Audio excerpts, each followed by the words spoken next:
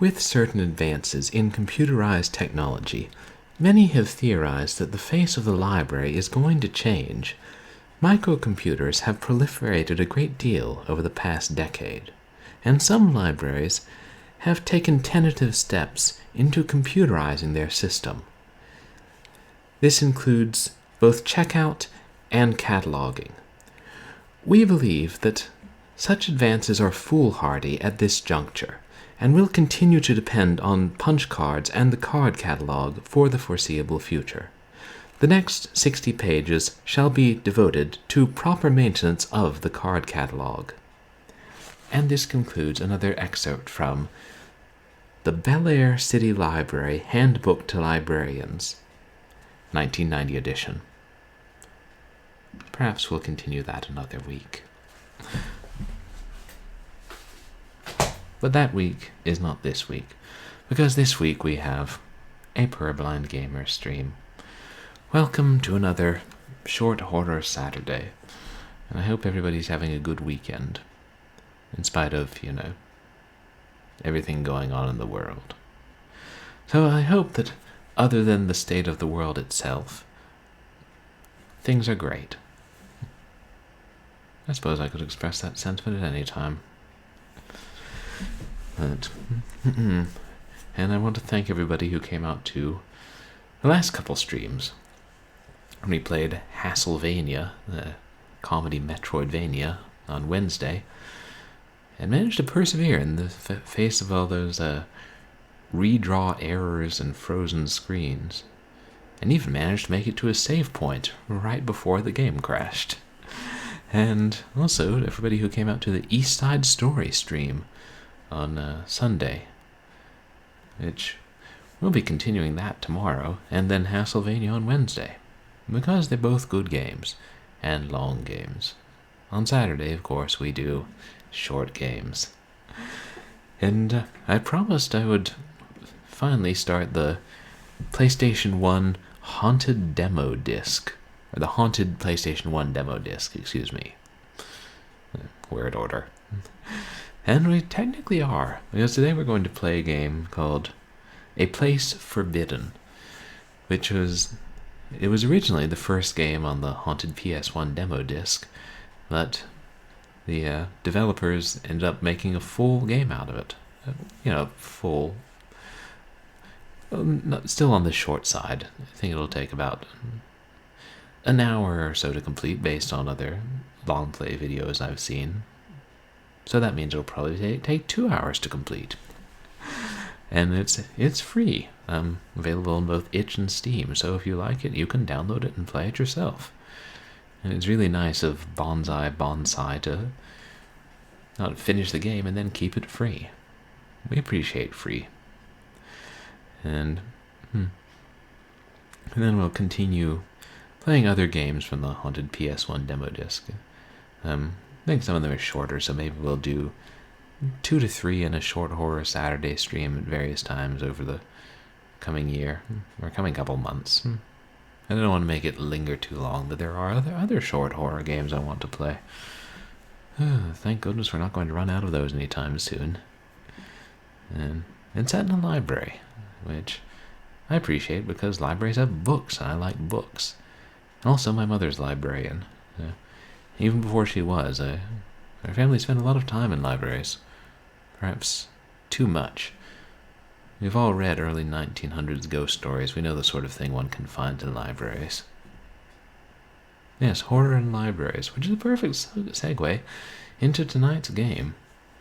And I don't think I have any really other real announcements. Follow me on Twitter and MySpace, as well as on Twitch. And I'll have more emotes out someday and more random stuff. Oh yeah, and I think I mentioned before, but like this week I got approved for animated emotes. So that means I'll have to make those. And I've been hearing some of the ways other streamers made them. Apparently you can't do that in Paint. At least not in Paint alone. So, A Place Forbidden. move over Alexandria, we got a new creepy library in town. I mean, in existence. I wouldn't presume to say it's in town.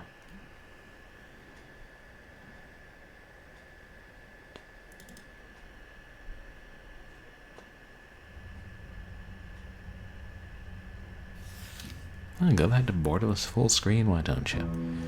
Nah, that's fine. So, yeah, that looks good. Ooh, check out that cell phone. They don't make those anymore. Actually, they might, but I don't have one. So I think we'll start with the prologue. Hey, Dangerous Dave, welcome in. Is that what it is? Nokia 3110? Because for a long time I had the free government cell phones like that, so it was one like that. A brick phone. I always thought I'd get a flip phone someday, but instead I got a smartphone. But how's your weekend going, Dangerous Dave? We'll start by playing the prologue, which was the original demo from the Haunted PS1 Demo Disc, and then move into the main game. The Library of Ouroboros. I'm finally here. It's almost anticlimactic to stand so easily within its walls after all those years of searching. If the rumors are true, the library contains knowledge beyond anything one might hope to find on Earth. Words of power, occult learnings, enough to transcend death. It will be mine, all of it. I just need to know where to look.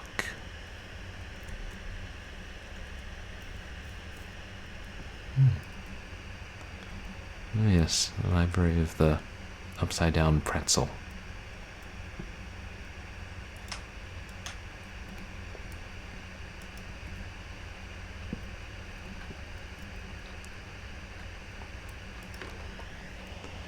His door is immobile.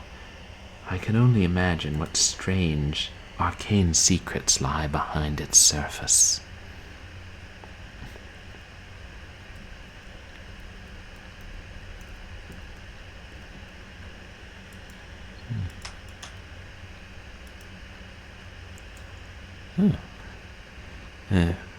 We can turn around and examine it from all angles like layers of fear, but we can't actually make the call. Still, cool phone. Also, as we've left the Earth behind, I don't know who we'd be able to call in this realm. Why would I leave? I've only just arrived. Locked.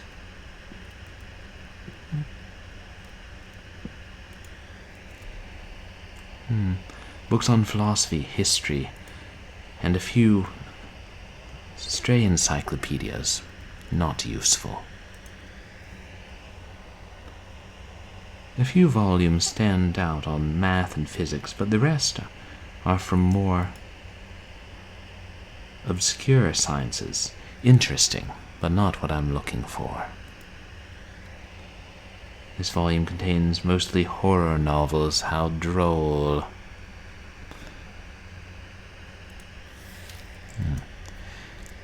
A transcript. I've been having these nightmares, Doctor. I'm alone, but I don't feel alone. Not like I should. Rather, there's no one with me, but that's not to say there's nothing around. It's difficult to explain, but it's an uncomfortable feeling. Something drones low in the background all the while. I can hear snatches of whispers, but only just barely, like something is conversing with me just out of my range of hearing, just as something is watching me just out of my sight range. Everything's too still. It's wrong. I don't remember how I got there, and I can't figure out how to leave. Everything is all hallways upon hallways, shelves of books that look like they've never been opened. Almost all of them are still, and yet I get a feeling like I mustn't open any of them, whatever I do. There's a pull towards them, of course, the sense that I will learn more than I could ever hope to on Earth. But there's a danger, a vague, creeping danger, the feeling that something is very, very interested in every move I make. Who or what it might be, I don't know. I don't know if it wants to bring me in or if it wants me to leave. How does it end? Well, as I mentioned, there's no real way to escape. Every place I go leads to more rooms. But eventually, after a time, I don't really hear them so much as feel them. Look no further, look no further, look no further. And then I wake, and every time I feel farther from the world. To be honest, Doctor, I hope it's all in my imagination. I hope I'm afflicted with some kind of mania, because a place like that can't exist, shouldn't exist. And if it does, then I can only hope that no one else would be so unfortunate as to visit it.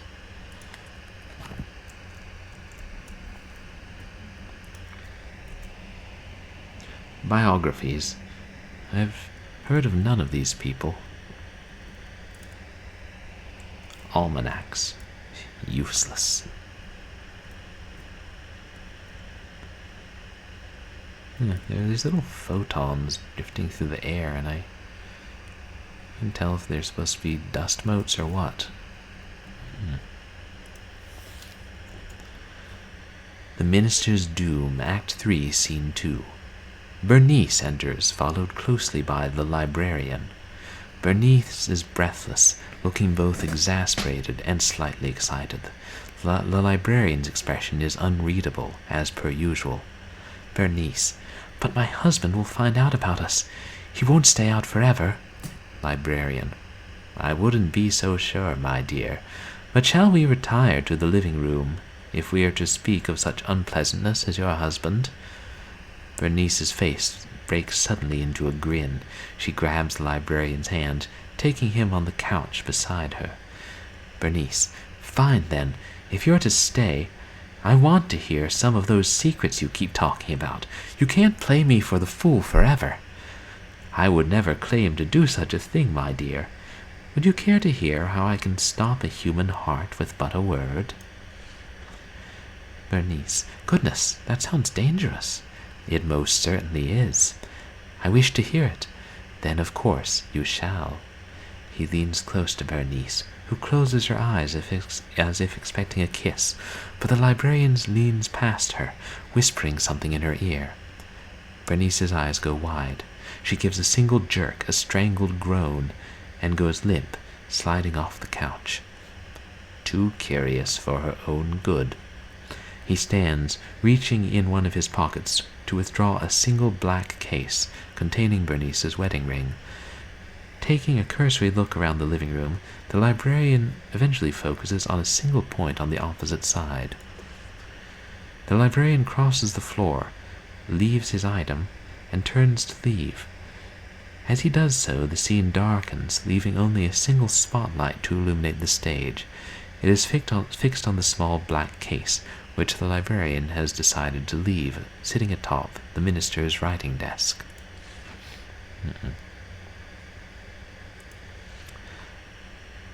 It was on a single point. Crosses and turns to leave. I'm wondering if this is a hint to something.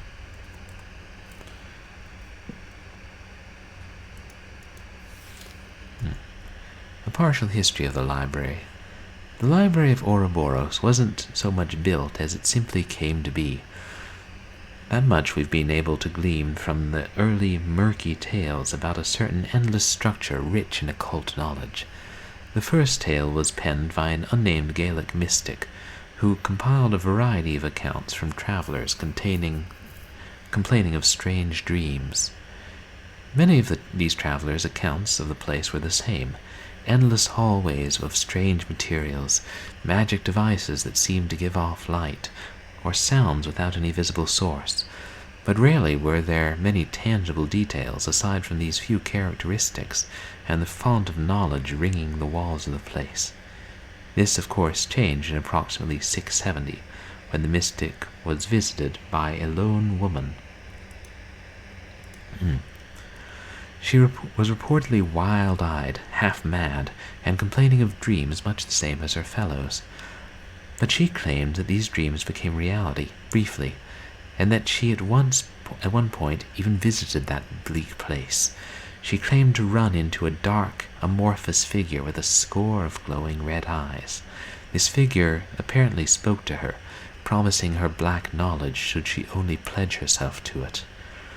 Though the mystic asked how this woman escaped such a place, the woman gave him no explanation. In fact, she spoke no further, withdrawing from the mystic's hut to begin her traveling anew. She was never seen or heard from again.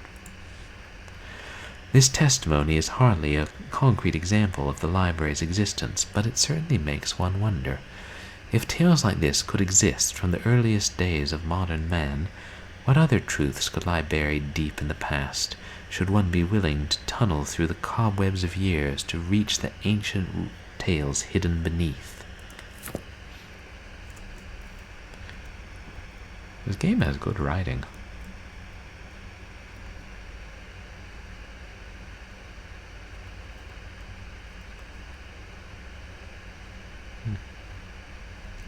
Another book? Ah, yes. This one's missing a few pages. On the Founder. They came to the domain, a blank canvas in the cosmos, from places unknown and old as time. They have existed longer than man, longer than the sentient stones of longer than the cosmic force that runs through all things. They have always been.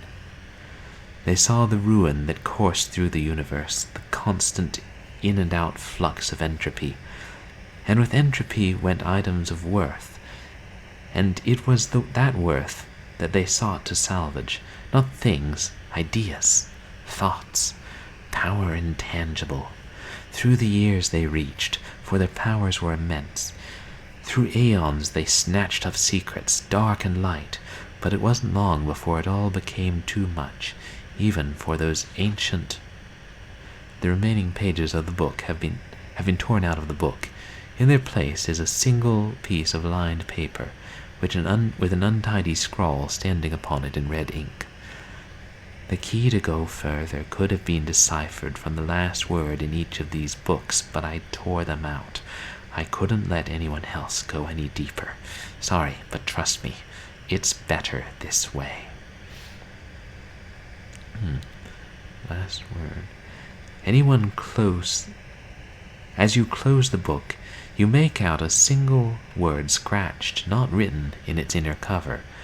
Your predecessor must have missed it, or else it was made after that note was placed. Telephone.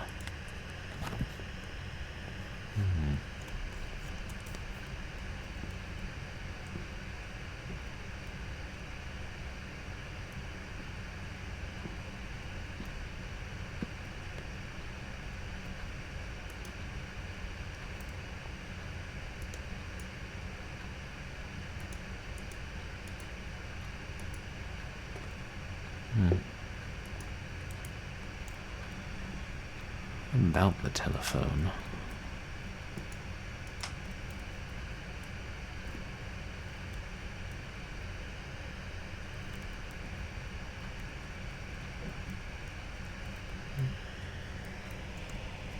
There's something under there. Ah. Something fell out. Welcome message. From all our staff, welcome. We're glad you're here. As we're sure you are aware, the Library of Ouroboros is located in a picturesque part of Britain, atop a grassy knoll east of Sussex. Many rural townships, obviously bereft of their own libraries, refer their villagers to the library. It is beloved by all. We hope you'll take some time to perusing our vast stores of literature, non-fiction, fiction, occult knowledge, cursed knowledge, words to melt the eyes of anyone who reads them, psalms of murder, and otherwise.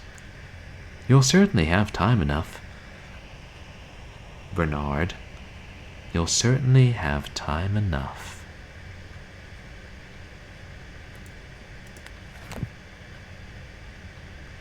A key.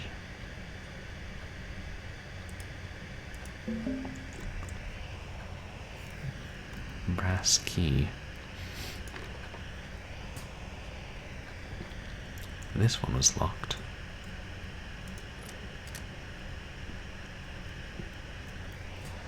That book mentioned my name.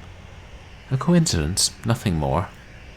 Besides, it was mistaken. The library wasn't in England. I found it in the German city of Ulberg, sequestered away behind an ancient church. Such a small, unassuming front, as if looking to explain it.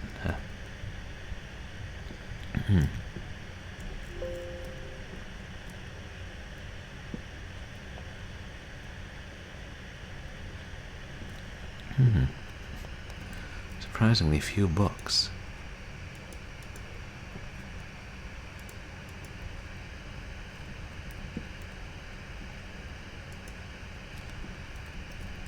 And fewer, it seems, that I actually care to read.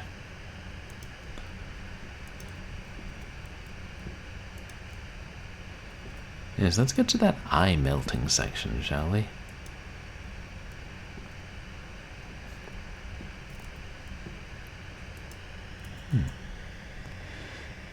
You are an avid reader, aren't you, Bernard?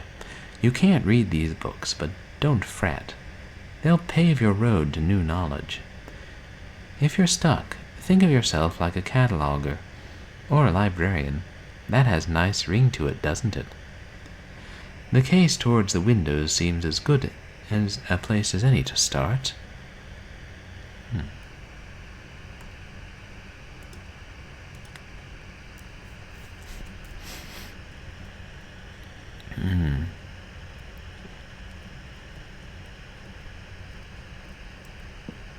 Just confirming none of these can be read.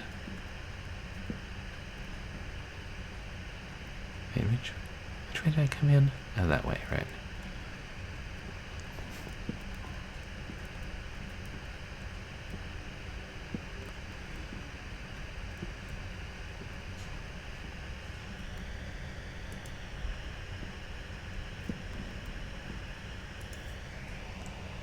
A frigid scene. There was no fog outside earlier. There's so much fog now, I feel like I'm in a PlayStation 1 horror game. Another locked door.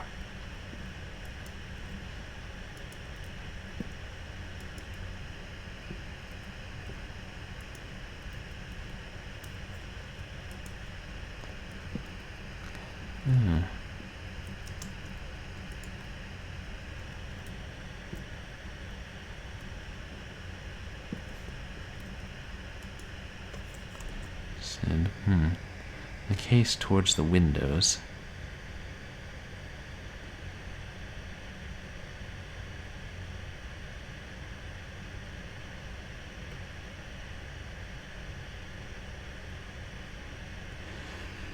Now pave your road to new knowledge. Think of yourself as a cataloger or a librarian. Start with the case towards the window. Right, no windows on that side.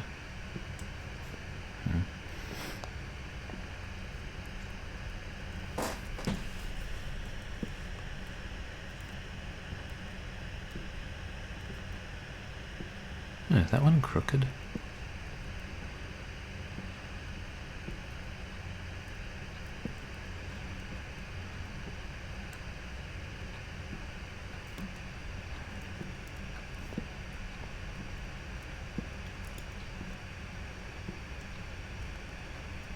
I guess they're both crooked.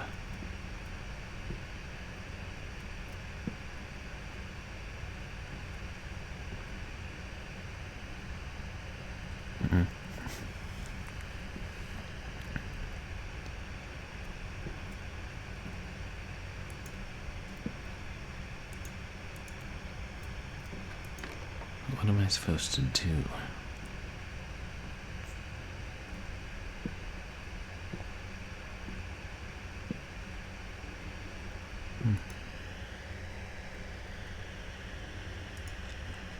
Just seeing if we could close the blinds.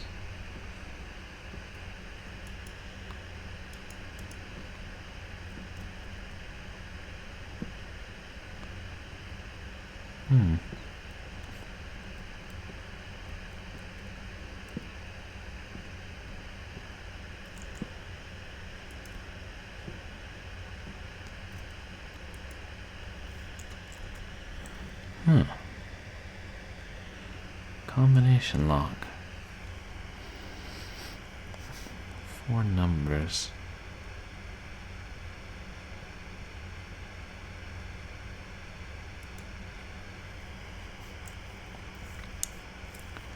Wait. Ah.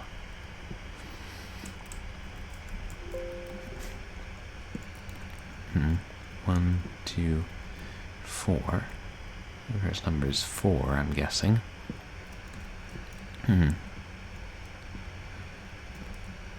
6. And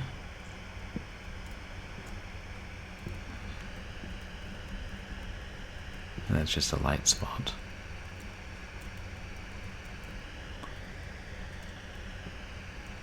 5. 3. 4, 6, 5, 3.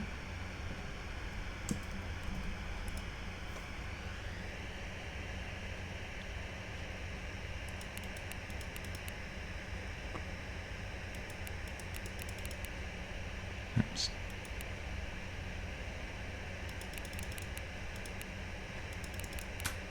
Hey! Finally, here's hoping that's the last of the locks. We did pick it up.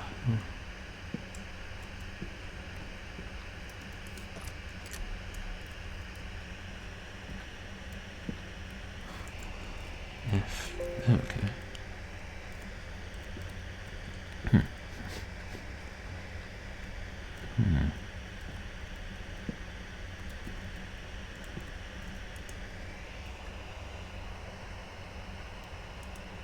I've never felt threatened by a chair before.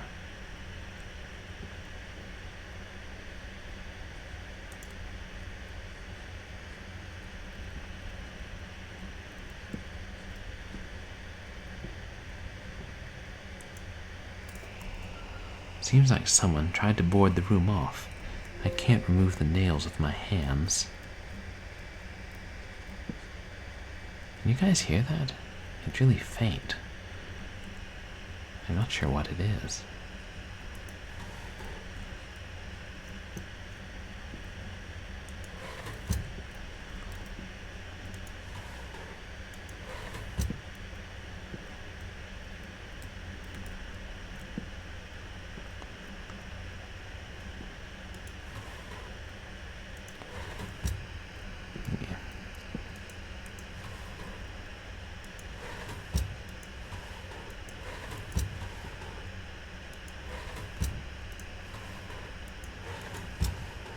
Aha.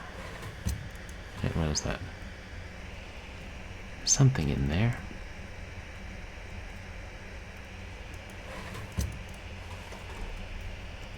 I won't miss pick it up. I kind of think it's a stapler.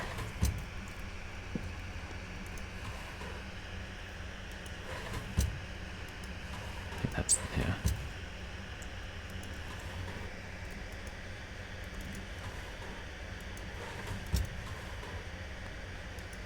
A toy car. Ah.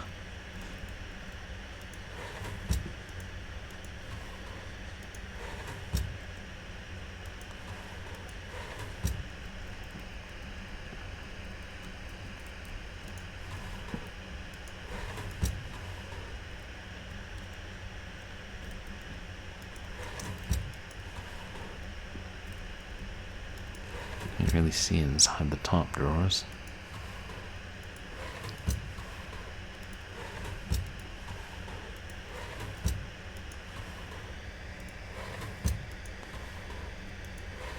Is that?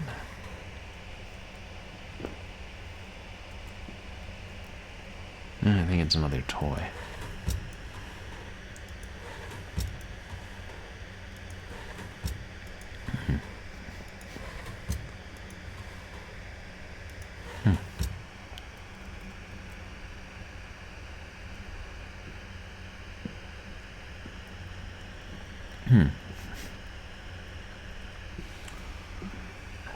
I don't know.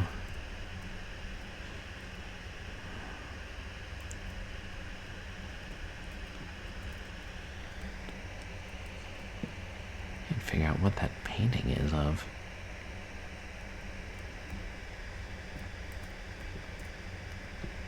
That one...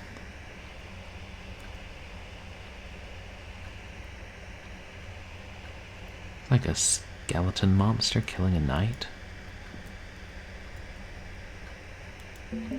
Oh. Well, there we go. It was hidden in plain sight, and I was poking through the filing cabinets.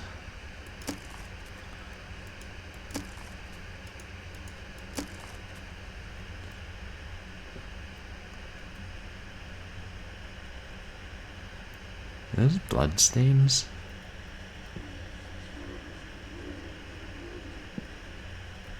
Oh no, it's patches of exposed brick, like the chunks of plaster have fallen off.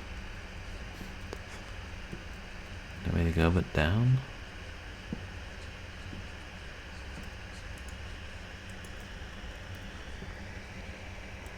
Handprint.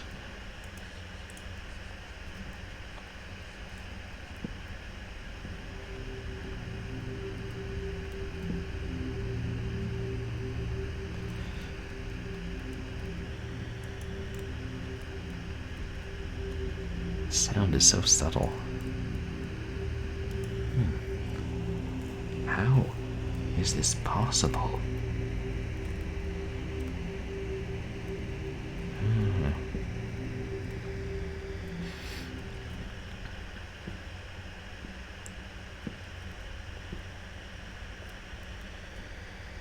Yes, these medieval woodcuts are some messed up things. Oh, the title keeps changing. Picked up, you'll regret it, you'll regret, you'll regret, you'll regret. Something is wrong. I need to leave now.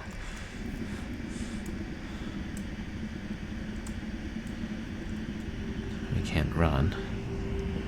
Something is scratching its way into my head.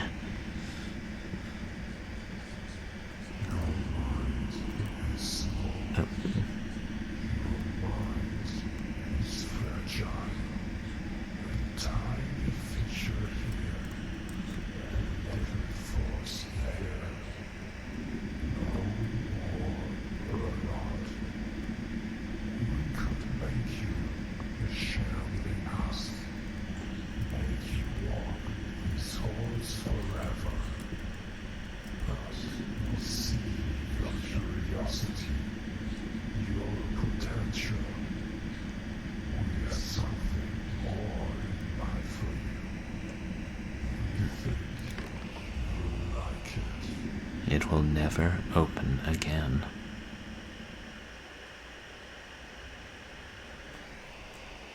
Thank you for visiting our library. Wait. There's something in the dark there. I wonder if that was the creature with 20 red eyes.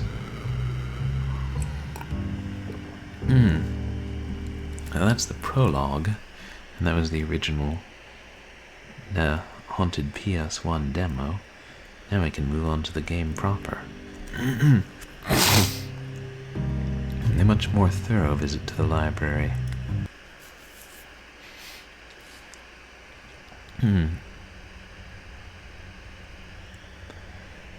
This sure as hell isn't my apartment. Oh, hey, it's a new version of that room we were just in. Nice painting. Doesn't seem like a very fair fight.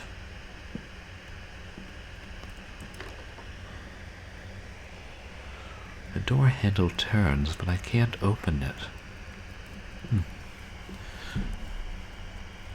I just remember there's that librarian monster in Alone in the Dark. Quite difficult to kill. Pretty depressing. I definitely didn't fall asleep in this chair.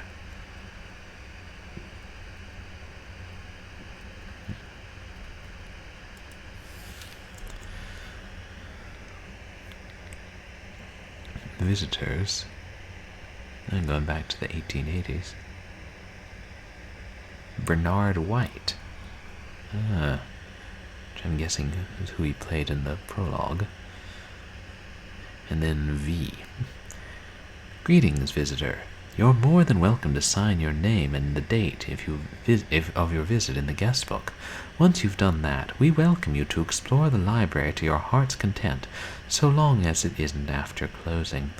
Once you've had your fill, please let yourself out.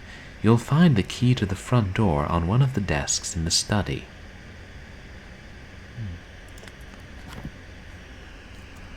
Can we sign our name?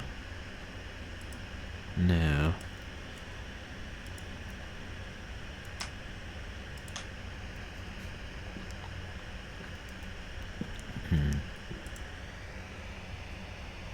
I can't see a thing.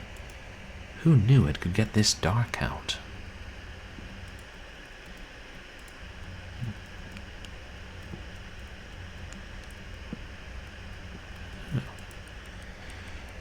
Doesn't look like it's plugged in. Computers, but old computers. Unresponsive. It's unresponsive because the mouse is on the floor. Dead.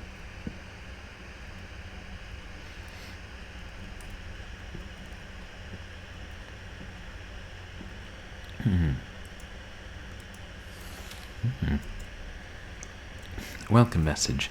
Greeting, visitor. We'd like to take a moment to tell you about our wonderful library. The Library of Ouroboros is a state-of-the-art facility designed to replicate the rural charm found in many older buildings without the associated risks such buildings are known to accumulate. The building might seem like a strange sight amongst Wall Street's many towering skyscrapers, but we believe this dichotomy will be what sets us apart. We're glad that you've decided to give us a chance, and hope that our stock of books will appeal to you. Obviously, our collection of information isn't so vast as the expanse of the whole of the internet. So vast as to encapsulate the whole of the internet, but we hope that the charming aesthetic design of our library will help you escape from the hustle and bustle of New York life. If you hear any strange footsteps, don't worry. There may still be construction going on above or below you. From all of us, thanks again. It sounds like this library travels.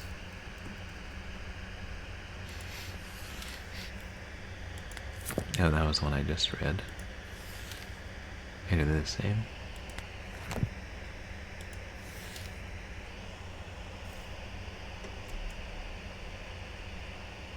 Oh, no. Right, that's the one we read of the prologue, isn't it? The grassy knoll east of Sussex.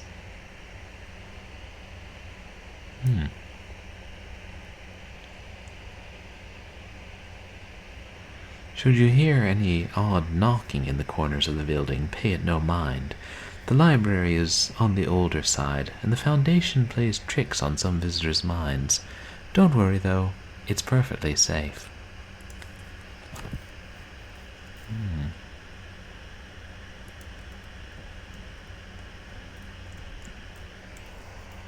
Last I remember, I was standing at home reading a letter from an old friend. But it's the strangest thing.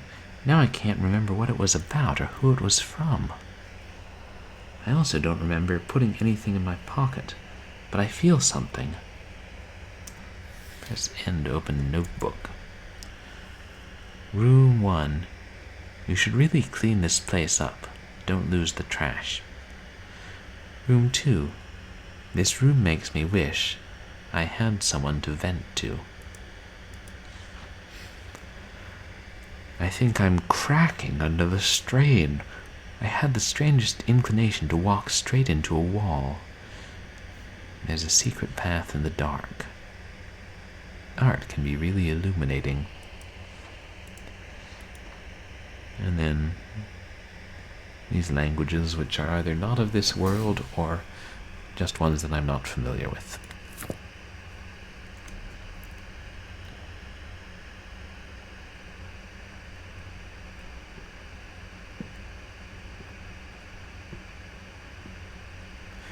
really scary if somebody's drinking coffee near all these old books.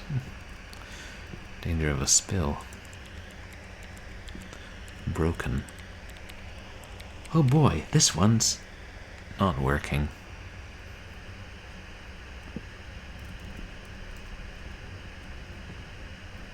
There's something weird. I don't know.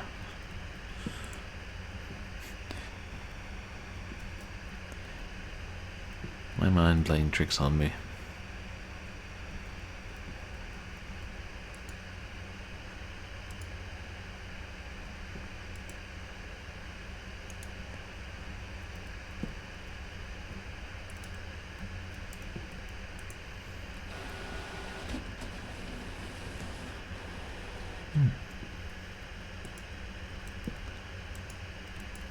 Well, I seem to just be making more of a mess.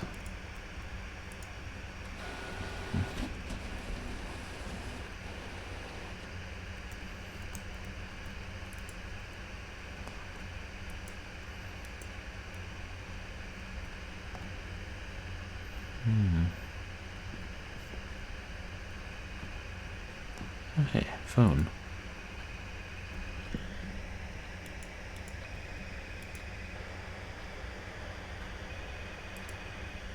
Different phone.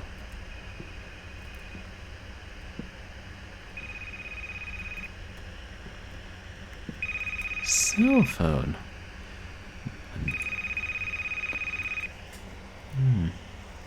Hello. Welcome to the library of Ouroboros. We're glad that you've decided to visit our humble institution. Hopefully, you'll find what it is you're looking for. Please be informed that the library is closing. Since most of our staff are currently away, please lock the door on the way out. We hope you've enjoyed your visit. Canio. Is that the brand? Is that a joke? Could you guys hear that? Do I need to turn up the volume a bit? It was quiet for me. Oh, Nokia Canio. Good catch. I'll just turn up the master volume a bit here. Like, how well could you guys hear those what the recording was saying? Because I don't want to, blow out everyone's eardrums when we hear strange knockings.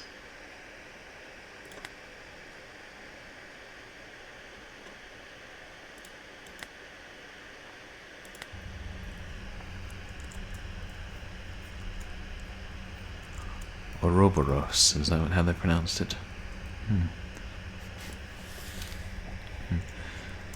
Thank you for visiting the Library of Ouroboros. Thank you for visiting the Library of Ouroboros. Thank you for visiting the Library of Ouroboros. Thanks for coming. You can go now.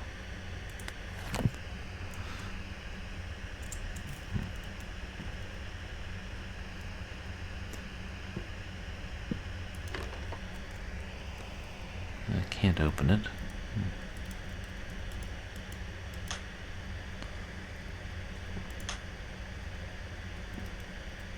Ah, key.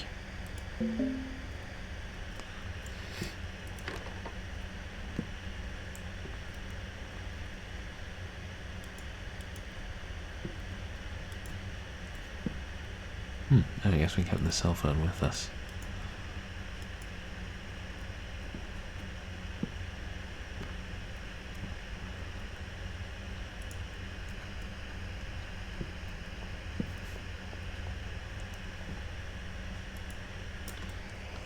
Well, almost all the words are crossed out. And the pages are stuck together. I can't open it any further. Ouroboros, a circular symbol. The snake swallowing its tail. Oh. A representation of the endless cycle of death and rebirth. Of wholeness, the infinite. And a certain kind of cloying meaninglessness. Never put much stock in mysticism, but in this place it's pasted all over the goddamn walls. Tough to avoid that. Last I remember, I was on some occult website, sitting on the farthest end of the internet, past the places that had normally dissuade the less curious. Had just a little too much time on my hands. I remember falling asleep. Now I'm here. The recording said that this place is the library of Ouroboros. Remember something about that, but not what or where. If you're reading this, keep an eye out. Something isn't right. V. Which is whoever visited the library between Bernard and ourselves.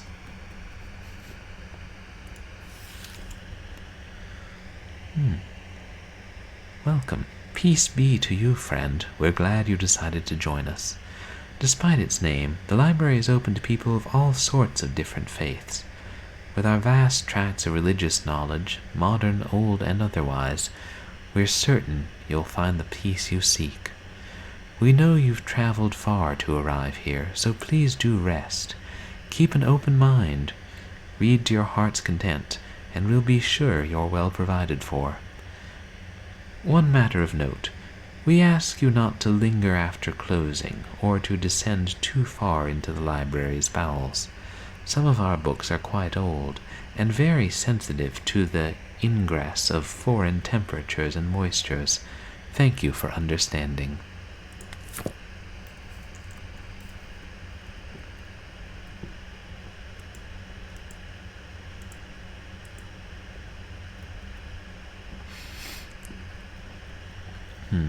Does it say?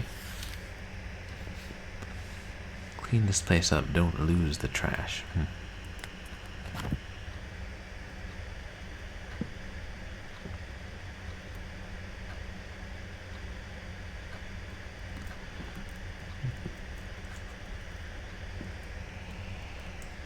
Wait a second, that's not paper, what is that?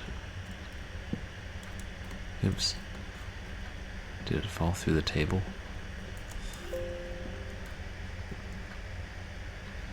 I think that was the same one.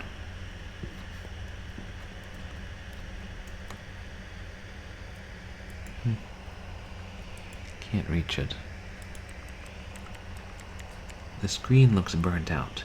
Nothing happens when I press the buttons. A long list of books and dates they were checked out. Funny, none of them have the year listed, only the months and days. Oh, there's the trash can.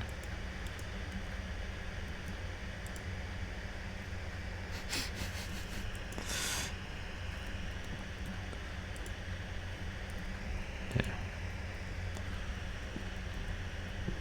And the trash can was like, I see your trash and reject it. Talk about a blast from the past. All the phone numbers are 3 digits too short.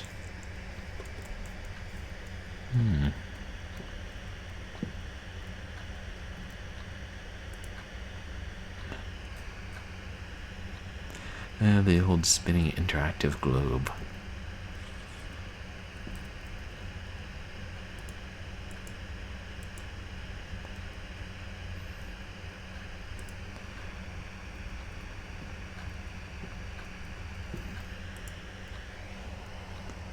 Doesn't move at all.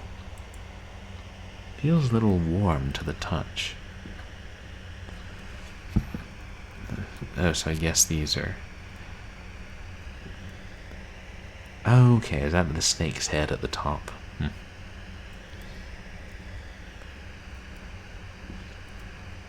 That's the Ouroboros. Here I thought it was upside down pretzels.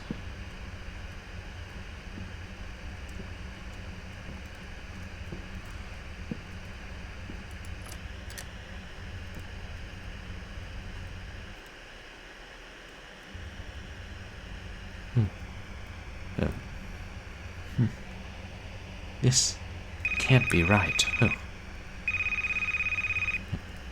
I'm back in the same room. Hello. We'd like to inform you that the library is now closed. Note that it is unlawful to remain on the premises after closing. This is your one and only warning. I guess we should leave. Wait. That was where we woke up in, but not the entrance.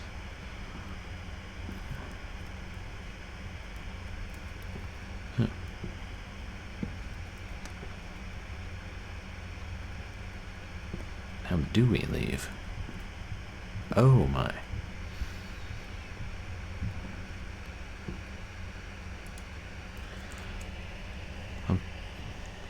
A pretty shoddy barricade. Someone must have been desperate.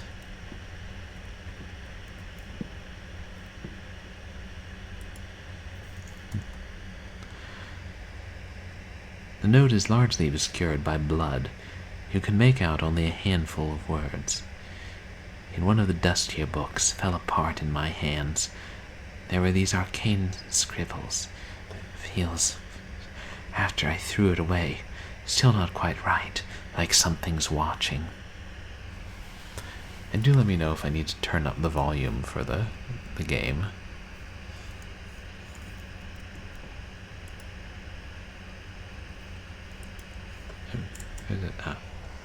Scribbles. There's not a real word on the page. And more trash.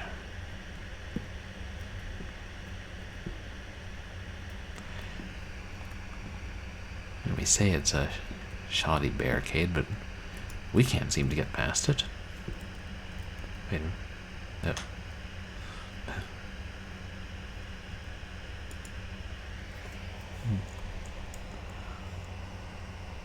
Bolted in pretty tight. I don't see myself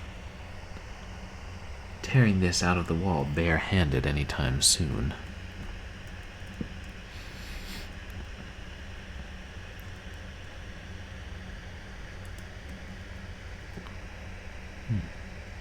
What is that? It looks like a white knight. We don't have all night.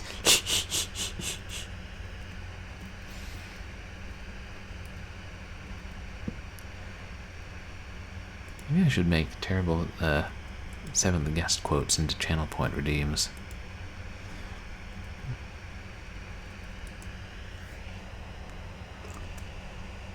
Too smudged to be legible.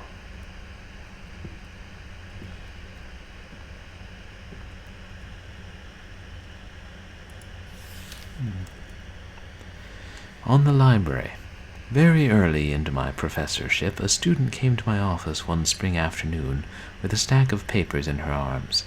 She said she'd been having strange dreams of a place stretching forward and backward into infinity, dreams of hallways spilling into hallways, dreams of being lost in the intricate guts of some gigantic place that could not possibly exist.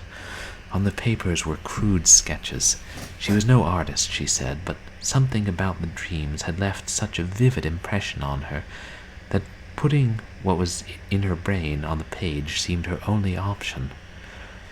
She was clearly distressed. When I gently suggested that she visit the university psychologist rather than the resident ancient history professor, she violently shook her head, asking if I knew anything about something called an Ouroboros library, or perhaps a library of Ouroboros. It wasn't entirely clear. I told her the common knowledge about the symbol, taken from the Egyptians by the Greeks, and from the Greeks by the medieval Europeans, a sign in alchemy of death and rebirth, and so forth. The student continued shaking her head all through my explanation until she suddenly cut me off. "Those are too old," she said. "The places from my dreams was modern. There was electricity, computers, but everything seemed ancient and stank of old dust and damp wood and something else. Please, don't you know of anything in recent times that might have stemmed from that idea?"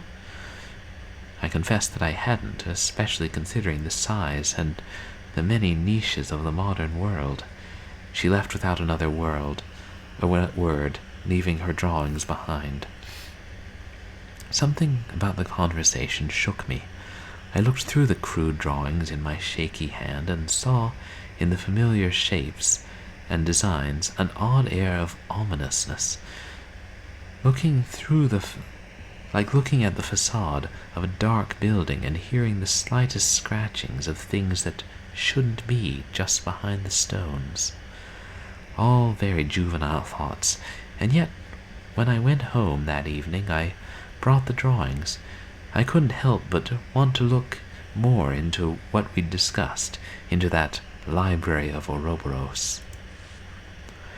It was largely fruitless. I found many sites and articles on alchemy, the symbol itself, or the public library in Ouroboros County, which was located somewhere in rural Wisconsin. But just as the hour crept past midnight, I found something, the slightest snatch of information at the bottom of a rabbit-hole series of links. I will not repeat the website's domain or my steps to arrive there, for fear that someone might try to replicate what I did. But I will represent what I found, because just as that student couldn't get the ideas from her head without drawings, I find I can't think of anything else, waking or sleeping. I hope this will help. The Library of Ouroboros, a kind of waking nightmare, arrived upon by those too curious for their own good, rich in black secrets, rich in dark ideas lost to time, rich in languages from dead races on other planets. The fortunate die, the truly lucky, or perhaps the most unfortunate of all, become tenders for all time, knowing far more than any living being could ever hope to learn, without becoming a permanent, perpetually screaming stain on the face of space-time forever. None have left it unscathed. There are forbidden tomes that would prevent you from breathing should you merely touch them. And the tenders are beyond sanity and jealously keep their terrible secrets. You've searched enough. This is your final warning. That night I slept fitfully. My dreams beset by images of a dark, dusty place, eerie for its supposed normality. I could almost feel things passing by just below the floorboards, within the walls, watching me. Every exit led to another room, nearly the same as the one before it, and out the windows I saw only black. My dreams had been consistently disturbed since that night, so much so that it is hard for me to teach, so heavily preoccupied is my waking mind. I hope this writing will be encouraged to put my mind at ease. One last thing. I have since tried to find the student who first contacted me to tell her what I learned. My hope was that I might be able to put her mind at ease, or at least commiserate with her. But I haven't been able to find her. In fact, since the day she visited my office, her roommates haven't seen her, nor has anyone else, and I fear I might be next.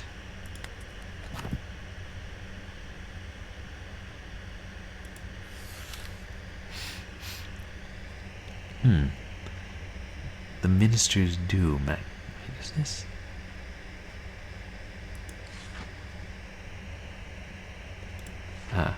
It's the same thing as that we read in the prologue. He speaks the word that stops a human's heart, and Bernice dies.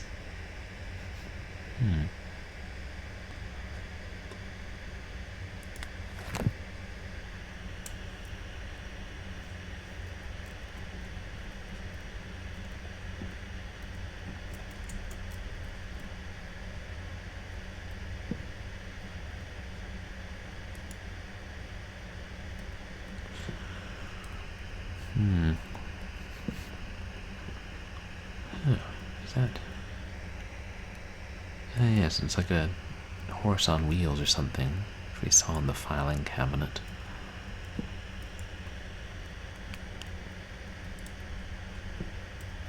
That's, a smashed stool.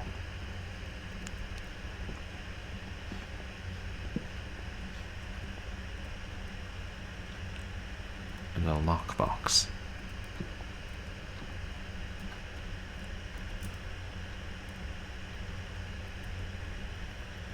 And a computer on a chair. papers, equal parts smudged and illegible.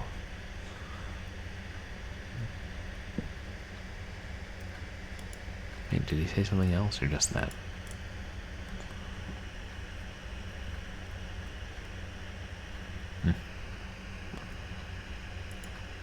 The phone.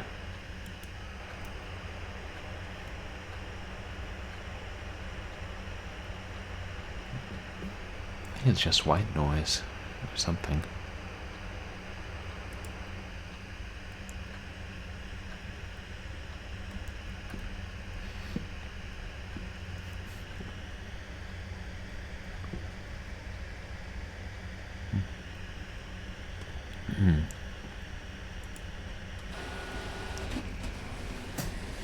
The Xerox machine still works.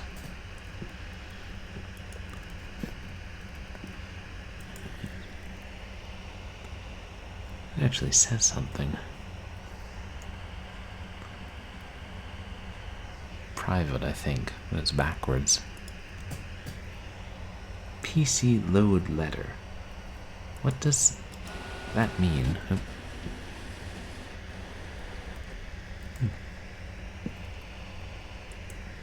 Can't read.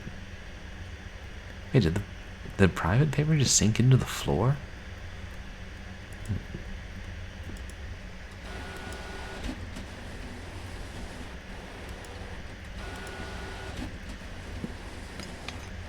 No, wait, I heard something.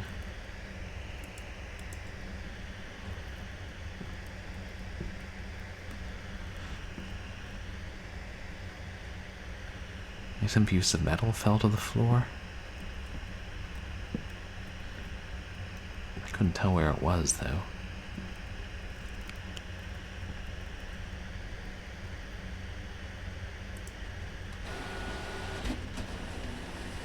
Oh, all the papers sink away in time.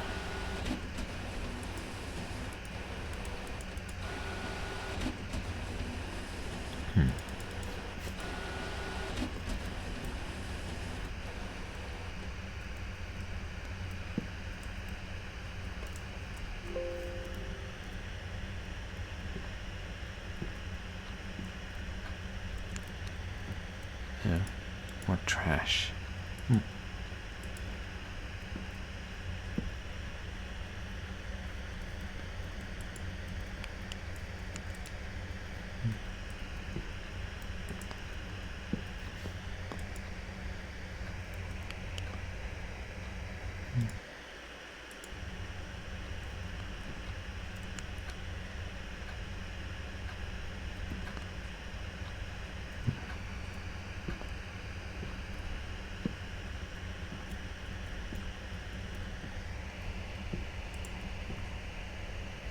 Oh, the horse fell over. When we used the copier, that's what that noise was. I think.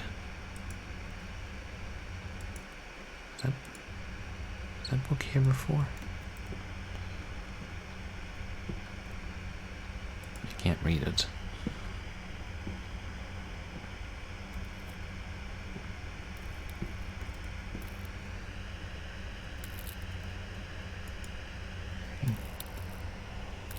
Not plugged in, still sparking. Strange. I found the screwdriver.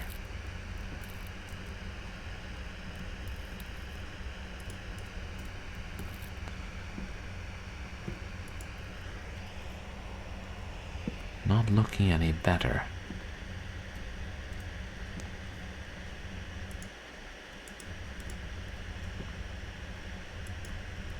Yes, before you use the screwdriver, just want to see what other intriguing things are here.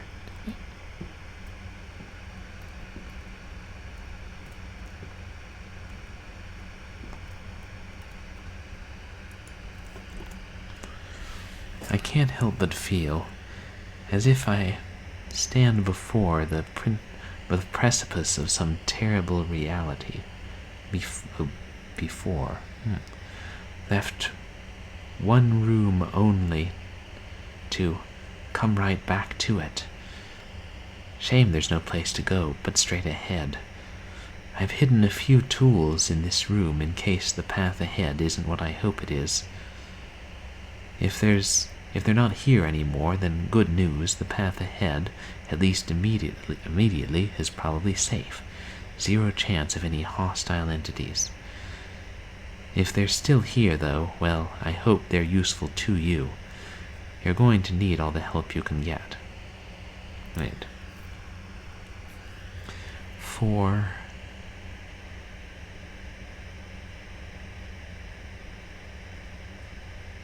I'm guessing this is the code. 4 1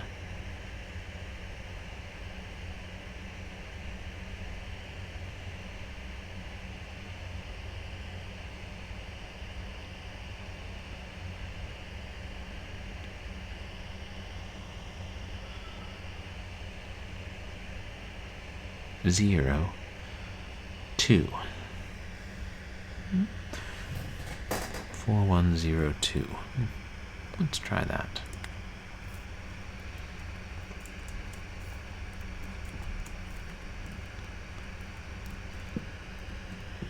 Oh. There's a pathway leading up to the library.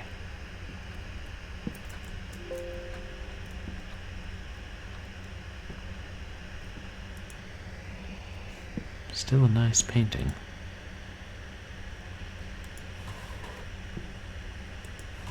Yeah, we're not opening all of these again.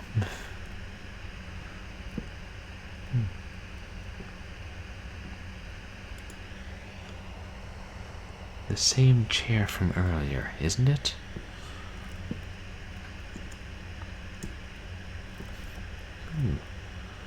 More stuff to read?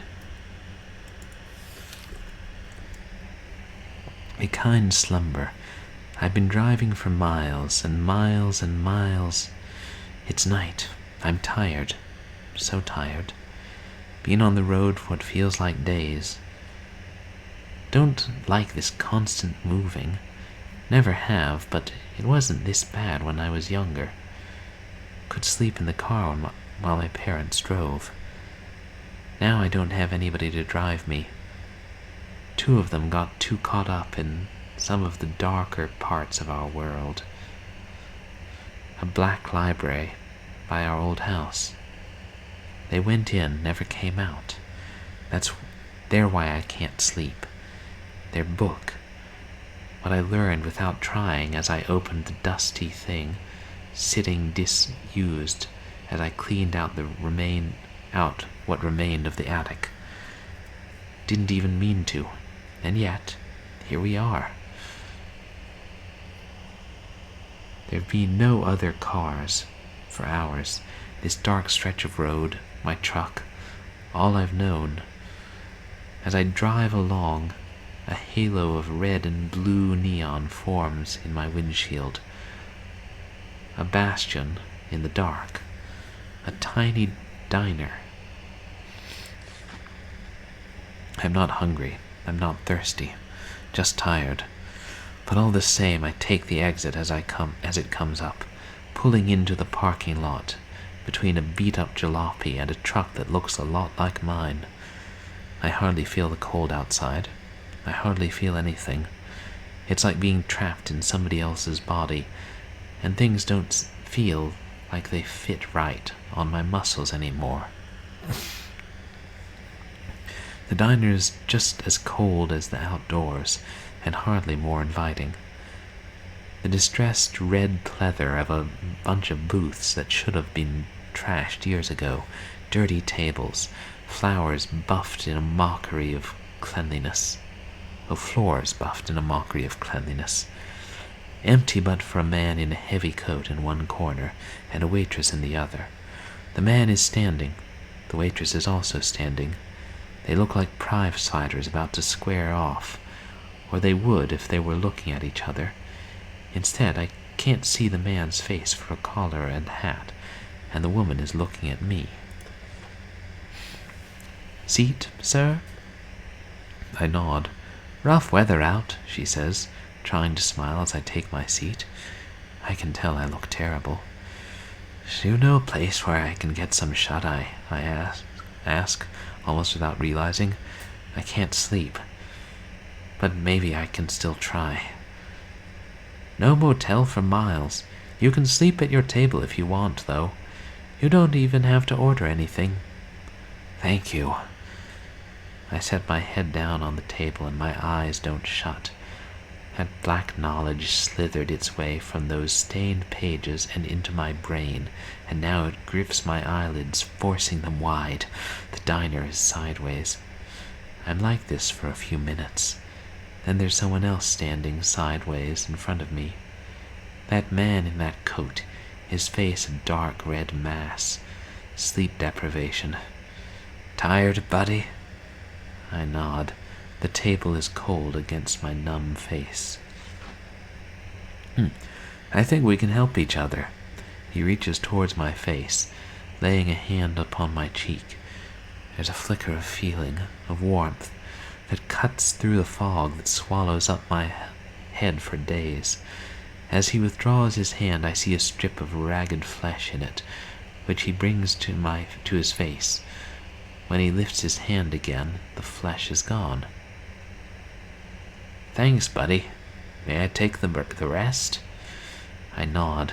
The table is cold against my face, and as I finish nodding, he turns my head roughly and grabs at it, pulling away another strip of red. There's feeling, the tiredness becoming more pronounced. He doesn't ask anymore, just takes. Each time his hand comes down, a little part of me leaves, but at that point I don't much care. Take it all.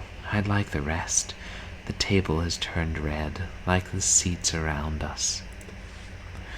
Time passes, feeling's gone. Sleep. The man in the coat takes down his collar, and I see my face looking down at me, tired. He reaches down into my pocket, fishes out my keys. Rest easy, buddy, he says, and something else that I don't hear. He's gone. It all is. Well, that's creepy. Can't read that.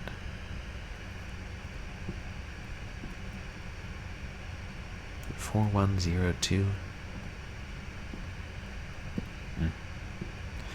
See, it kind of reminds me in some ways of that third story of If on a Winter's Night for Travelers. Hollow Man and the library.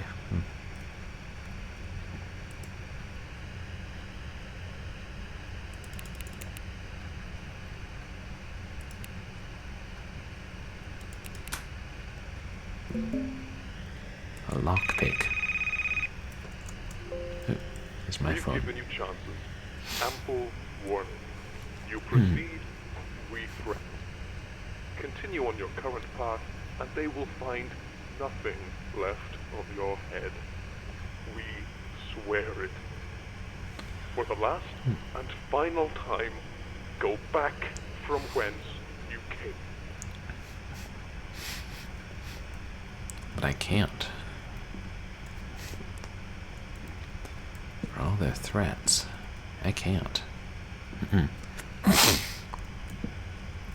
Do I remove the vent or the boards?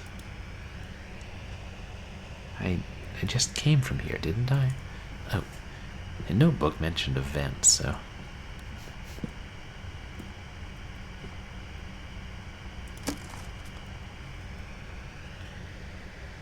What is that? It's moving. Oh, picked up forbidden knowledge. Maybe it was another book with changing titles.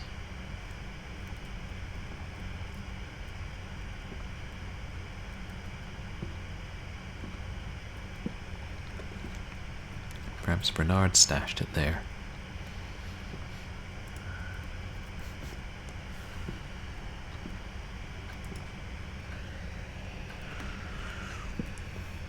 Not a pickable lock.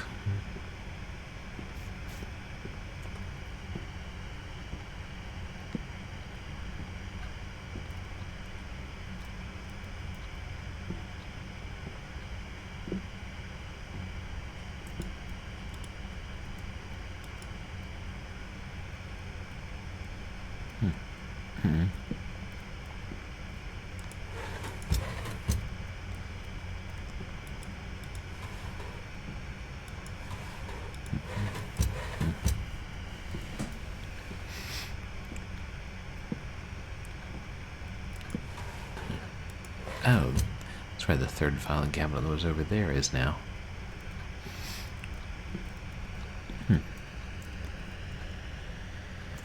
Looks like the pictures, or that picture's been destroyed.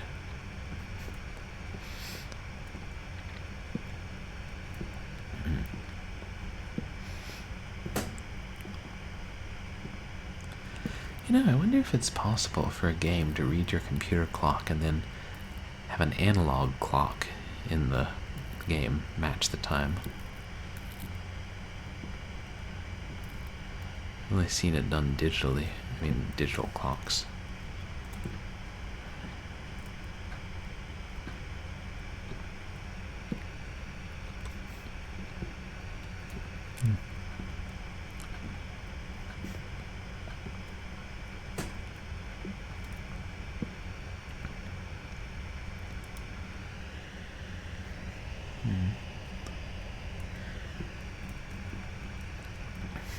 So I've got forbidden knowledge, but what good does it do me?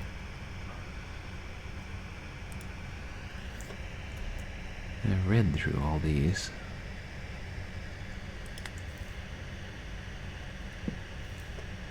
Right? Right.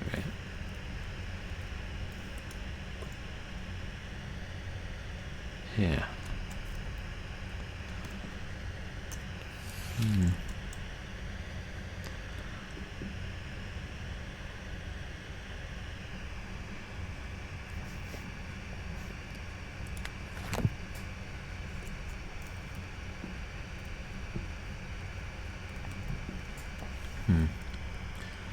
I'm probably not going to get a bad ending because I didn't pick up all the trash in the first room or something.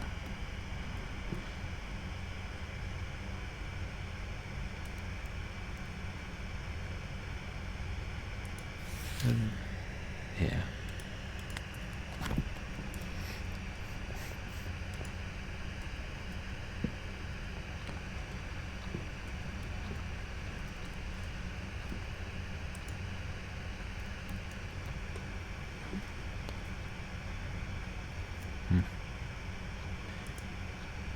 So won't budge.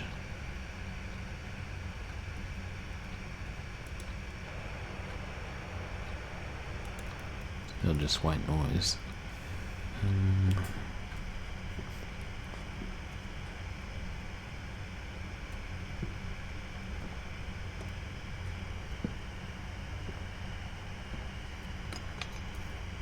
What's that?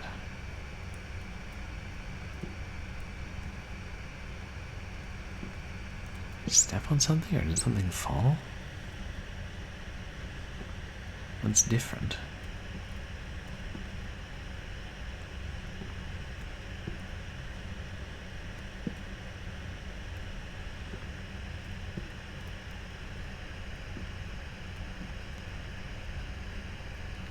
I don't know.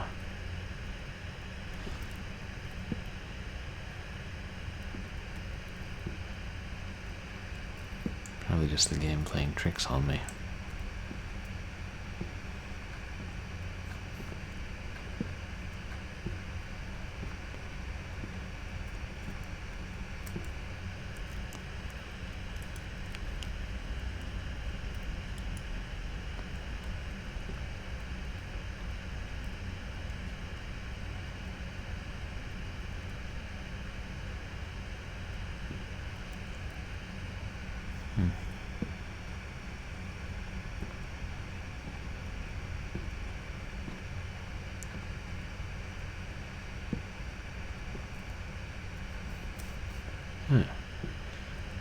Book standing up.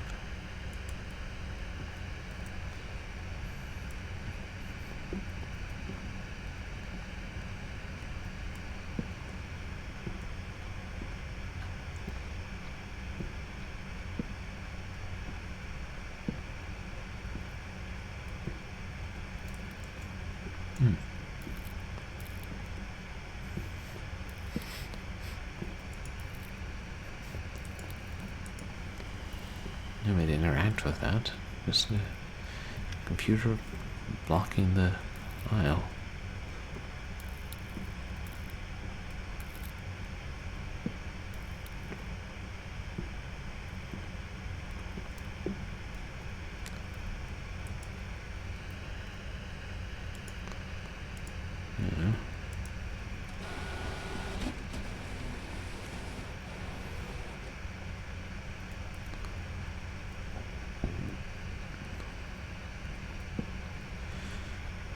Whatever fell the last time, it was in this room. I'm pretty sure.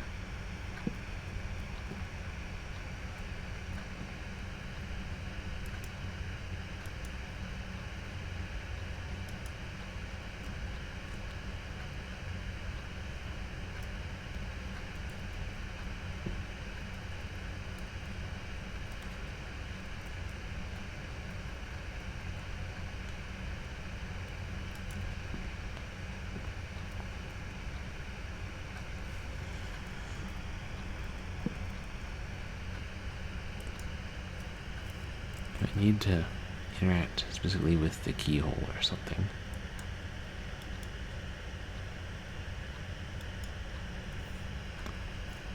I got the... God, there it is again. What is it?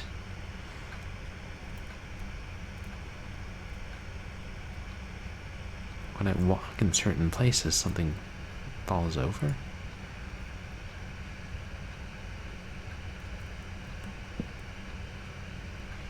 It's right around here somewhere.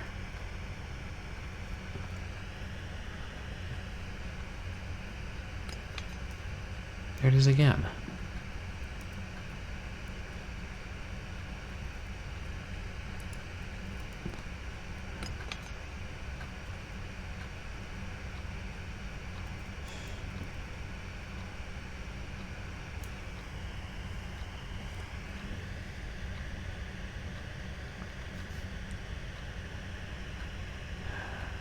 It's only when I'm walking, right?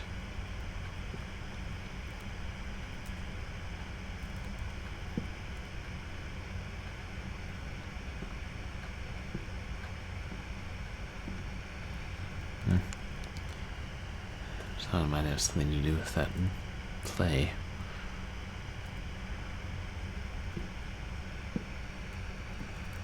Is it in here?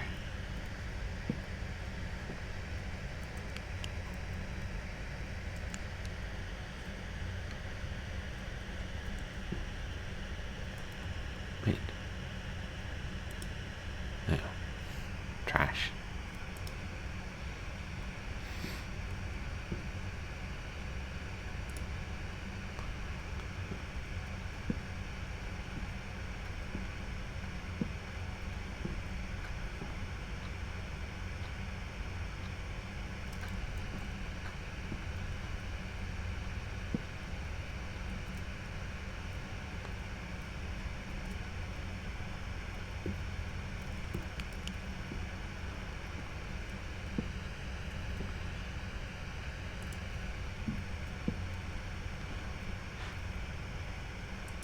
I don't think it was me bumping anything, because I heard it over here, too. The first time, wasn't it? Or one of them. Wait a second. The chair was broken, and now it's reformed. I didn't notice that. I wonder when it happened. Maybe when I picked up the book.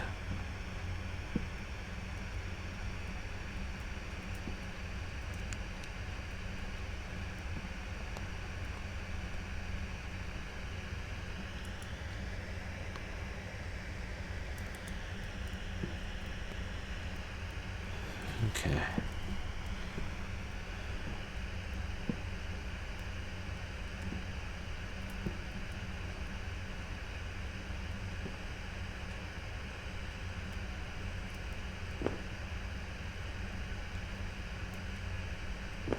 I can't walk over it.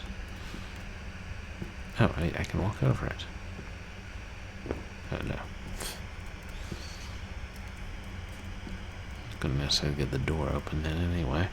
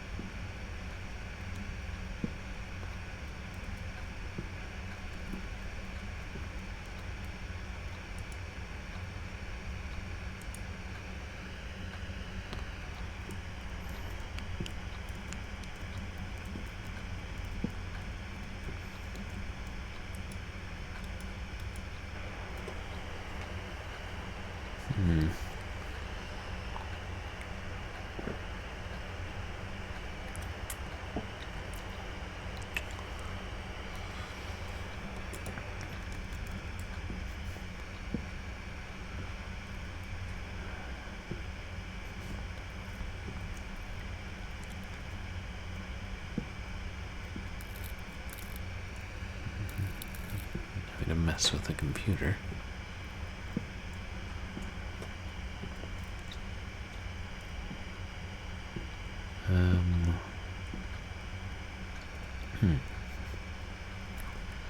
Is there anything else in their note?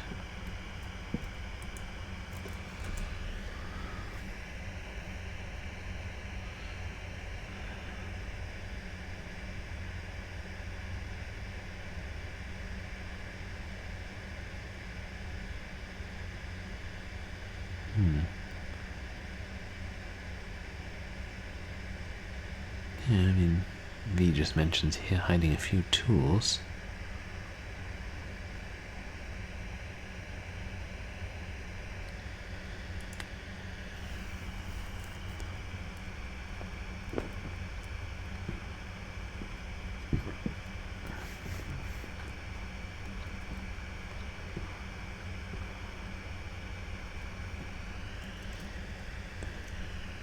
It's a big rock out there.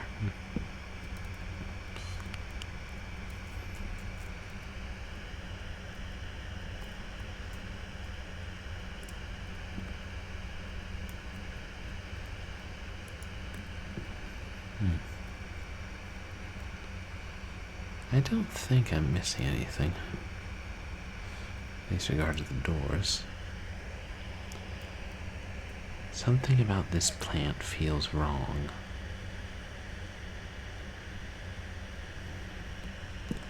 Probably just generic other world. Oh, there's a camera. Ever get the feeling that you're being watched?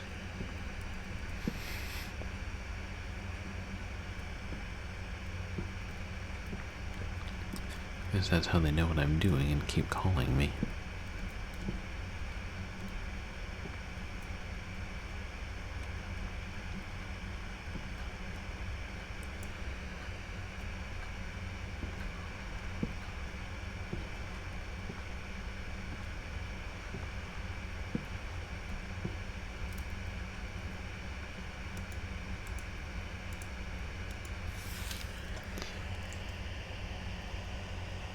Yeah, that's the creepy truck stop diner story.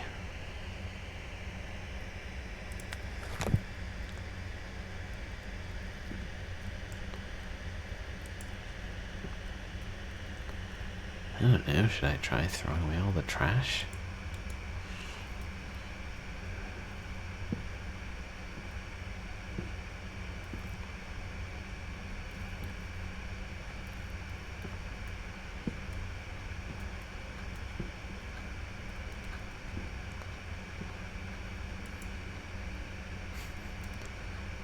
And boy, I'm fantastic.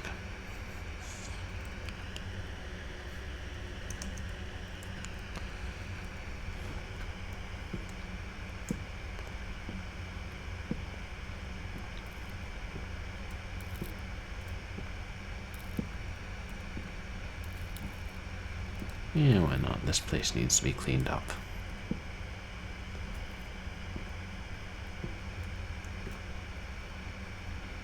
Didn't notice that before.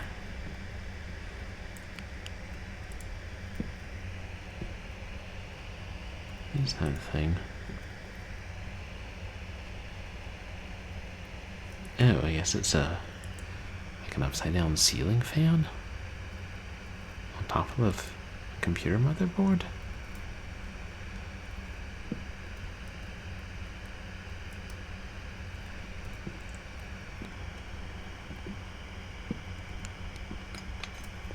There it is again. Nice.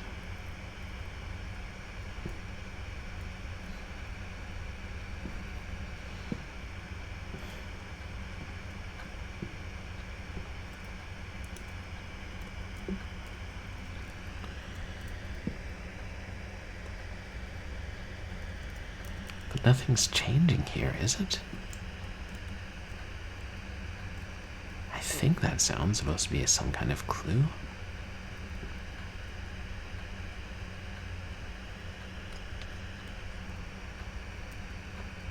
Damn it.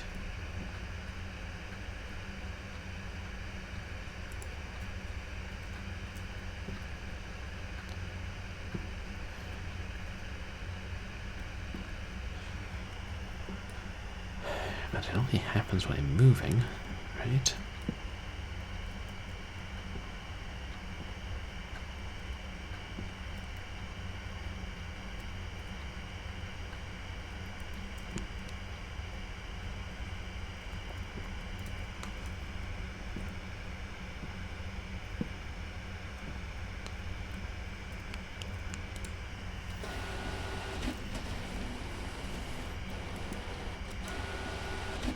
At least this trash cleans itself up.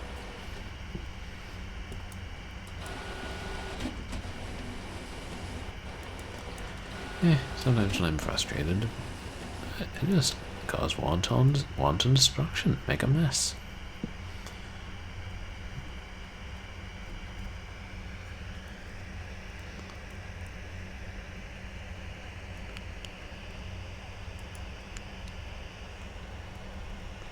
And I keep looking at that because I'm not sure what is in that coffee cup, but I think it is the computer's mouse.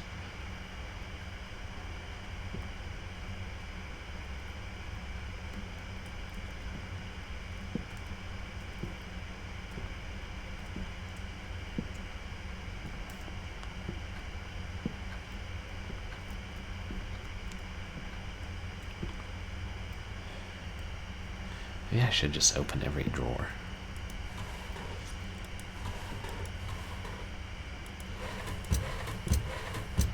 It won't take that long, and there will be an item hidden in one.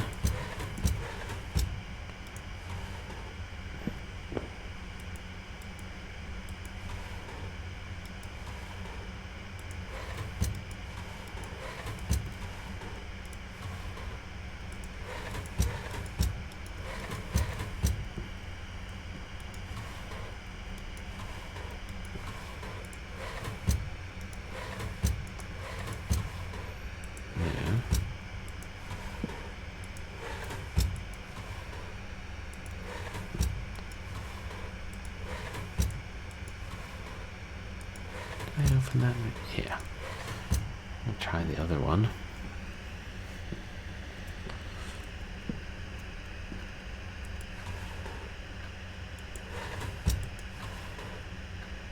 I hope we don't get caught on a drawer or something. Yeah, probably not. This game seems well made.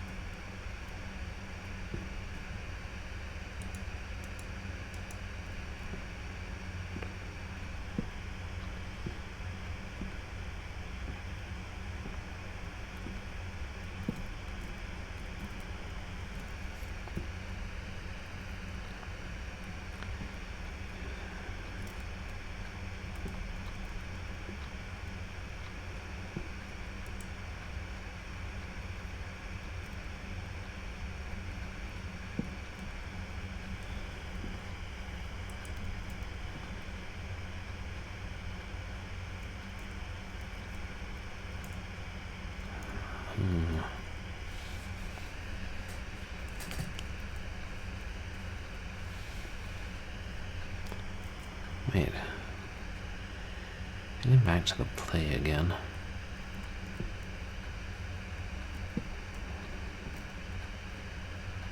And we got this flashlight.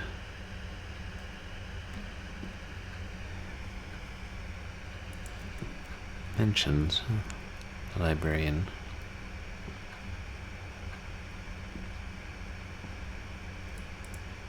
Huh. Why try to remember when we can just check it?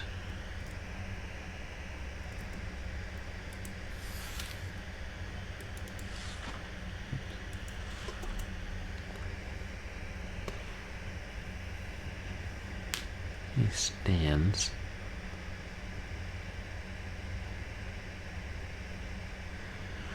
Focuses on a single point on the opposite side.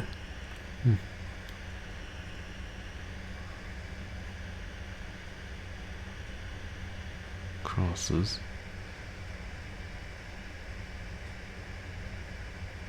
And then a small spotlight on the black case on the desk.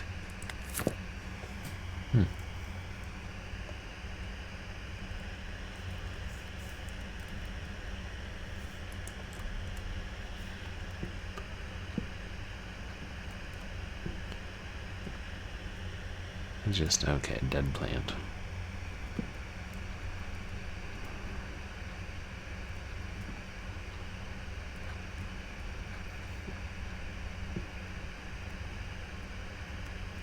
I'm just kind of like thinking if I see what might be a black case on a desk.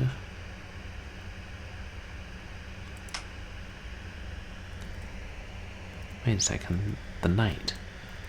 The knight fell over.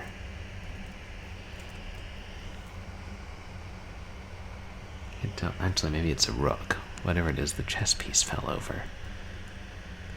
It's one of the noises we heard, and was that lamp on the floor before? Like as we move around, there are little changes, but what's triggering them?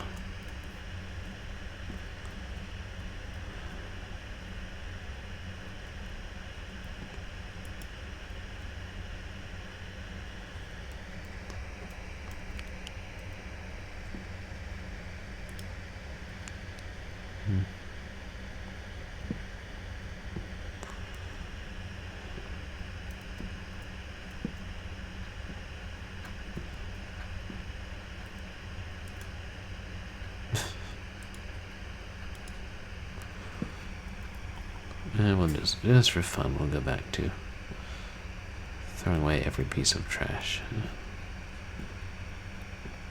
And see if any more chess pieces fall over.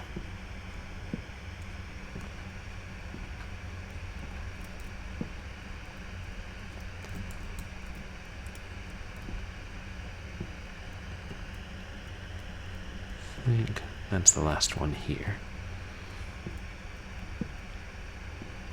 Yes.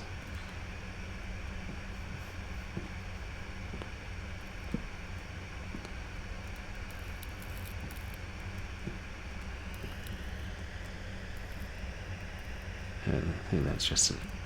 Is that an outlet? I guess so.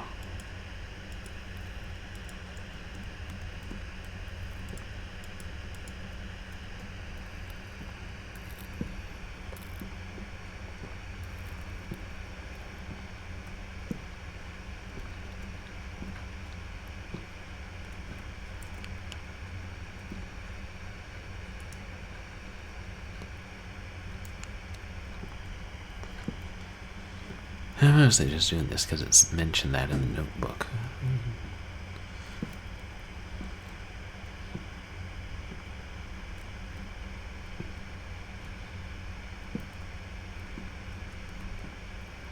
Is the part clean? Yes. No.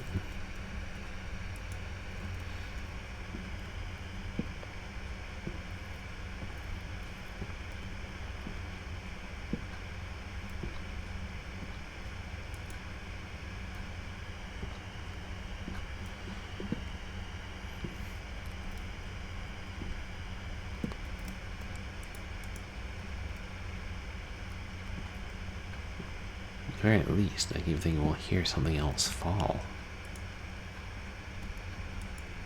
Did I get it in? I think so.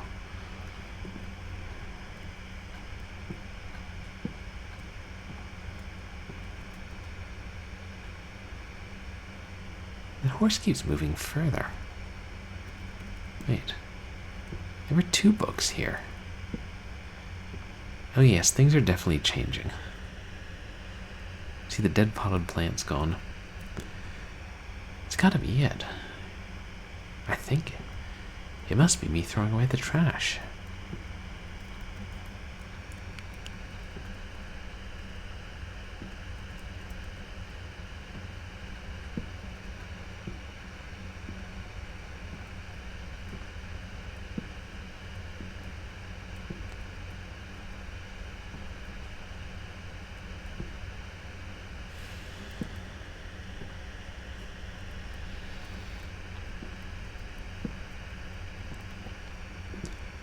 Is there more?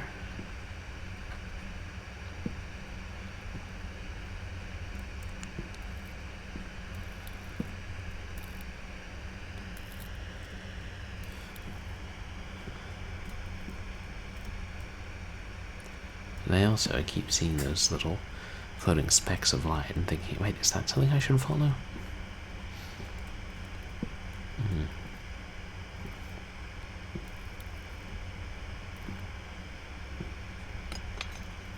Okay, what fell now?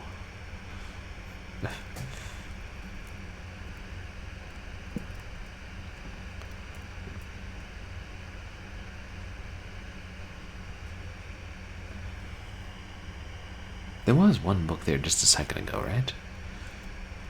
Wait, the plant is alive. Wait, this game is clear. And the chair is smashed even worse than before. This game is clearly trying to drive me crazy.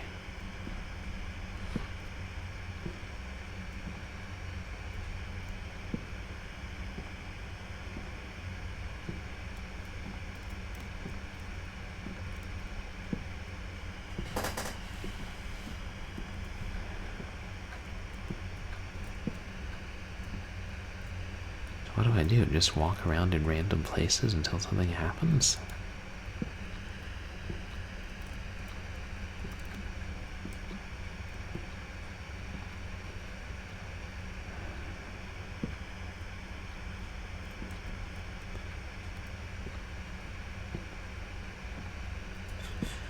Okay, now. Chair's still badly smashed, but the plant's gone again, and the horse is... See, that book just moved the last time I turned around. It's maybe been happening the whole time, and I just didn't pick up on all the details. Still, what good does it do me?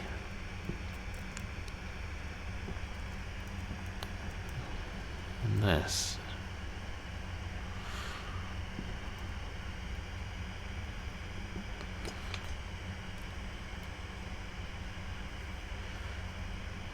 it was somewhere over there.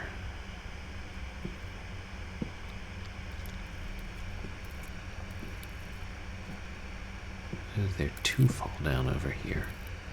Hey. Oh, not working. How exciting. A broken radiator.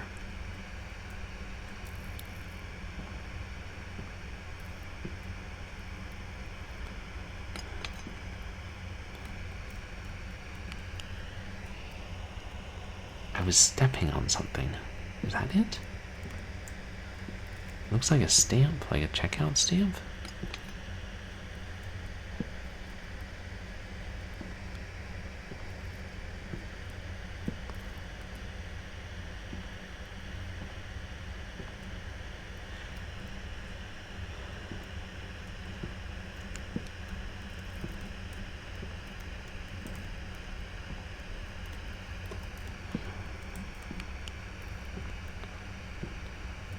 Now what?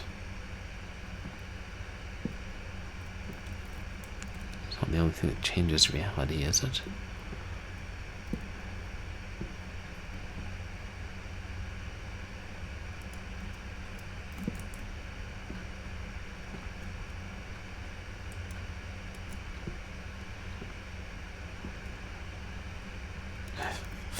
Damn. I was trying to read that book and it vanished again.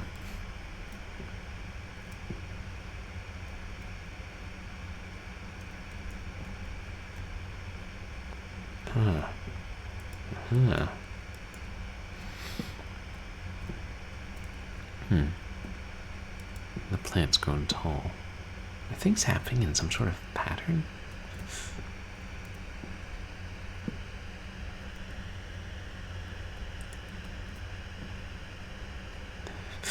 There's a plant, you can catch a glimpse of it appearing and disappearing in the edge of your vision. Look. Yeah, see the shadow? Huh?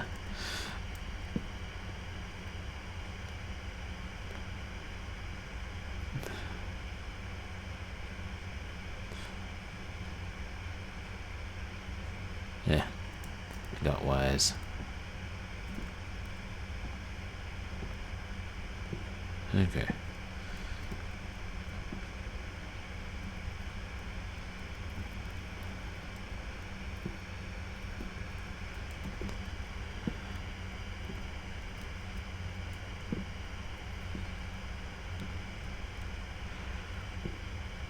Yeah, but how does any of this help me?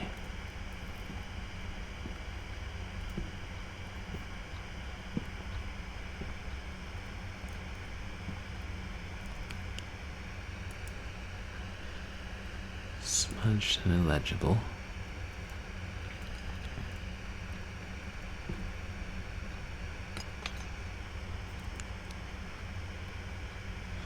Oh, I think it's that when I stop looking and reality changes, the stamp moves. And that's what I'm hearing.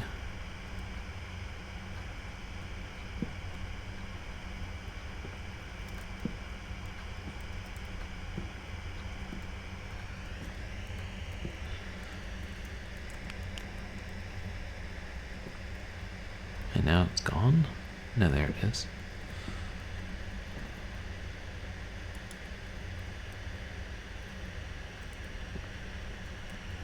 Maybe it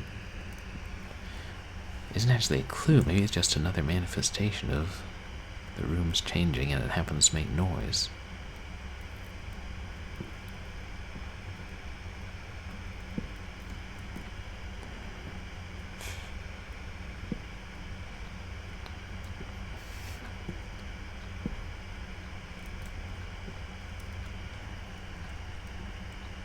Can I...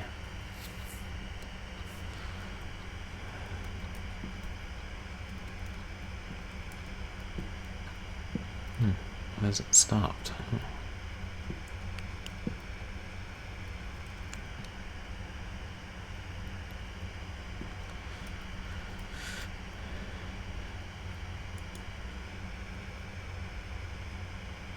Let's see if I can use these visual changes to my advantage.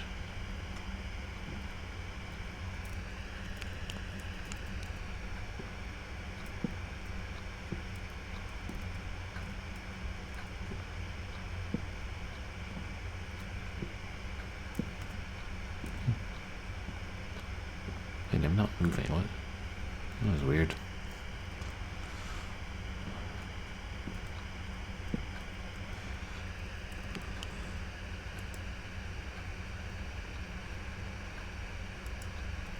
See, if I look away, will a lock appear?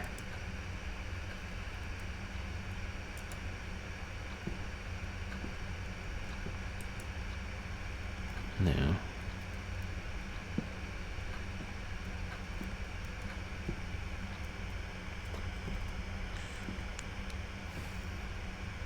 The horse on wheels is straight up gone.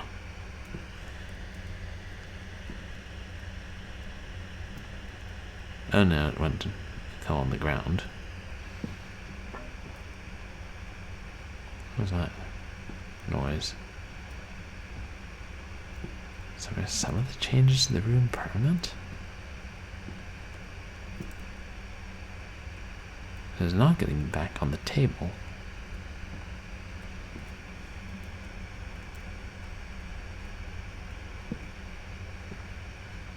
Gotta learn how this works.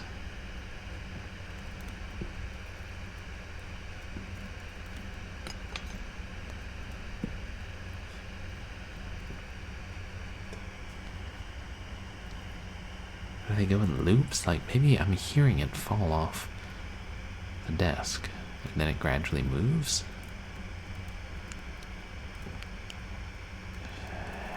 Hell, I don't know.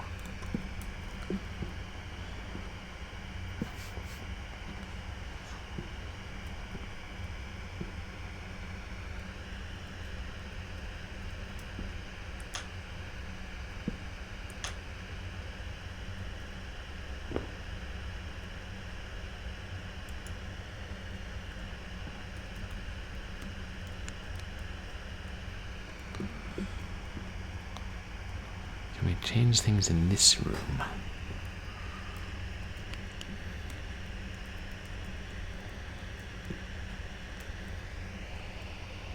What's that?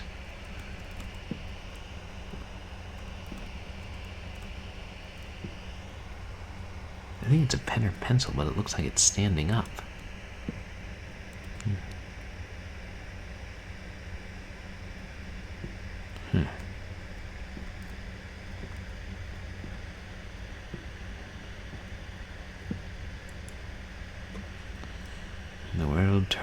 round and round.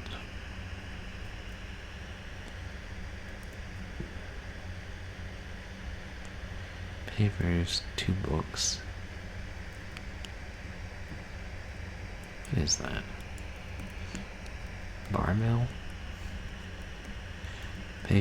2 sets of papers, 2 books, the pencil.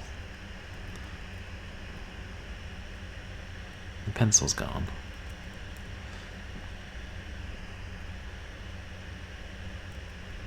Okay, so we can influence things in this room by looking at them and then looking away. But can we use it to get past the barricade?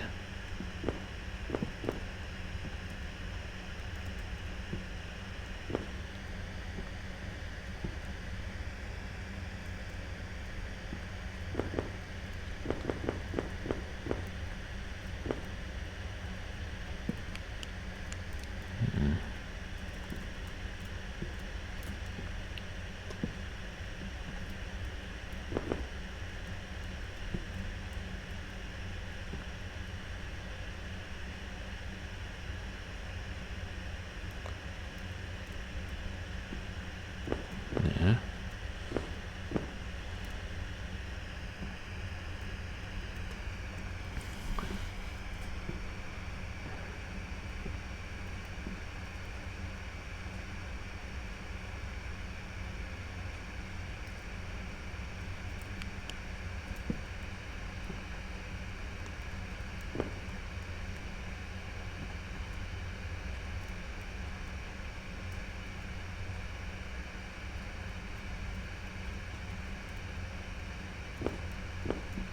I'm sure whoever is watching those cameras is laughing their head off.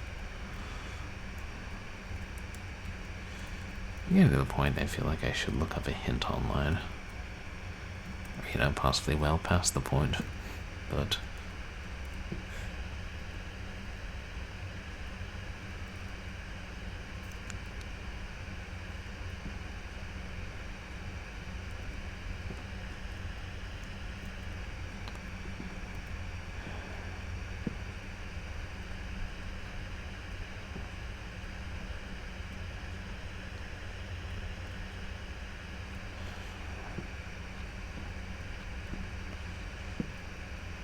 do things move in these other rooms when I'm not looking at them? Wait.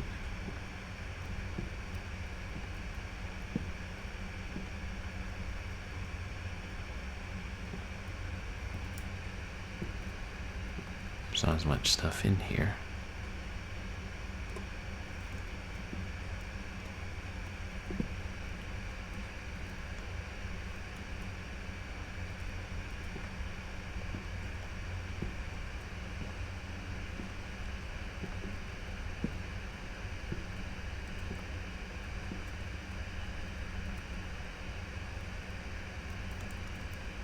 Yes, they do. There's a book there standing up. And it's back. Huh.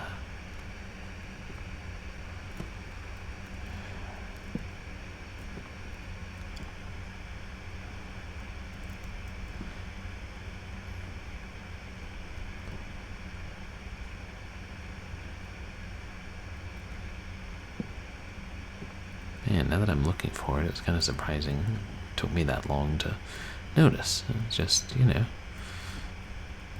we tend to think things follow the rules of the real world because we live in the real world.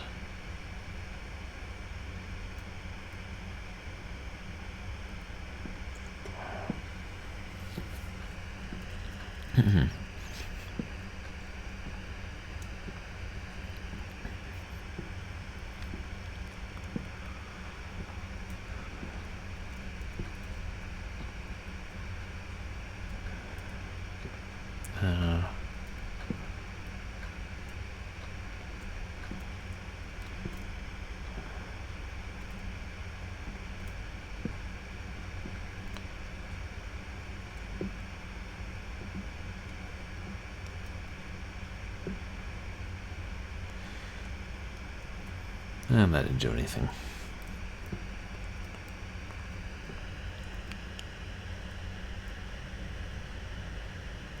chess pieces off the table.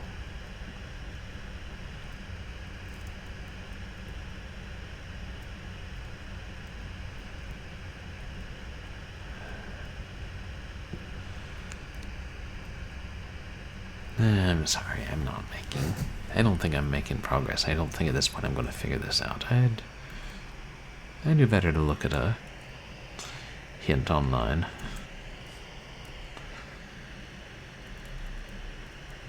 Hoping there are hints online.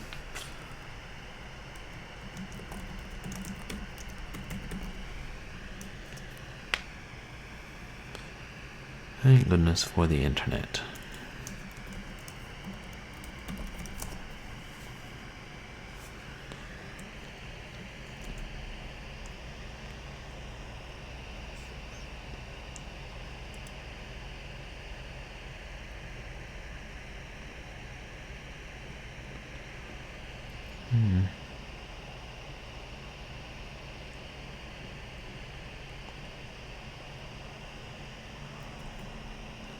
Okay.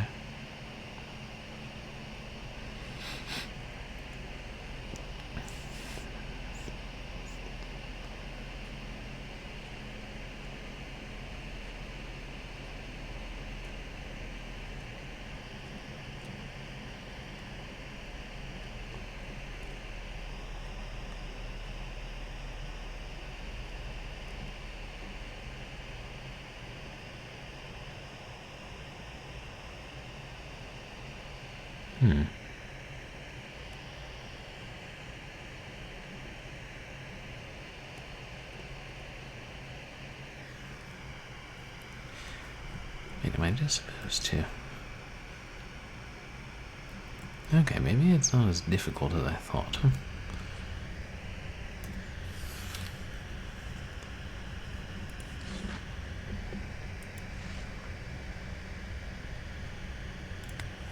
Yeah.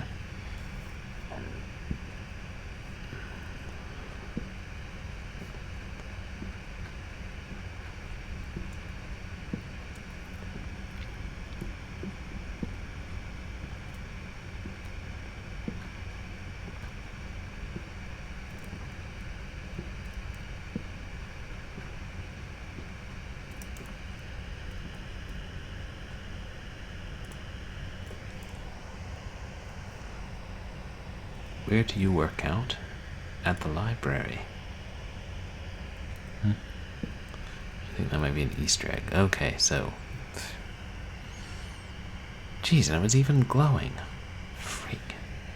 You're supposed to get out the window. I've been wandering around this place the whole time. Time for me to put my amateur lockpicking skill to the test. Got it! Sorry about that, guys. Wish it was glowing brighter. I might have seen it. What, again? I thought I just went outside.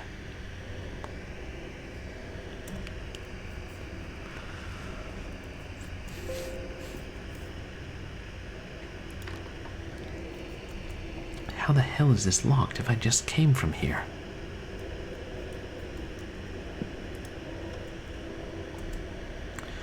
Something about this room is even worse than the last ones. Before, there might have been an odd feeling in the air, a certain untraceable scent. But it at least felt like somewhere people had been. Here, something's definitely wrong. I can hear something deeper in this room, barely perceptible, crying out in pain. Here goes nothing.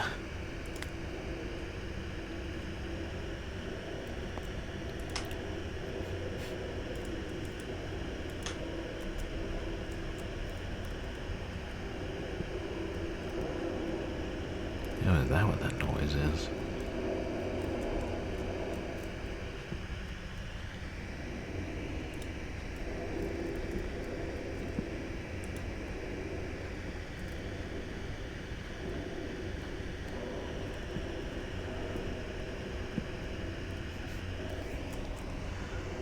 There's no way I'm in the same library as I was earlier, right? This room's massive.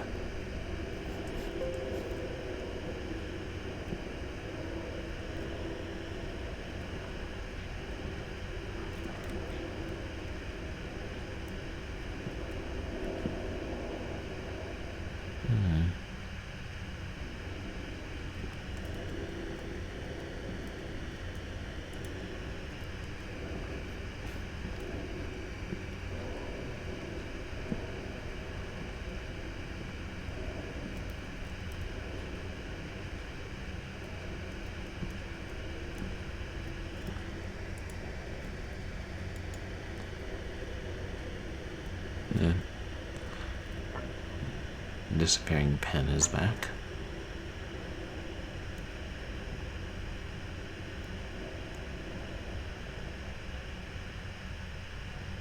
Or maybe not.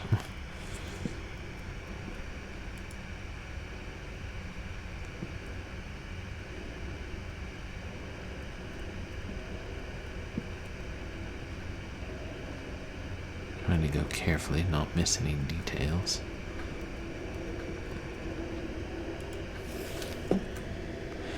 The Minister's Doom, Act 4, Scene 3. Open atop the roof of the Minister's estate. Excuse me. The Minister lies against a statue of a lion, a statue of a lion spattered with his blood. A saber hilt protrudes from a gaping wound in his chest. The librarian stands over him triumphant. Librarian, and so you finally cease your pathetic writhing. The Minister spits up blood. Minister, are you here to taunt me, or to end this charade?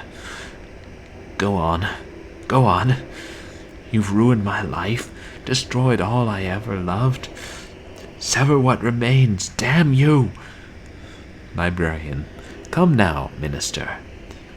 Is there any need for this melodrama? Kill me, damn you, kill me! Are you pleading for mercy, I wonder, or trying to salvage the last of your pride? It doesn't matter. Your reasoning is flawed. What are you... He doubles over, his words lost in a bloody coughing fit. Consider it. Your ties to this world are severed. All earthly connections gone. Had I wanted to kill you, I could simply have stepped into your estate and placed that saber between your shoulder blades. Yet even now you still breathe.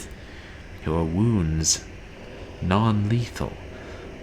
Or I should say, non-lethal enough for our sake.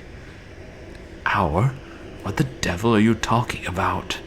Forgive me, Minister, but I'm afraid I've misled you. You see, this was never about vengeance.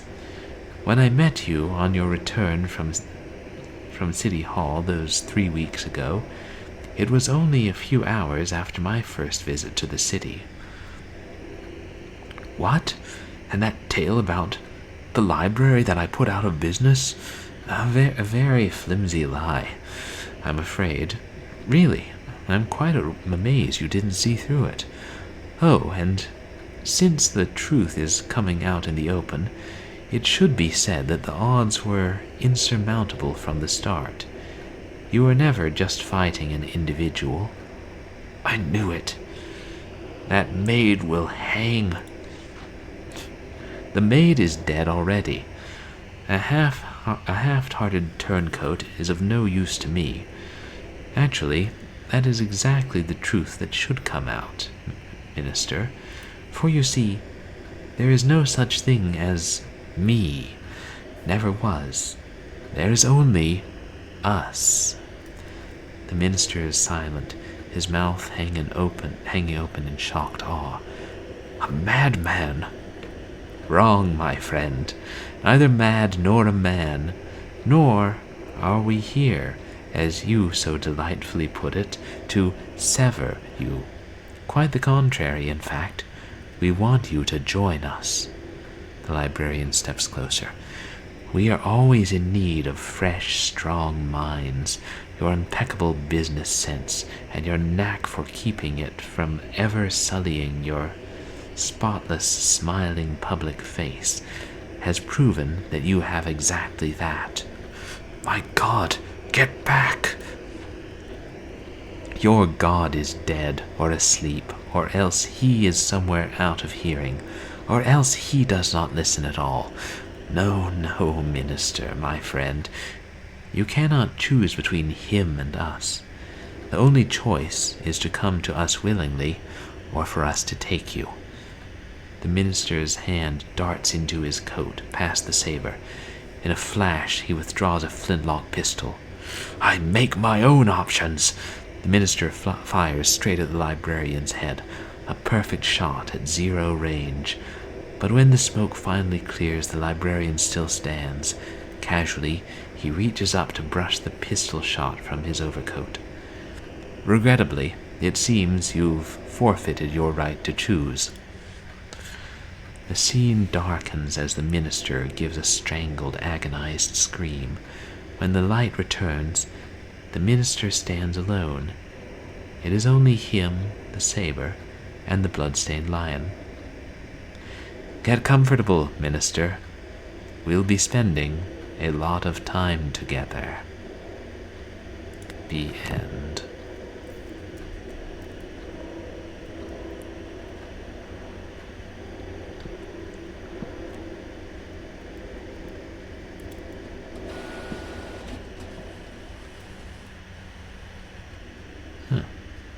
The Xerox still works.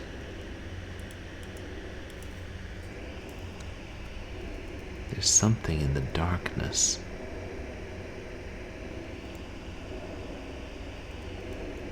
I can't make anything out. Wait.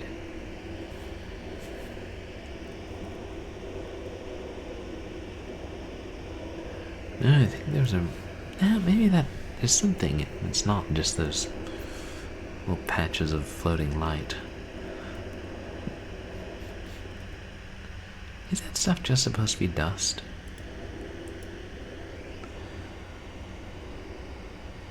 What the hell kind of ink is this?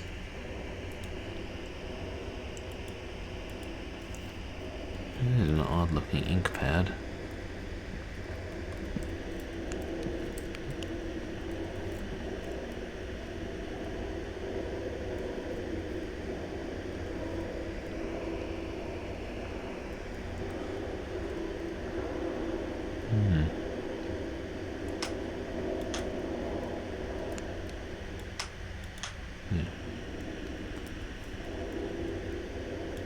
Candles flickering low.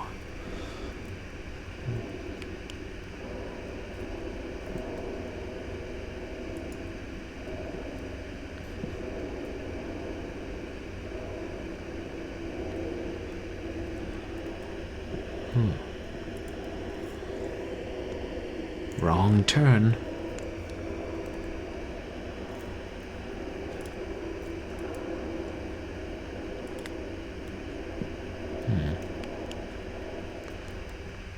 Oh boy, a delightful library maze.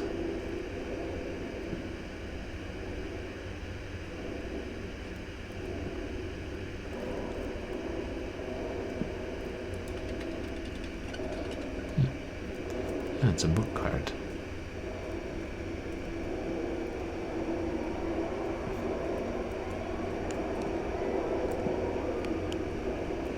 Yeah, you can hear them crying out more clearly. It's still so faint. Are these cameras?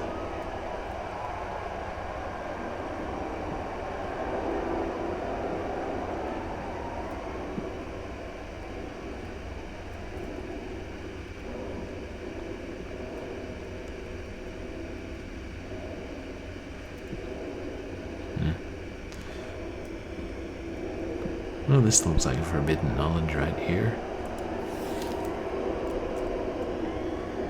On the failures. Word has it that those who pass the librarian's bleak tests are granted knowledge beyond the ken of any other. But you want to know about those who failed.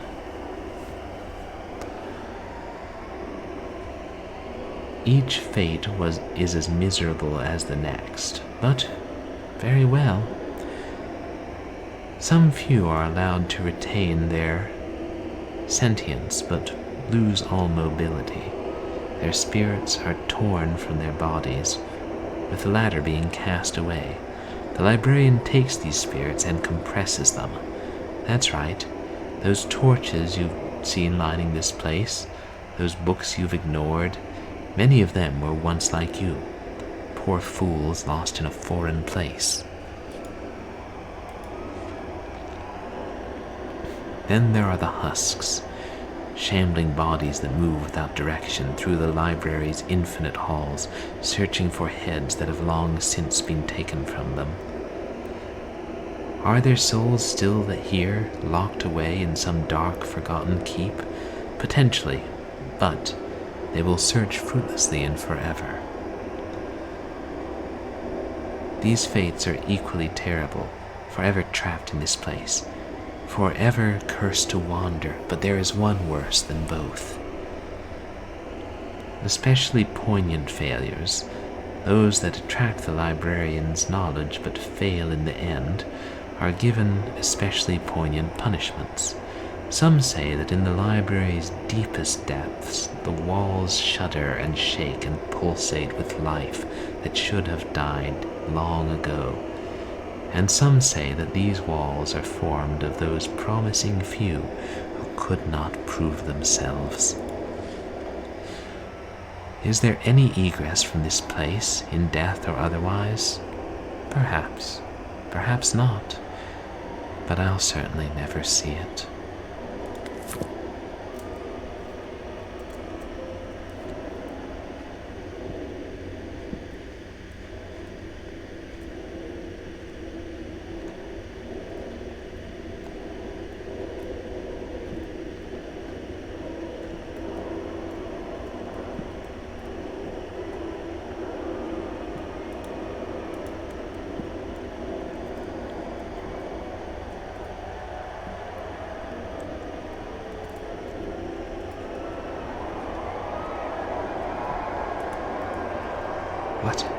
What is this place?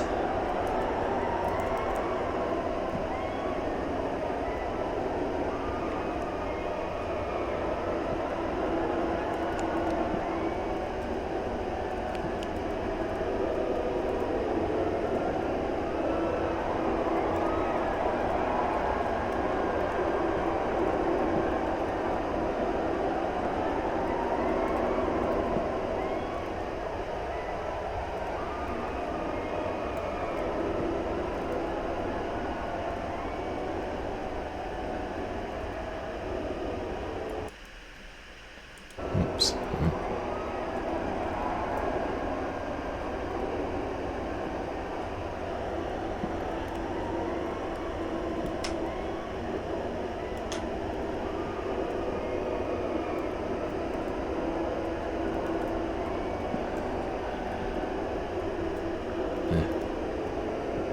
How do I get out of this spot? Maybe I don't. Except that I've got to go somewhere.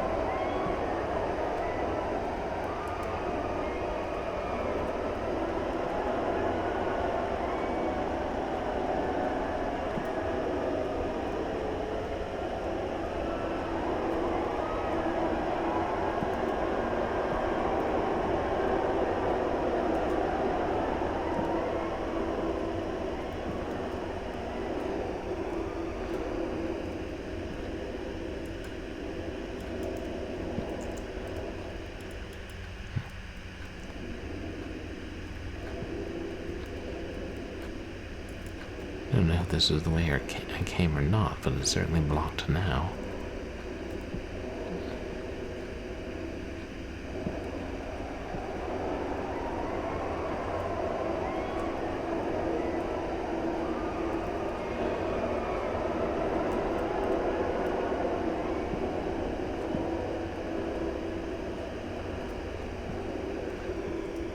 Or am I backtracking now? No. Oh, yes.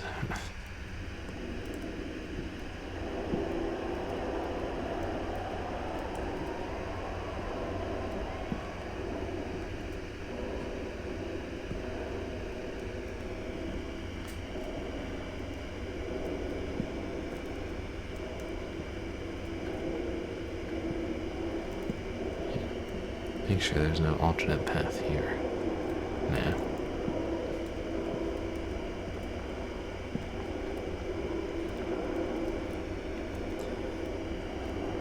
Strange that they have cameras. Yeah, that's just the wall.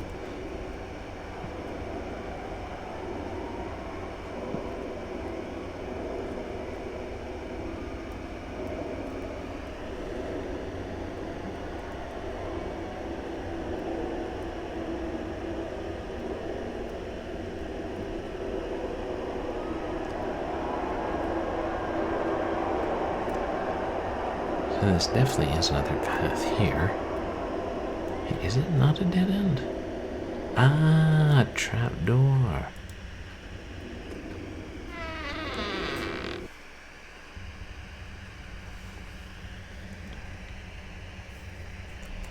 Oh, god damn it! What the hell is going on? Why am I stuck here? Like a beetle in an antline's trap, you flail your way deeper. It is gratifying to watch you wriggle your way to your doom. We so rarely have new visitors. Perhaps we won't spatter you across these walls. Perhaps we'll allow you to stay, join the others. It is what you want, is it not? I don't know. And I don't think my character knows either. This image makes me feel like I miss someone.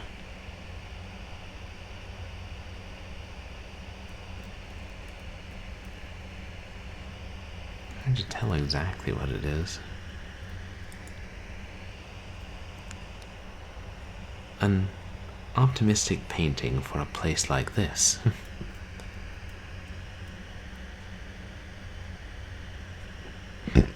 Excuse me.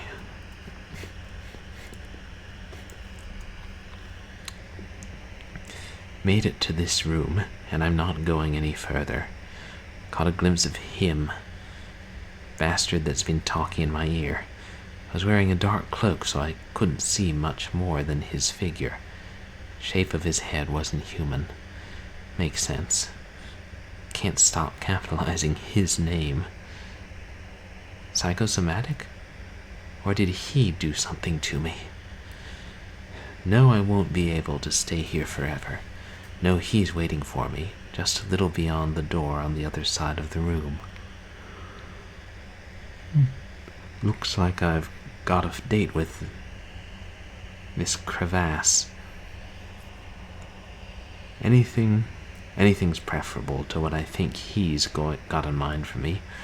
If you're reading this, you should probably join me down there. Whatever's ahead won't be pretty. V.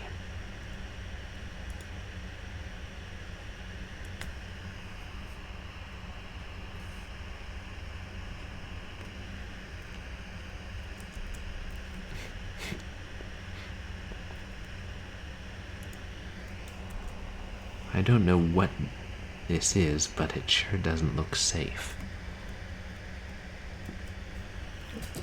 So I can either jump down there, or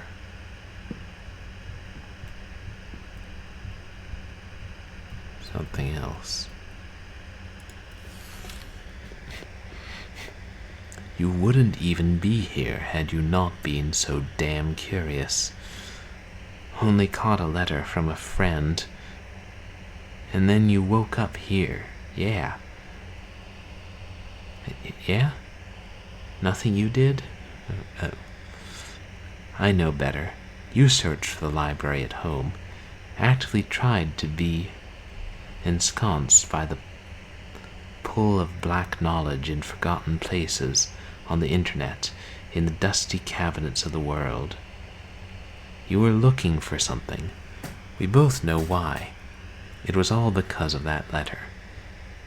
But it isn't just guilt that moves you, is it? It's that hungry feeling, that desperate wish to know all there is before the grave wraps its gnarled hands around your legs and pulls. Though mine has been lost to the ages, I can sense your heart beating. In fact, everything in and around the library can. Poor stupid bastard. If you recognized what forces you've caught the attention of, I think you'd go the way the one before you did.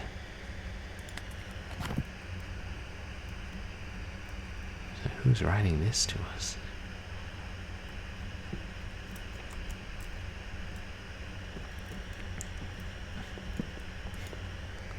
Still locked. I wonder if there's even anything behind this door.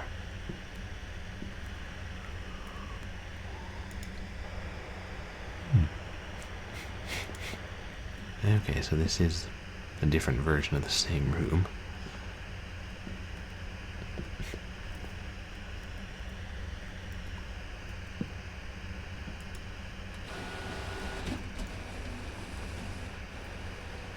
Well, something still works around here. That's impossible. I'm sure there was a door here.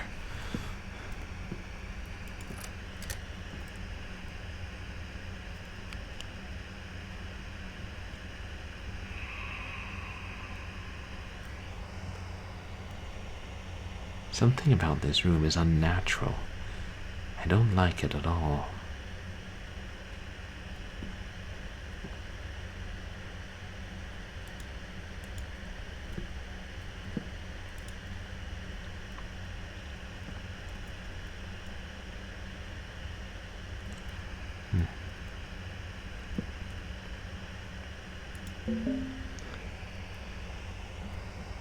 Picked up a clock tablet.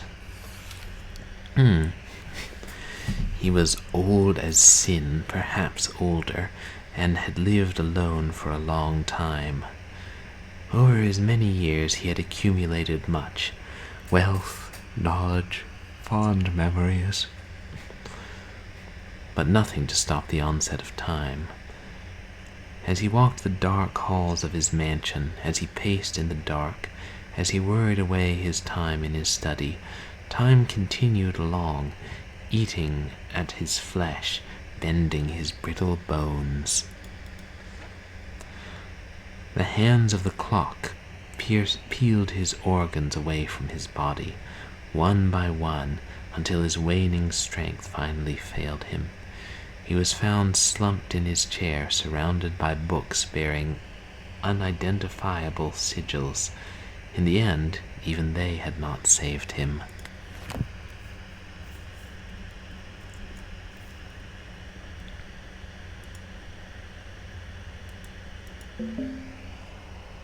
Picked up a fire tablet.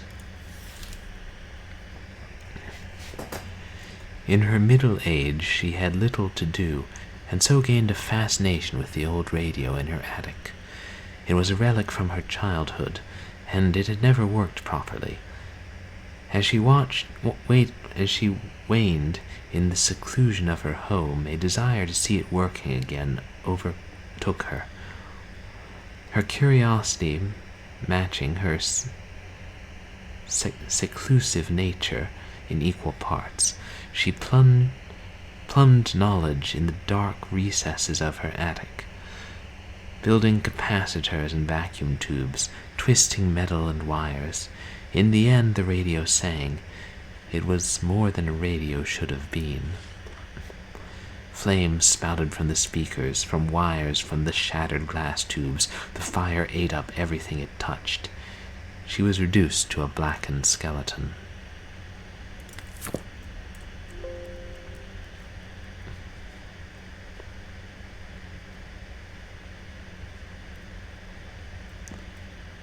Lights are all out.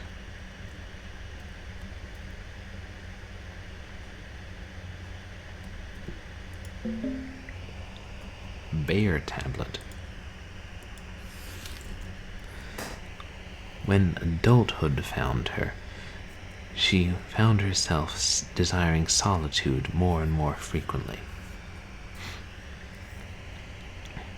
Since her youth, her home had sat at the edge of a vast forest, which her family had warned her against exploring. But on the night of her 30th, she went, alone, to finally explore it. The woods were equal parts dark and foreboding, with thin, sickly antlers creating almost a fence of wood. As she weaved between them, she arrived at a derelict cabin abandoned for years. Naturally, she entered, her curiosity driving her. They said that the marks found on what remained of her body afterward bore the wounds as if made by a bear, though few had seen a corpse so thoroughly savaged by an animal.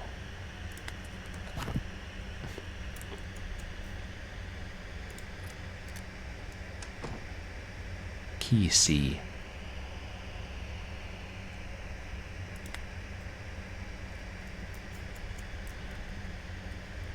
I guess we need more. There's a word outlined in each book, and I'm guessing it tells the order to put them in. There's bear is adulthood, fire is middle age, clock is old as sin. Snake tablet. He was only a child, left alone for too long. As children are wont to do, he went off in the high grassy hills above the apartment complex he called home. The tall grass came almost to his chin, tickling his nose when he stepped forward. The freedom normally kept from him was finally his, and it was magical in its way. So deeply enthralled with the hills, the grass, the view of the town, he did not think to listen for the rustling of grass. When the snake's fangs sank into his young flesh, they met no resistance. His body was found days later, huddled into a ball.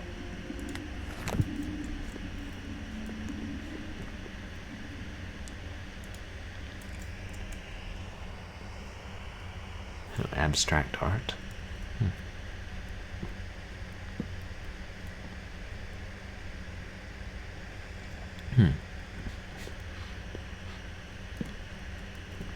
I think that's all of them. So it'll be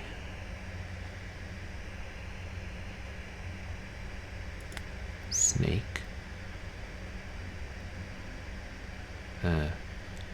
bear, fire, clock.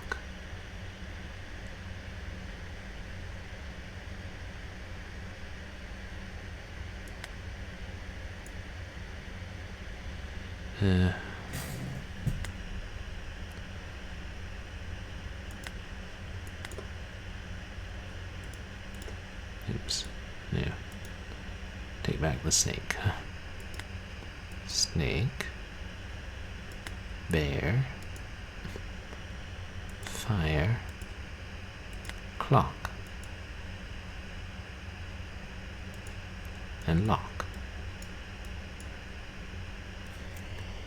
Oh wait, there's a fifth slot in the shadows. We gotta find another.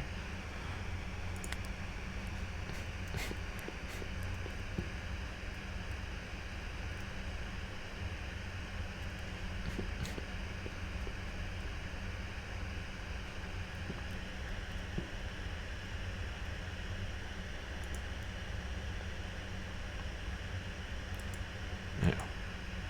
Rubbish.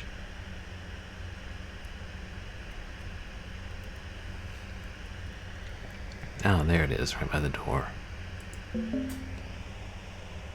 Car. He was 16 when he went driving alone for the first time. His family had kept him from the world, he said, and it was more than high time that he went and learned about what was out there. It was less than an hour before he was lost. He hadn't received his license yet, after all, and there were many winding side streets surrounding the small town he called home. It was on a lightless intersection where he met his fate. A pickup hit his sedan without stopping. As his vehicle spun out and rolled into a ditch, the pickup vanished into the night. His head was pulverized by the steering column, turning it to little more than paste.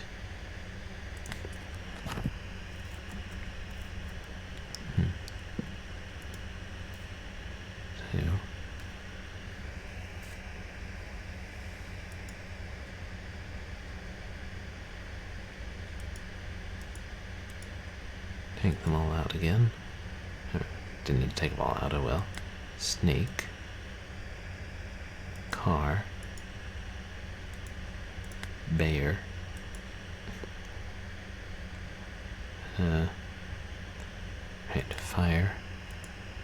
Clock. And unlock. The safe contains a lump of blackened flesh.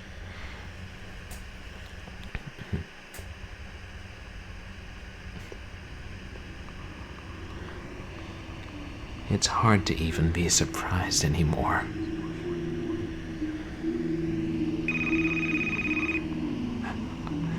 Hey. You piqued our curiosity. Yeah, boy. We read your book, discovered that for a mortal, How are you doing you're tonight? rather unique. In the same way that a human might consider a primate, you almost remind us of ourselves. Though, of course, we'd never stoop to your level.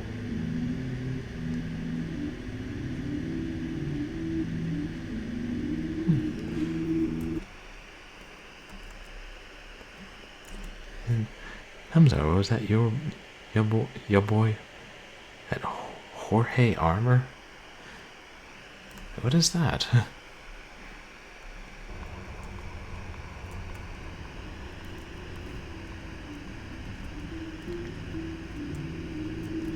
This is a very weird game, but very enjoyable.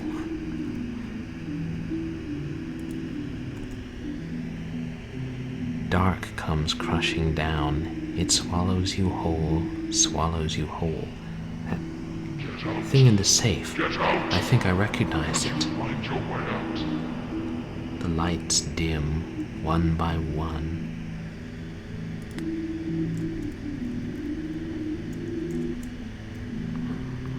Was it my body?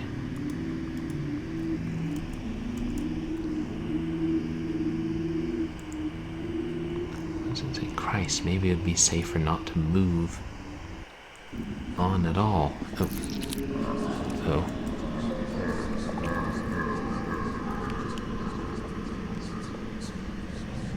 Oh dear.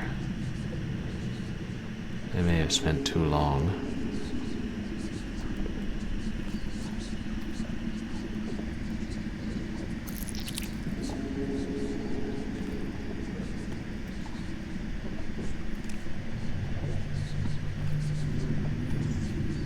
Sickeningly organic version of the library.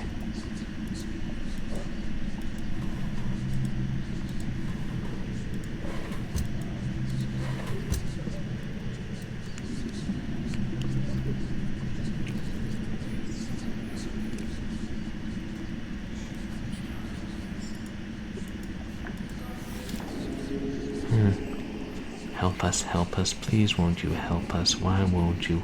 Why do you let us suffer? You can help, you have the ability, but you don't help us.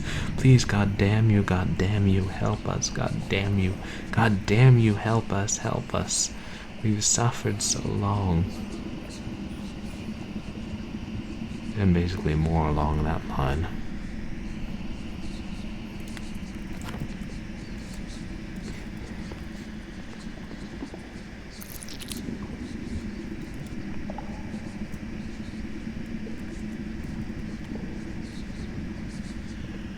I think I was falling.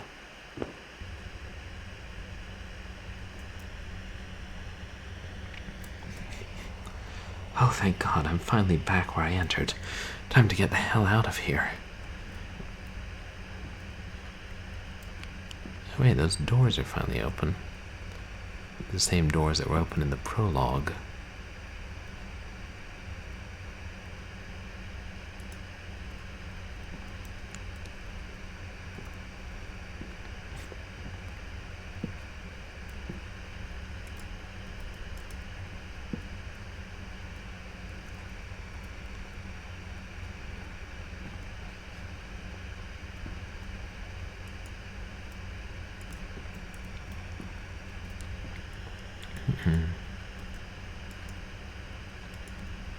What's that? Oh, a key. It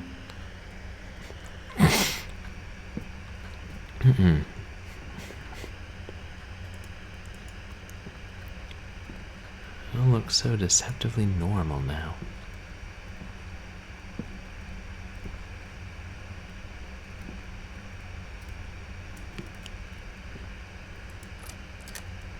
Is this the way out?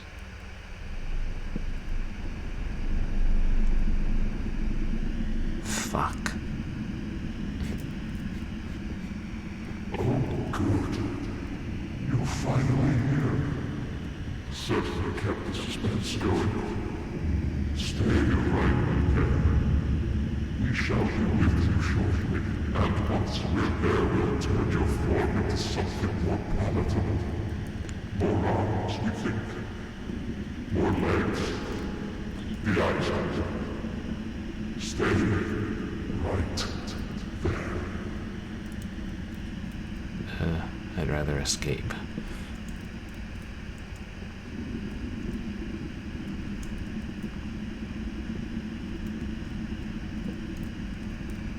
Maybe we should take that ladder.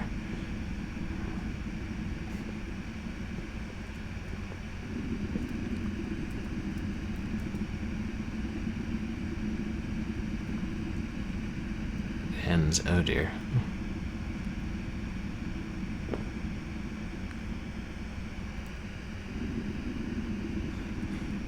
Getting deeper and deeper into this twisted world. Unthinkable things. Don't listen to them, if you can help it. You and me, we're birds of a feather, I can tell. Better to pull the covers over your head and cover your ears, in case you hear something you don't wanna. Sit down and let the inevitable wash over you. I'd take this fate to turning into one of those husks. Gives me the shivers. But if you're really hell-bent on rappelling into the lion's gullet, and don't say I didn't warn you, I guess you need all the help you can get. Here's what I have to say. Listen carefully. That's all he has to say.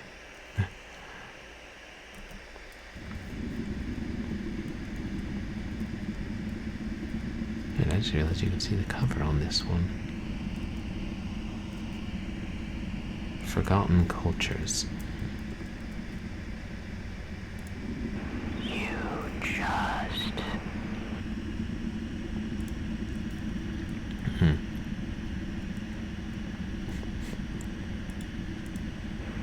find nothing.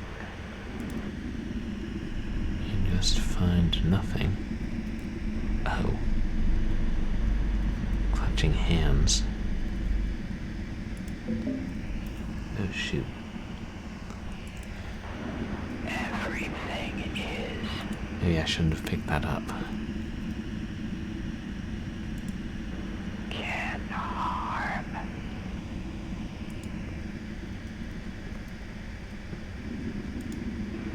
Stop thinking.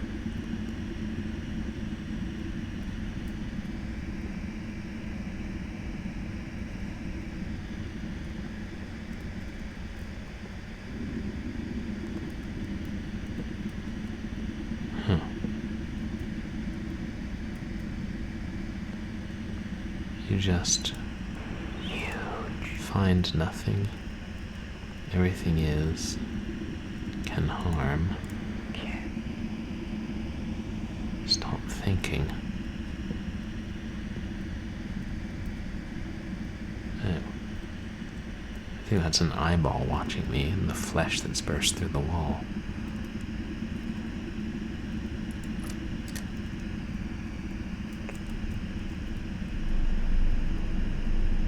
We're back here.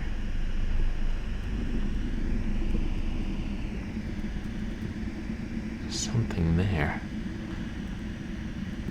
Oh, another ladder.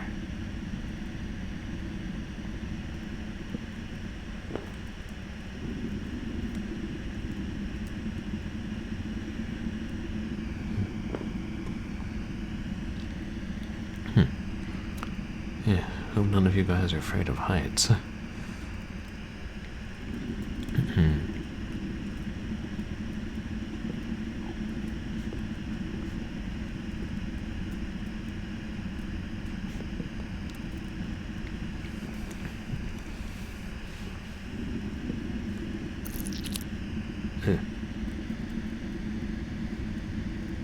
Oh, I stepped on an ink pad.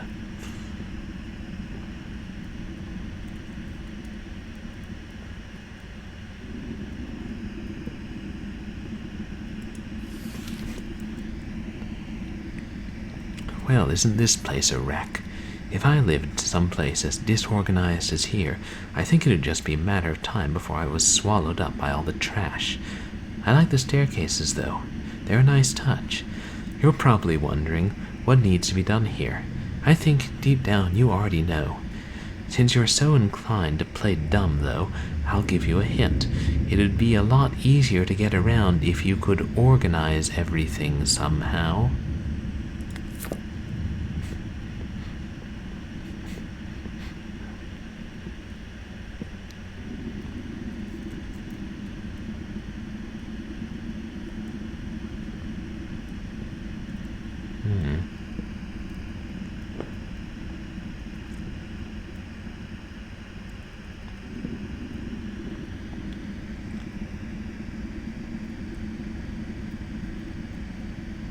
Trying to see what these glowing things are. It's like a stack of something, and looks like something goes here.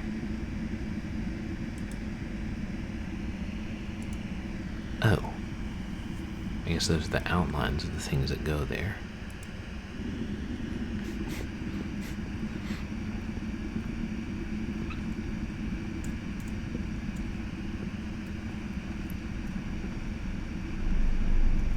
There's no guarantee they're in this area.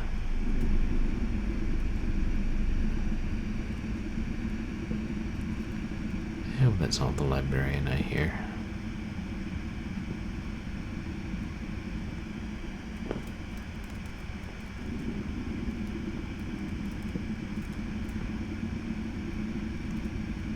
I can't go up.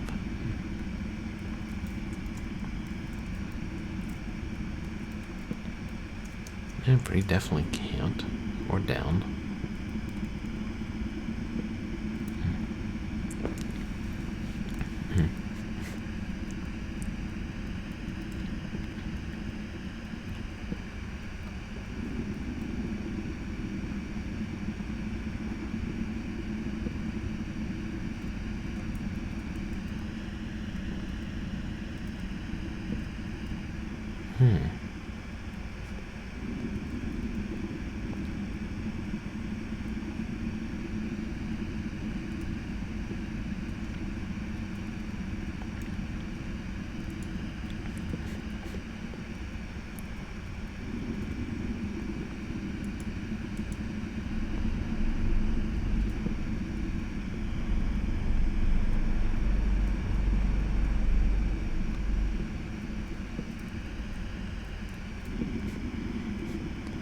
Then we have to go back to the other rooms.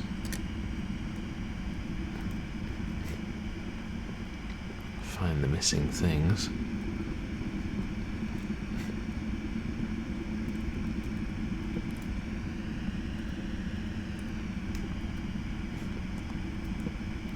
And hope the librarian isn't close to catching up with us.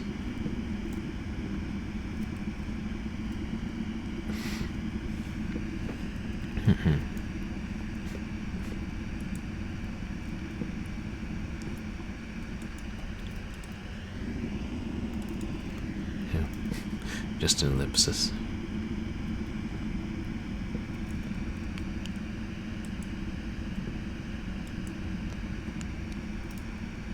Remains of telephones.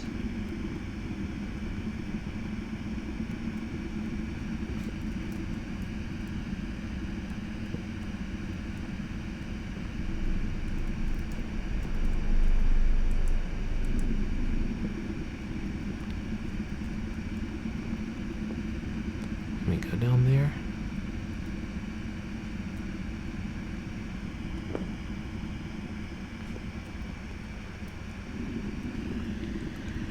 Oh, I guess each one is a different portal.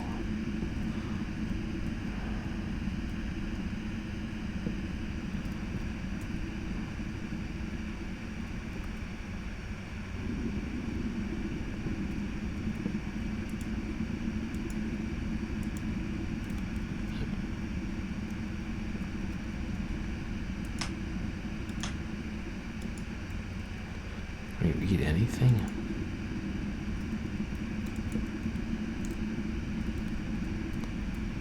not.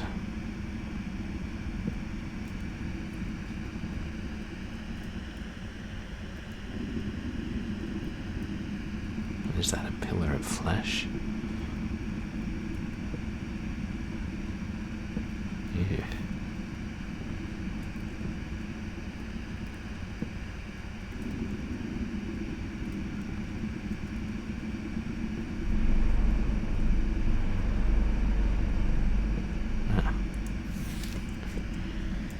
If this place were a mind, it would not be pure.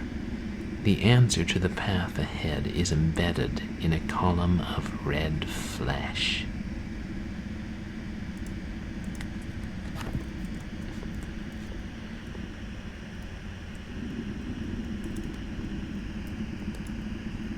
I'm guessing this is red flesh.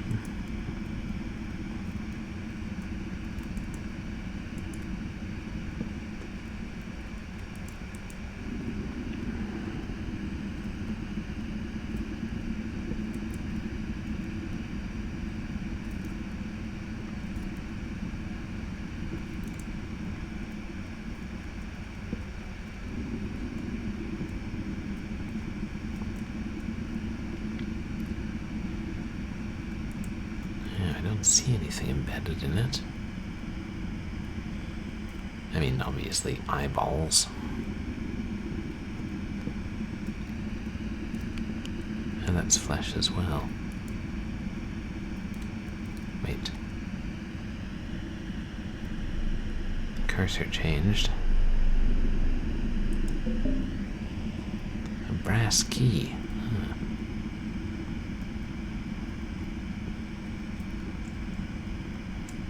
Which way did we come in?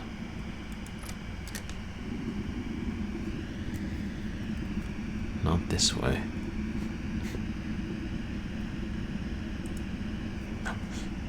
We flipped the chessboard. Oh, and flipped the room.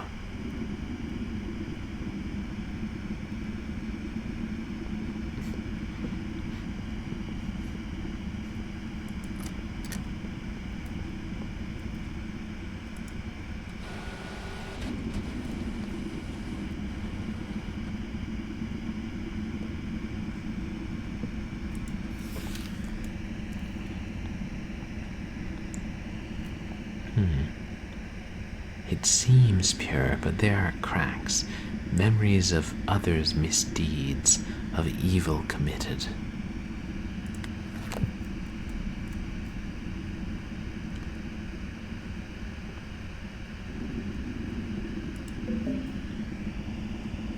Card holder. That might have been one of the items we need.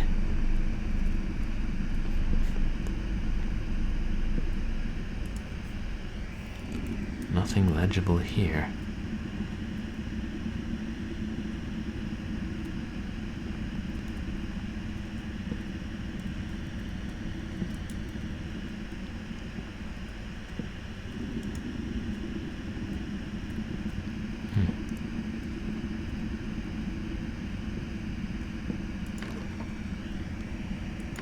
There's a padlock on the door, but we have a key. I guess it goes elsewhere.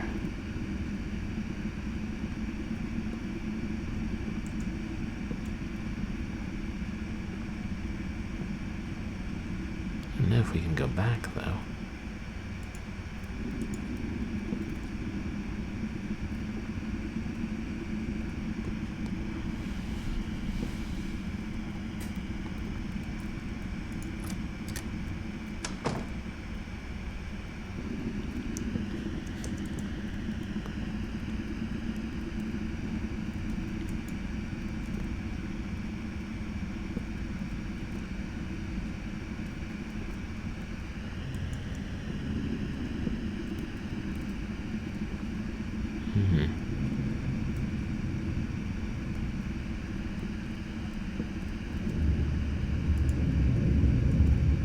A key somewhere in this room.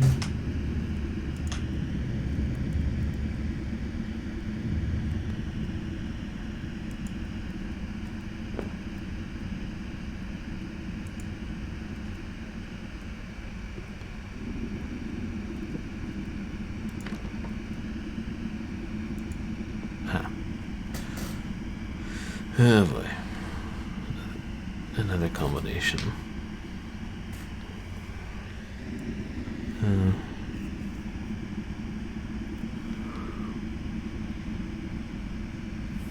Could try the old one.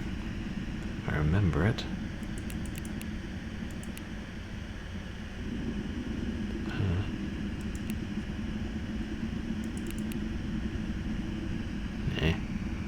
I think that was it.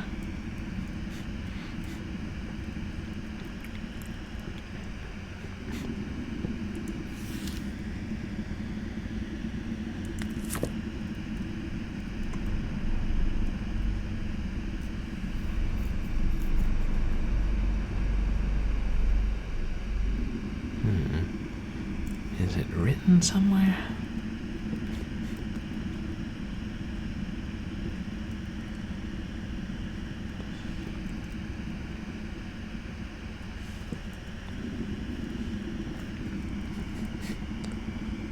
Wait, 4 windows. Says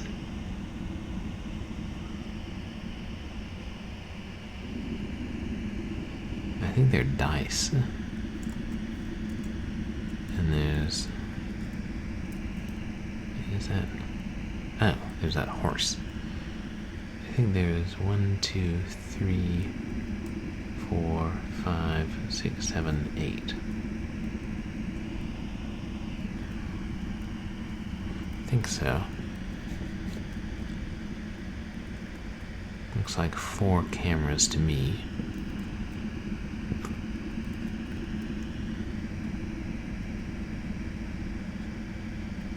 Three tentacles?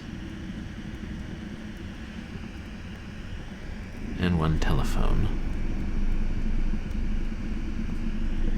I think it's just 1. Let's try 8431.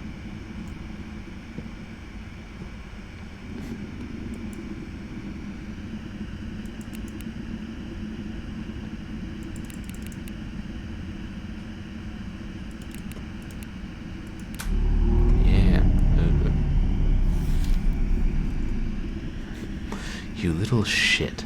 Like you hadn't done enough already. Now I'm trapped here. Damned to repeat this shit like I'm a goddamn tape recorder. If you had an ounce of remorse, you'd dash your brains out on the nearest wall. He was never much good at forming connections with people, and this time wasn't any different. That woman who'd walked into his life, spent a night and a half with him, and recognized him for what he was, an empty, half-formed piece of sentient scum.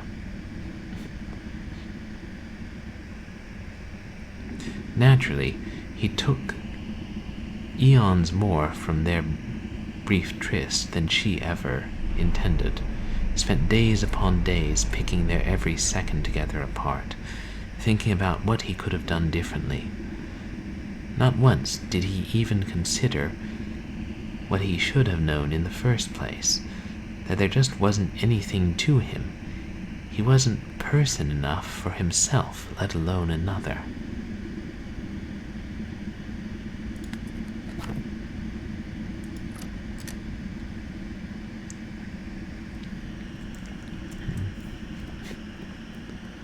Is that the same?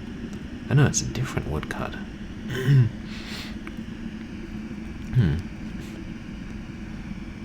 think that's the one we saw was in the prologue?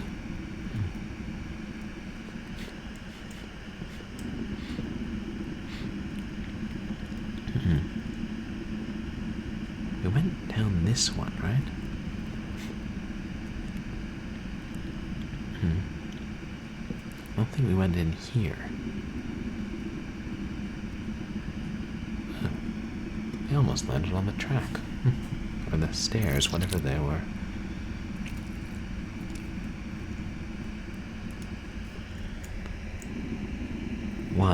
The first.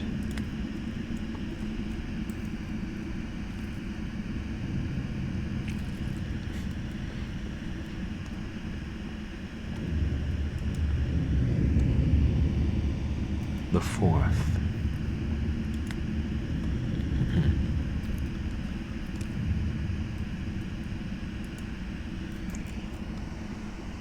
The way these things wriggle.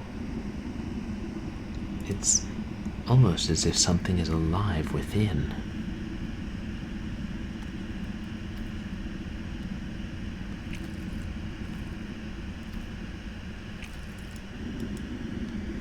The second.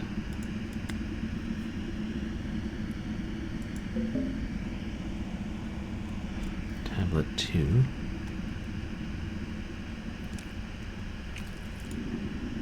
Oh, another one of these.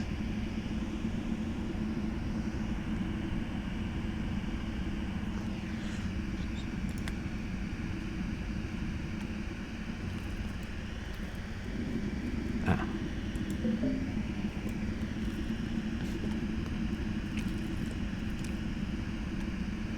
They're just numbers. Is there a tablet here?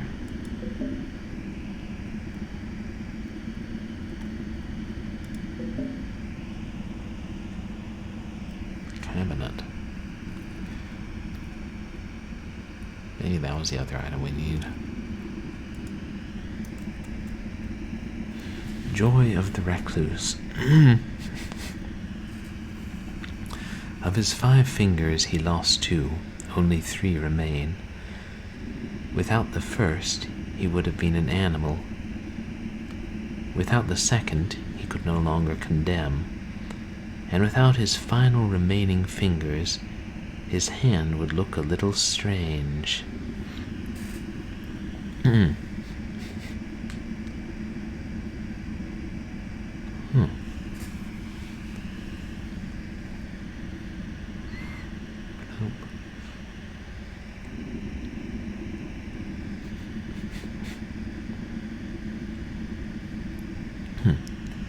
So I'm guessing it's 3, 1, 2, 5. 5 or something? I don't know. We'll see if it's clear when we come across the puzzle.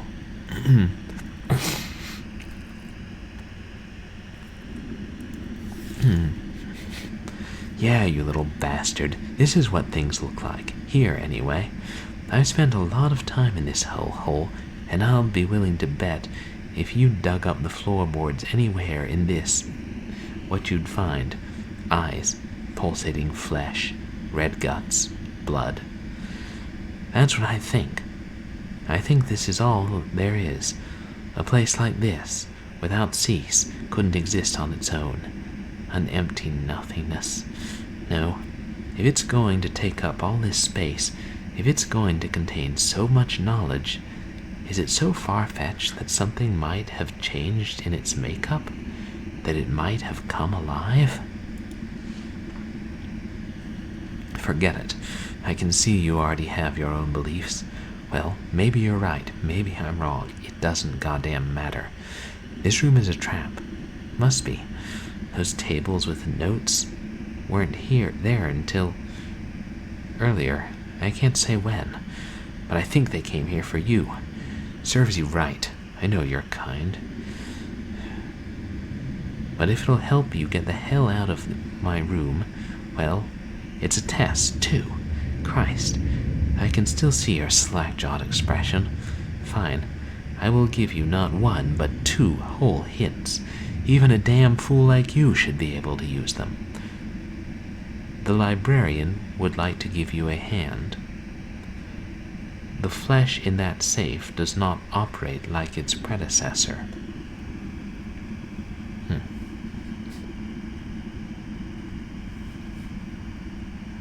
But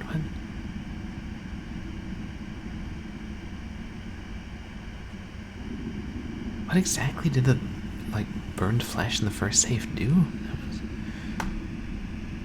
It's confusing because that was right before the librarian was coming for us, and I think we stopped moving and then we fell into that organic pit.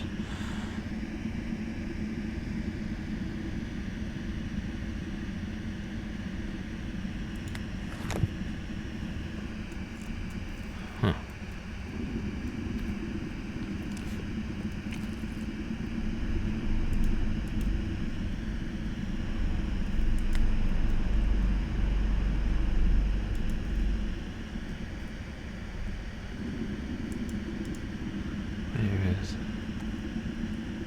Ah. There.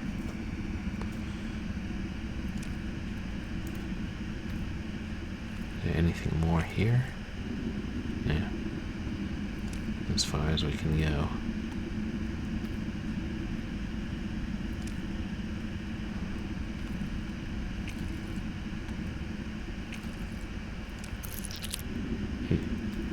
Those sound effects. Do we get this one? Oh wait, that's a poem, or whatever it is.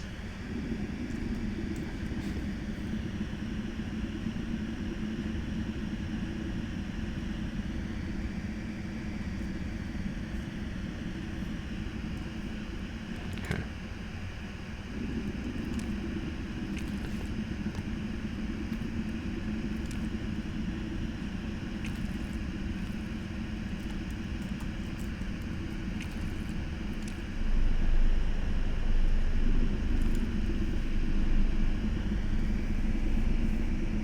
We've got them. And now we're missing 3. Right.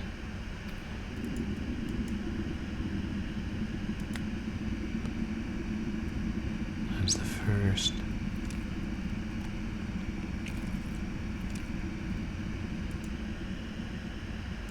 Fourth. Third. This statement must be, there, right on the table.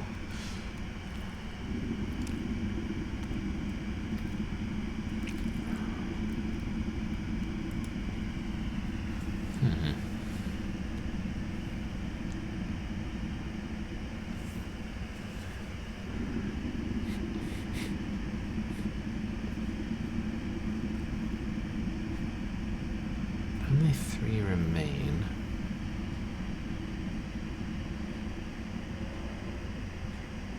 Without the first.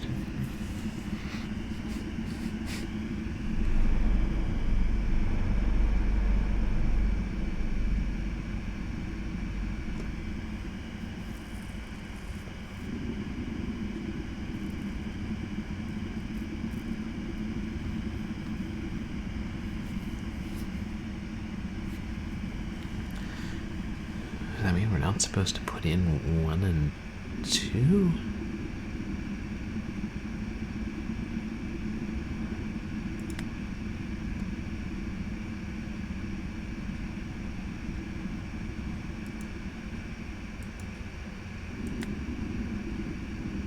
Oh, wait, no. There. Oh, okay, they automatically go in.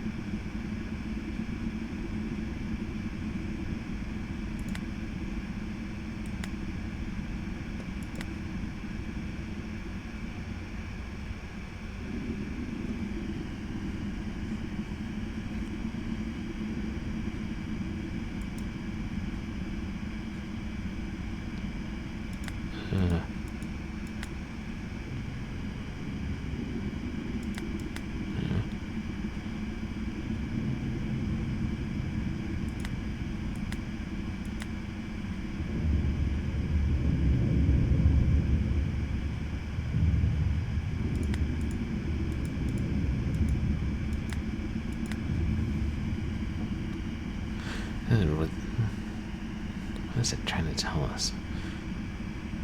Only 3 remain. Without the first, he would be as an animal. Without the second, he could no longer condemn. Without the third, his hand looks strange.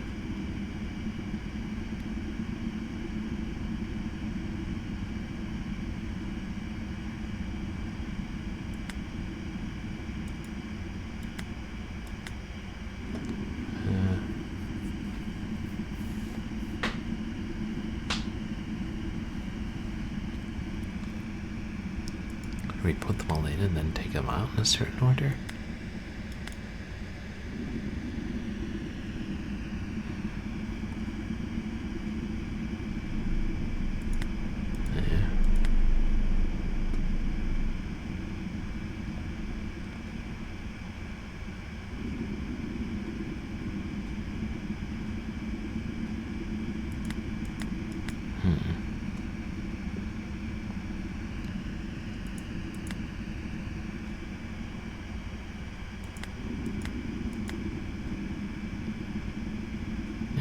already tried that one.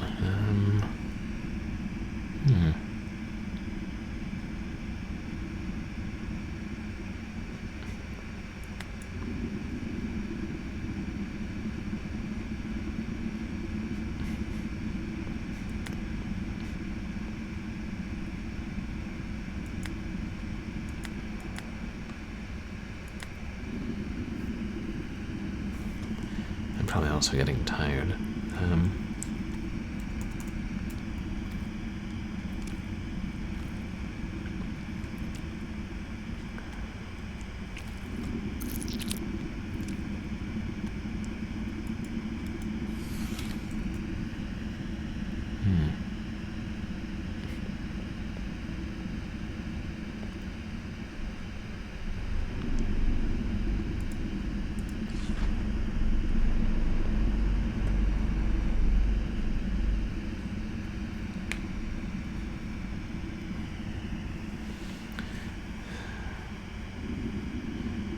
Maybe when they say the flesh in that safe, they mean the flesh this safe is comprised of?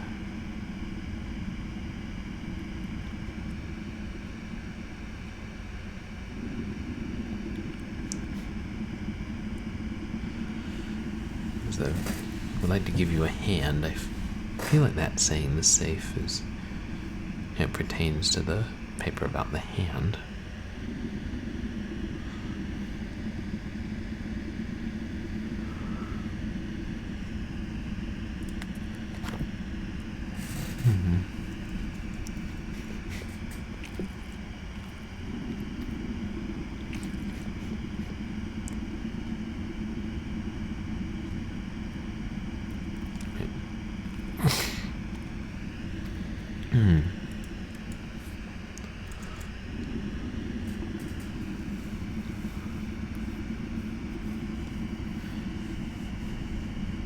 He lost 2.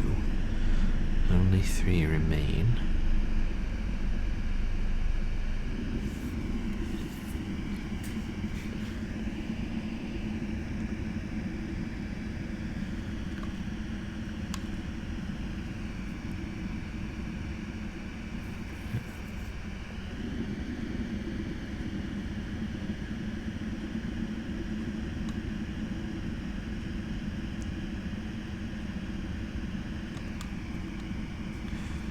Huh.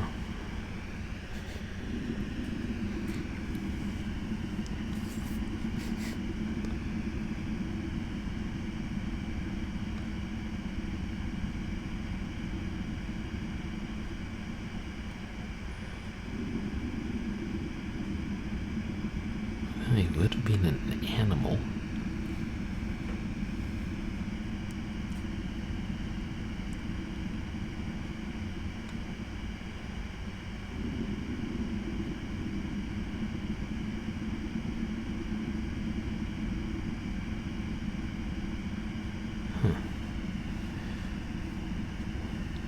I mean, is it telling us we have to put 3 of them in there?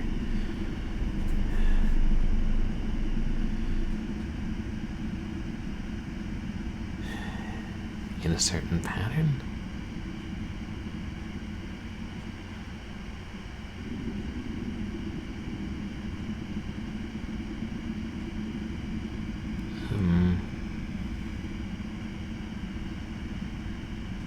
I don't know. Gosh.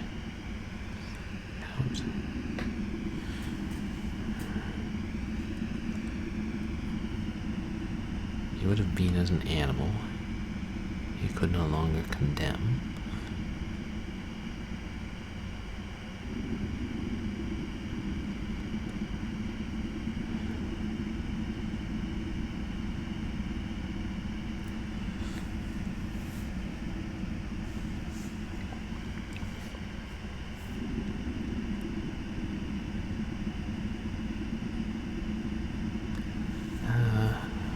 Is it saying, like...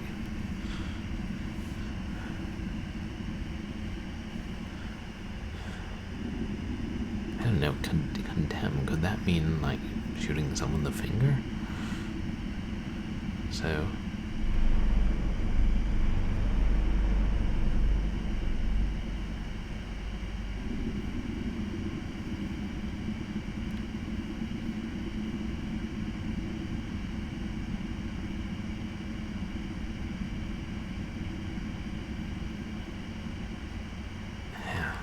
Gosh, I'm not smart enough to get the hints they're giving us about which 3 they are. I'm thinking that's what happened.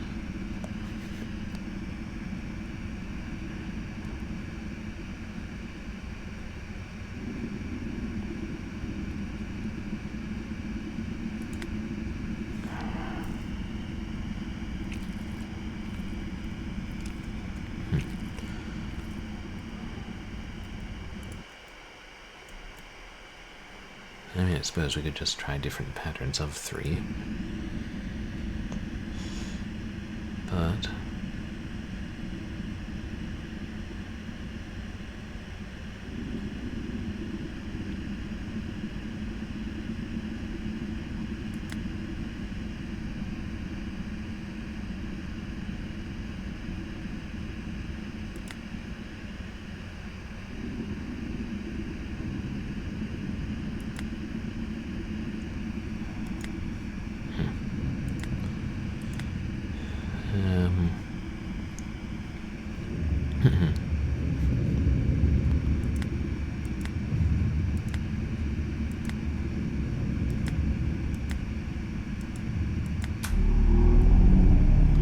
well, I got it by clicking random things. That's how we solve puzzles around here.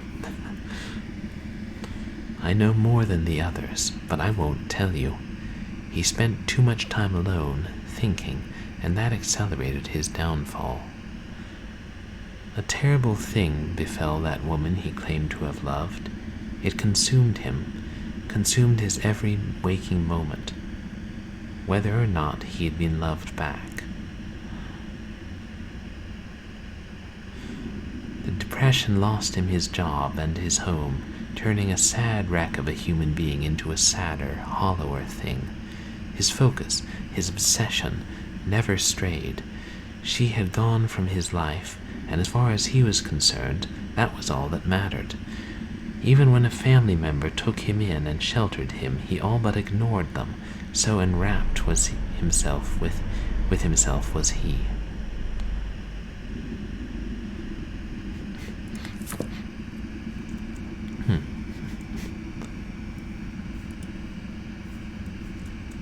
I feel like these things are telling us about our history.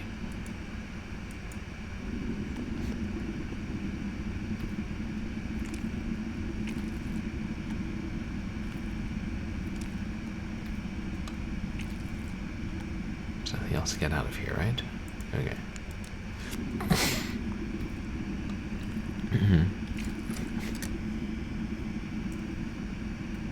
This is new.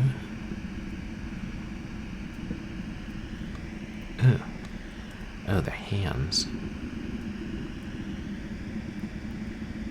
Protruding from water. Or blood, who knows.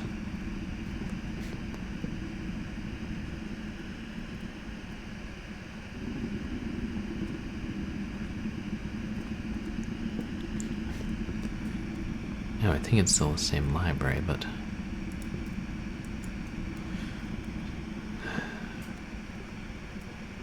pieces of it are gone, which... I think we have all the items we need. Which way leads back to that disorganized room? With the staircases.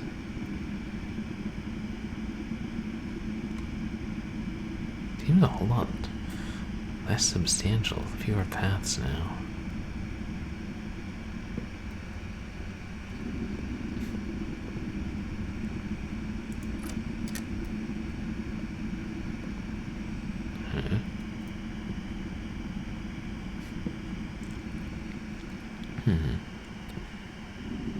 Do I have to listen to all the phones again?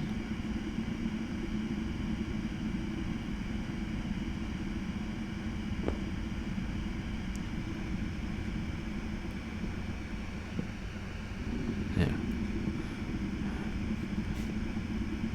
Yes, here we are. This is good.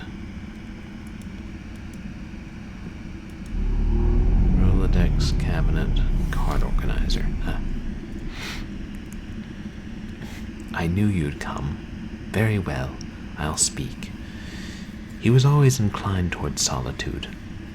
Not that he had had any choice in the matter. In fact, if he had, perhaps solitude would not have been his lot. But he was terrible with words, worse with speaking.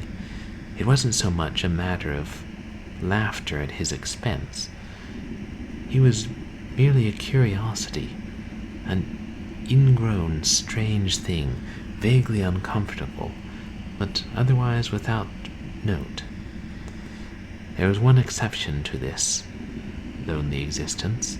As he aged, he found himself in a position of an archivist, surrounded only by dust, dead things, dead words.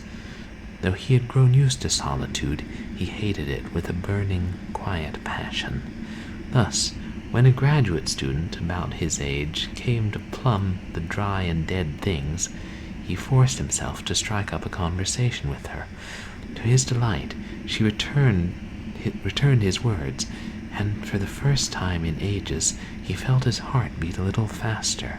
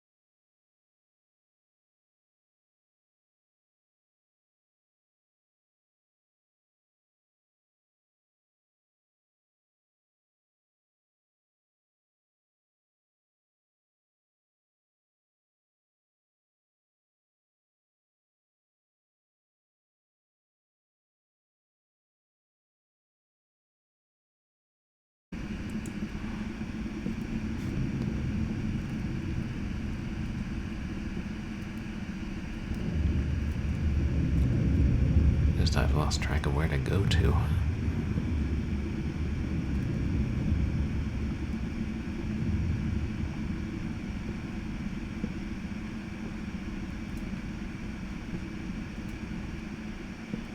Oh, they're fluorescent lights.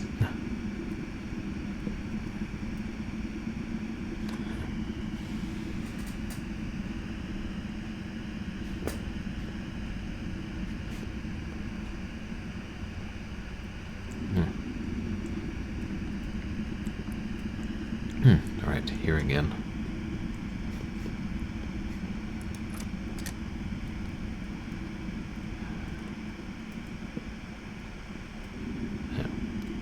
That's the one we just tried. It's not that one. Is that even... No, we can't go there. Okay.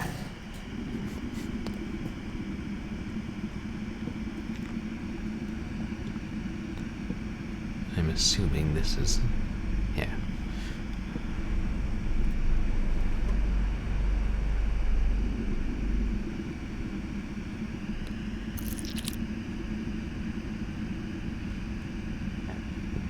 Oh yeah, we were definitely here before.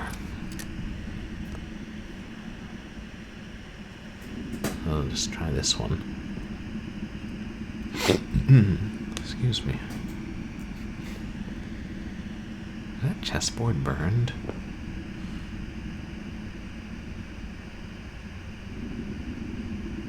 Oh yeah. Oh right, the chessboard. That makes sense.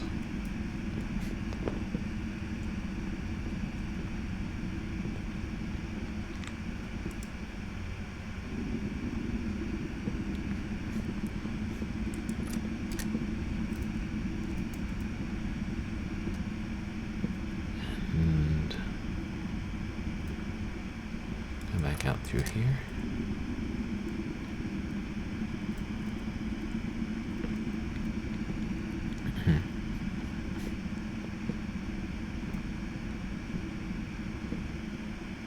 I think we've been down this one.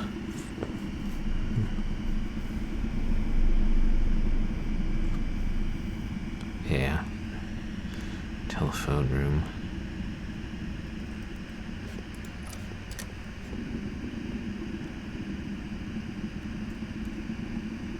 That leaves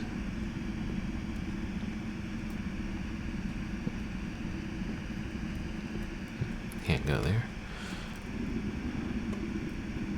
Can't open the boards. Is it this one? Yeah.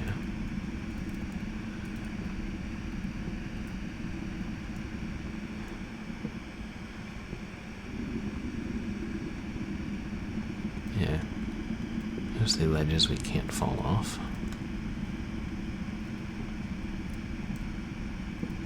We've tried that one.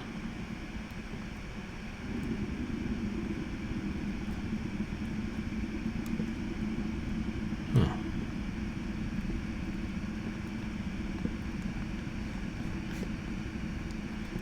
Wait.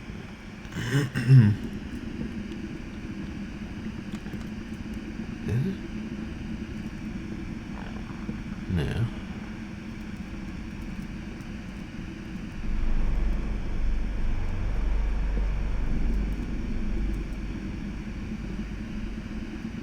Right, that's right where we just tried.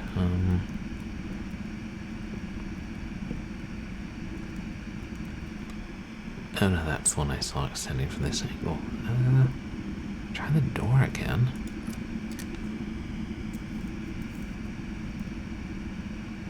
And it goes absolutely nowhere. For the first time in the game. The door is just a door and nothing more. I guess maybe not the first time in the game, but the other doors had the decency to be set in walls.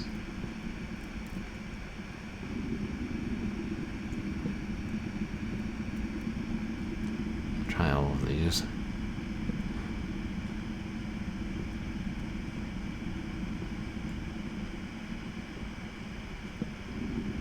Tried that one. What?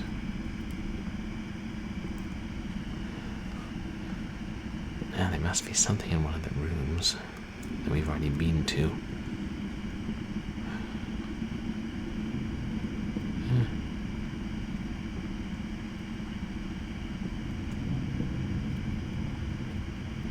Unless there's something here we can find to remove the boards.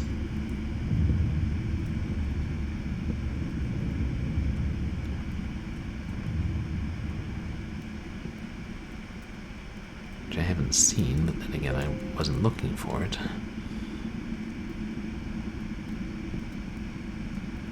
It'd be nice if we could just crawl past it, but no.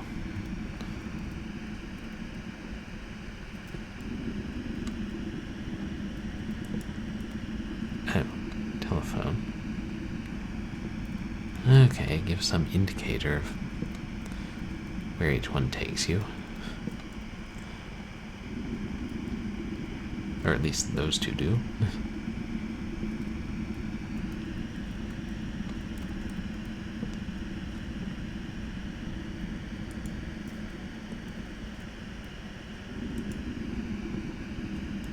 Paper.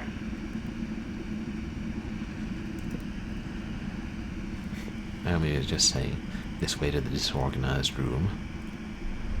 Okay, let's try going through them all one more time.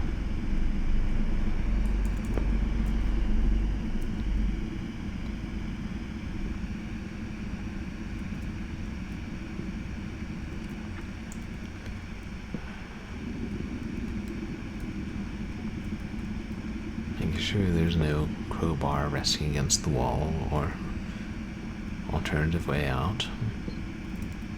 That damn staircase.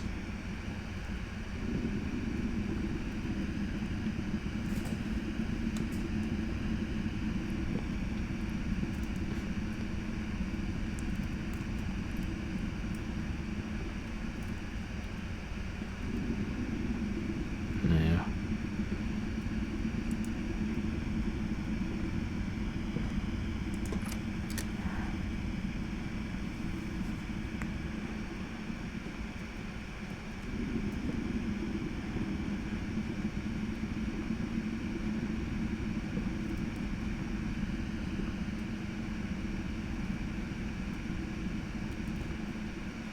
And that's the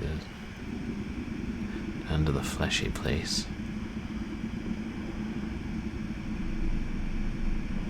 Yeah.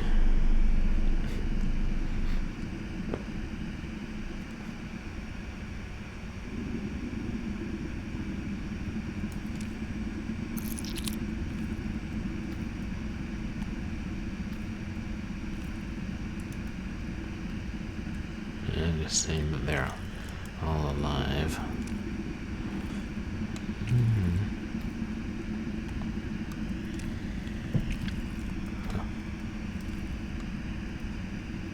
Yes, we're not messing with that thing again.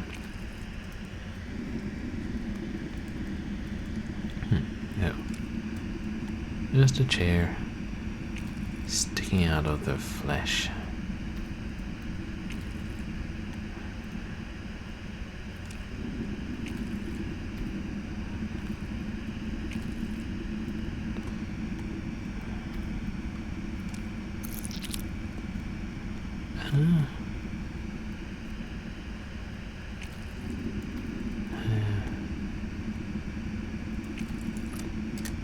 Didn't see.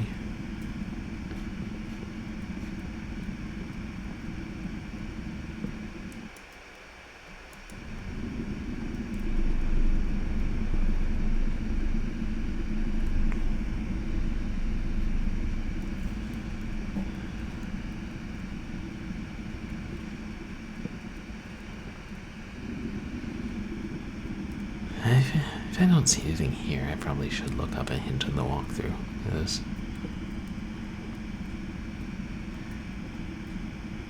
yeah, I don't know if it's another one of those padlock on the window things. It's just completely not obvious to me.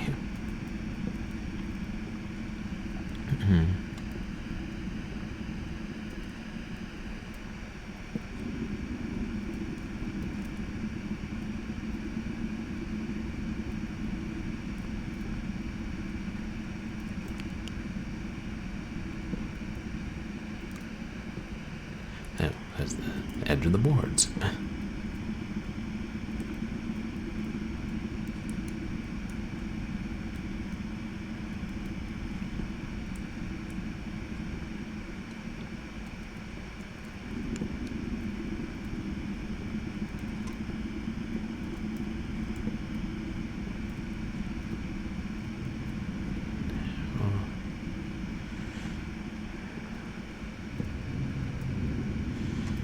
Yeah, I don't think I'm gonna find.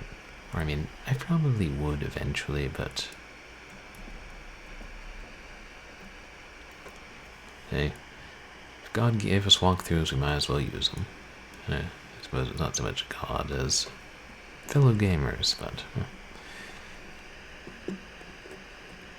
very nice of them to give those to us.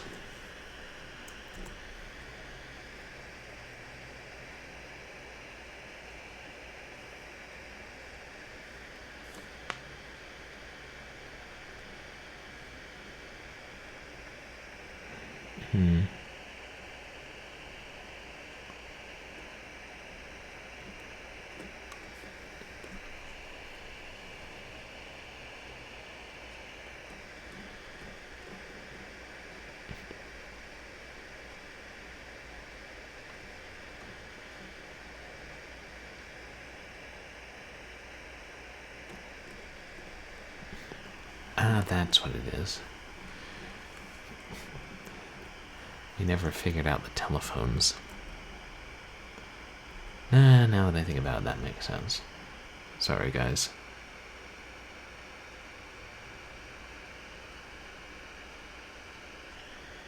Is my camera frozen? Is that the kind of thing my camera would do?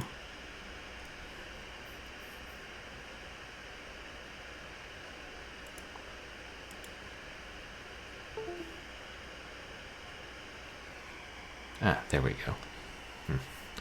Technology, am I right?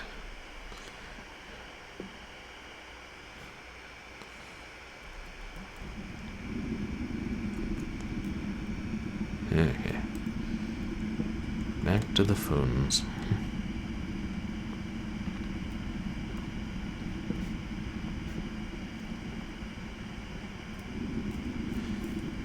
Yeah.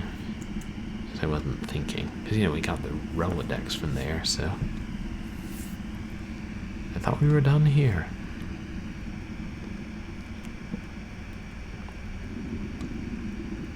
Yeah, we never really did solve it. What do they say? You just find nothing. Everything is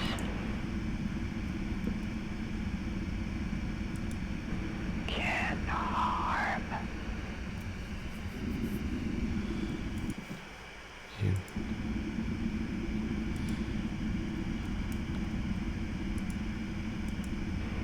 Stop thinking.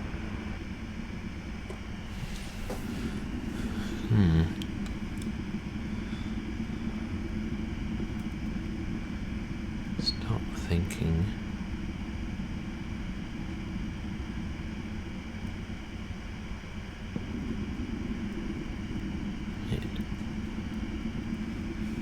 Nothing.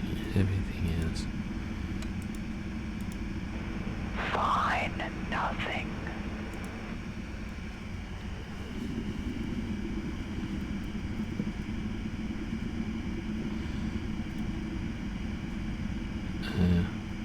See, you just stop.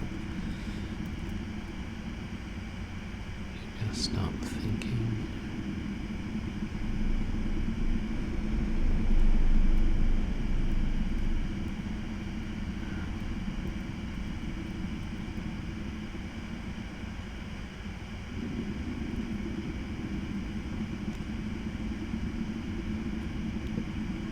I feel like it should be can harm you, just stop thinking.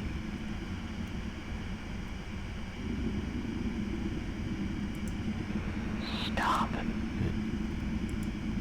Can Everything is. everything fine. Or you just find nothing.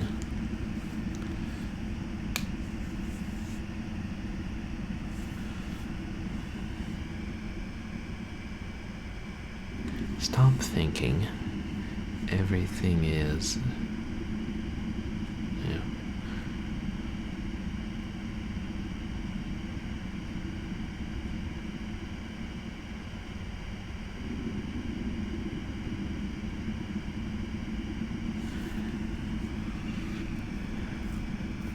Find. You just.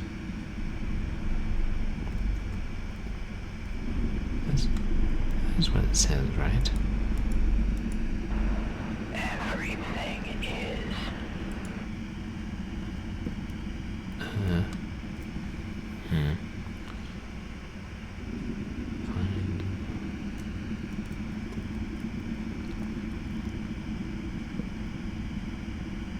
Find nothing.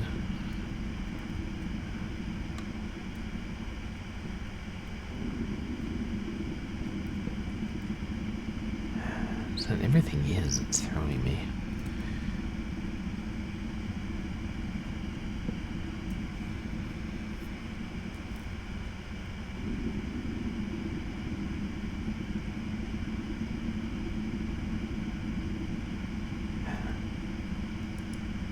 you just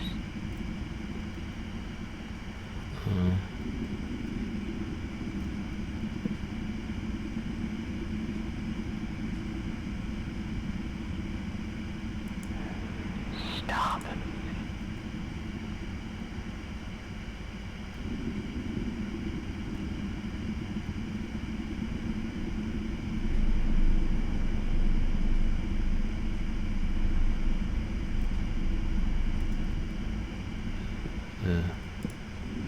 Let's just try this.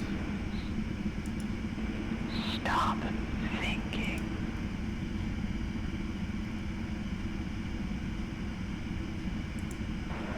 Everything is can harm.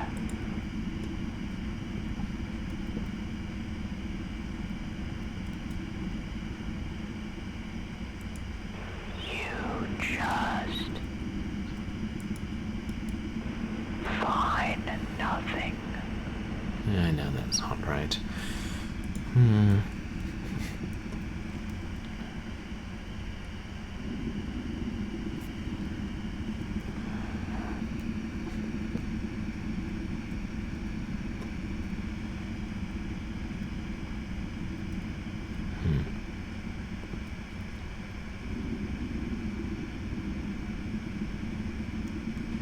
Everything is.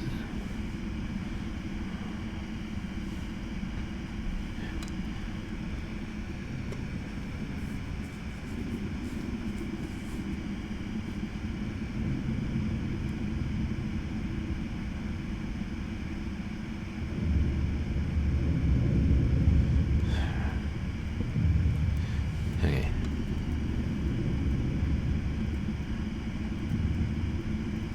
Everything is, find nothing.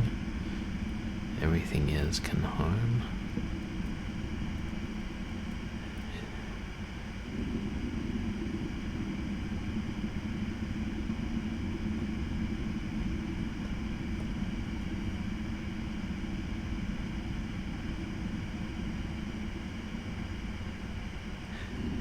Can harm has to be before you just.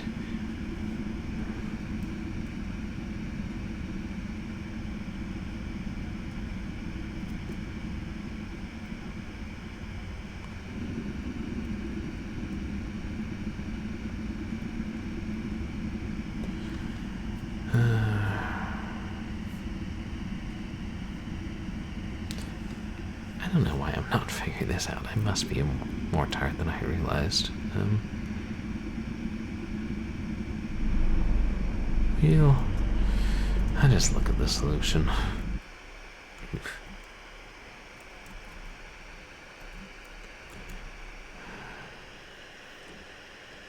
I know we're so close.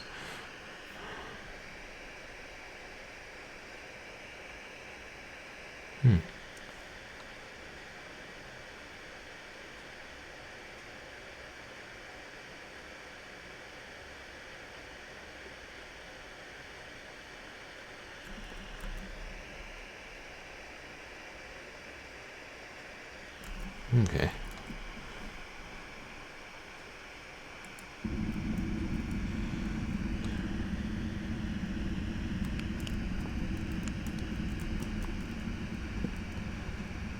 I'm sure this will all make sense when I hear it.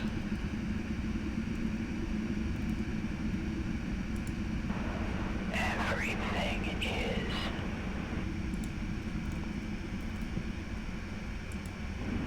Find nothing.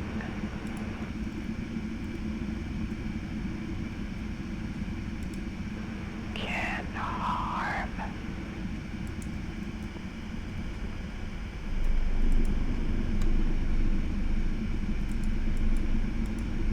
You just.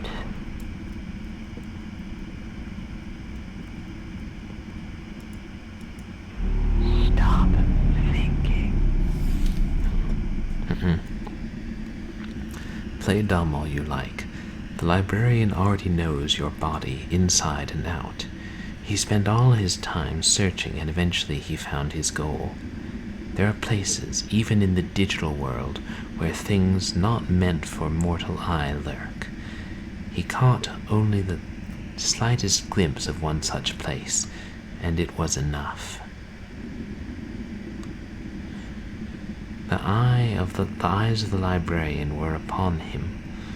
From that point forward, what happened was destined to happen. And worst of all, he would never find the knowledge he sought. Maybe it's better that way.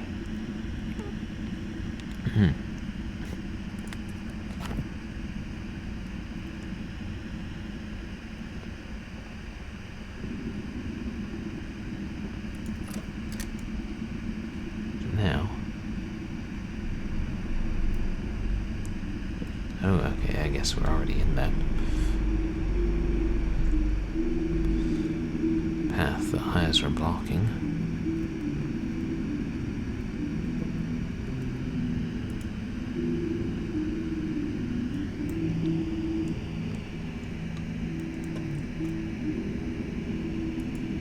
Oh, we have to type in a code.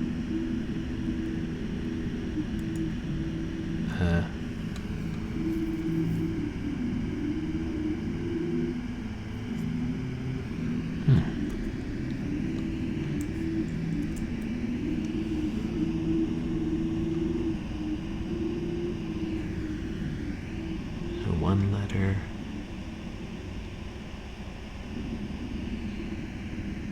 6 letters, 2 letters, 4 letters, 3 letters.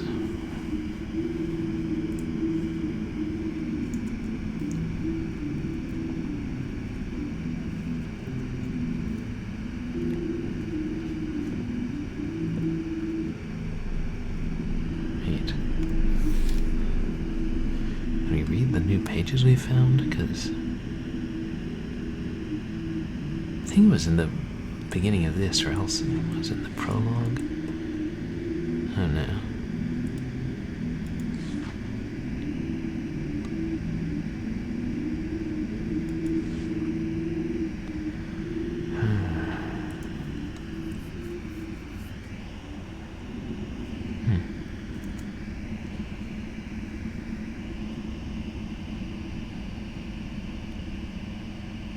Wait. First word.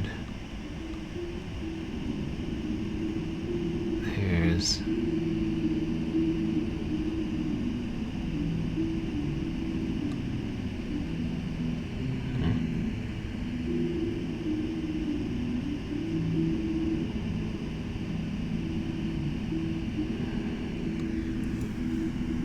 I haven't been looking at the notebook, so I don't know what's caused some of these letters to appear.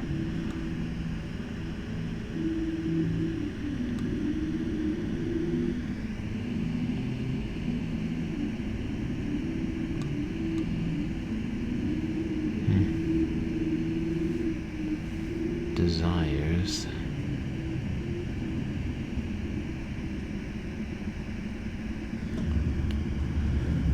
Wait, do we have to decode this by... Maybe. I've got these symbols.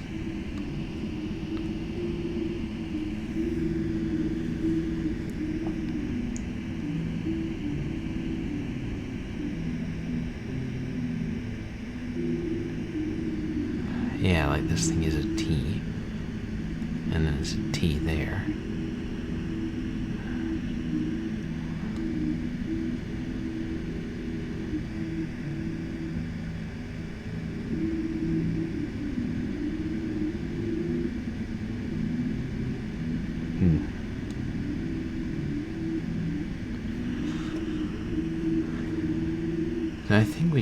I think I could do this. I think it gives us enough information, but I don't think I have it in me tonight.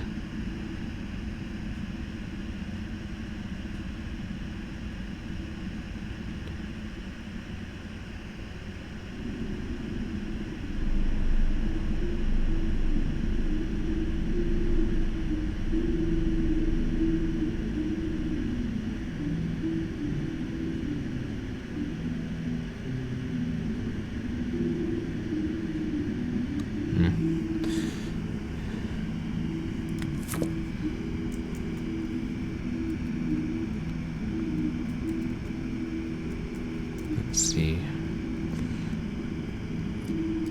Or maybe there are more hints in store. Oh wait, we're back here.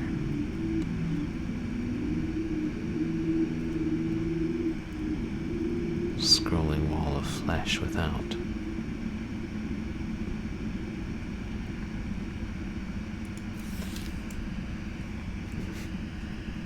He was aware enough to be jealous, though she rebuked his advances, though she suggested the two of them never see each other again. It was, of course, not enough for him. He would come by daily, nightly. When she locked the door, he would continue to bang on it. When she called the police, he still found ways to watch from afar. Until one night, that is, when he watched an unknown, foreign shape enter the abode. Though he could only barely make the silhouette out, he could tell it was a man, and that was enough to send him into a rage. The authorities arrived too late on scene to save anyone. Though the fire was contained, the victims died of smoke inhalation. Somehow, they hadn't been able to open the front door. The screwdriver keeping it jammed was no longer at the scene of the crime, of course.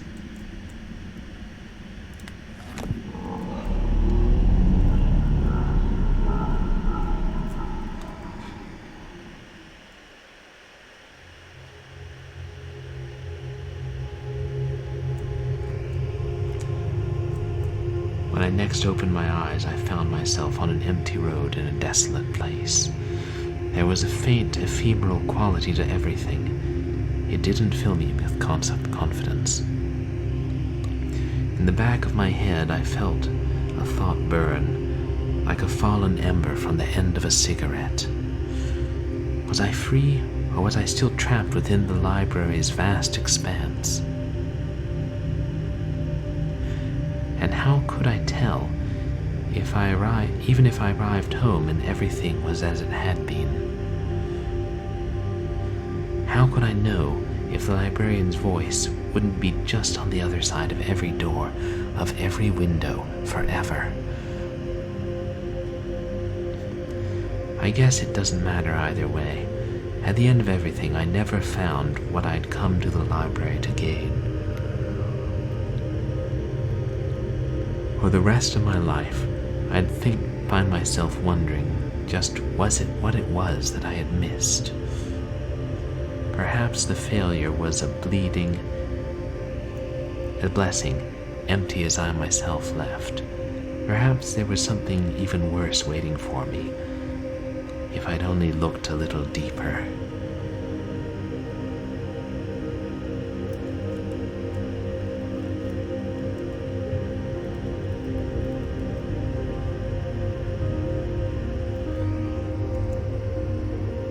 But I doubt it.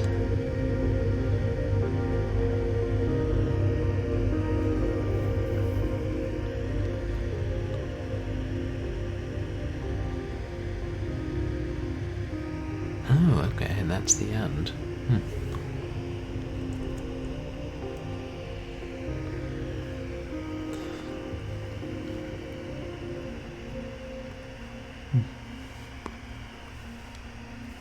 I'm assuming if we decoded the symbols in the notebook and then would give us the code to open that final door, and then we would have dug deeper and found out more.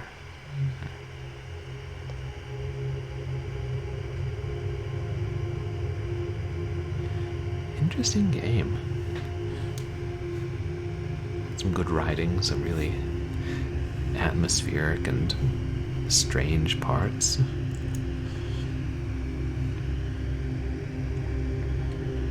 think I just spent too much time trying to figure out a couple of things. Thinking that the way that things moved when you weren't looking at them was a puzzle.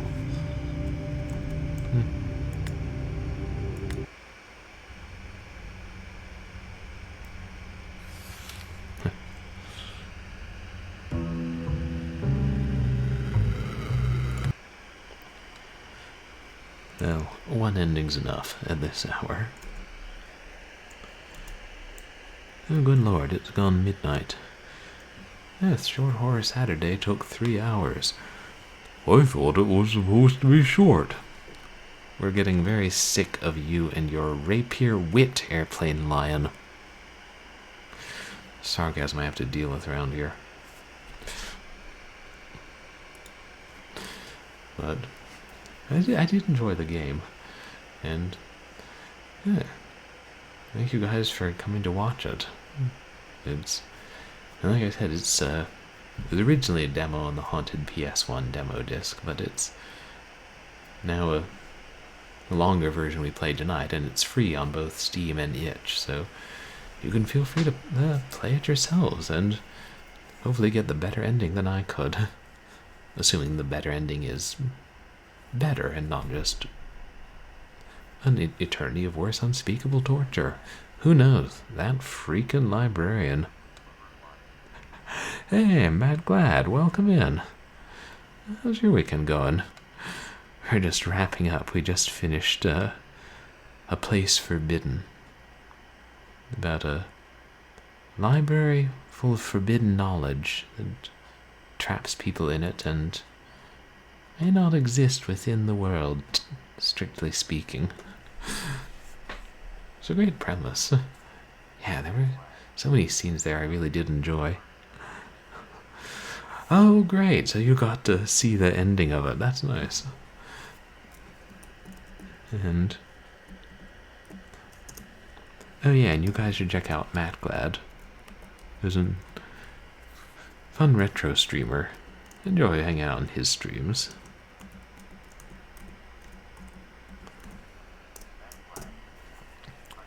So, yeah, I know what you mean. It's like there are too many games to play them all, and so if you, I mean, it's better just to watch them, or you know, watch part of them, see the ending. Especially really long games, like, you know, plenty of games I'd like to see the ending of, but I'm not necessarily going to play 100 hours to get through it. I'm sure the ending of, what's it called? Skyrim is quite delightful, but I don't really have a year of my life to devote to Skyrim.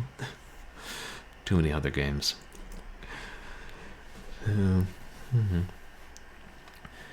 yeah, I'll probably wrap up and raid somebody, but, see, to let you guys know what's coming up, it's pretty straightforward. I stream Wednesday and Sunday evenings, and then Saturday late afternoons. And tomorrow I'll be playing more of East Side Story, the Carol Reed murder mystery that we started last Sunday. And Wednesday I'll be playing more of Hasselvania, The Quest for Shut-Eye, and possibly finishing it. Yeah, even slowed down by the annoying bugs, which sometimes mess up the visuals and make you restart the game, or restart the game for you. Still, fun game. I'll see if I can figure out what's causing those problems. And then next Saturday, we'll probably do more Haunted PS1 games. I don't know, that's open to change, but you guys can also follow me on MySpace and Twitter, as well as Twitch, to see when I'm live and what I'm going to be playing and other random things. Oh god, I bet my friend who I was going to raid is no longer alive.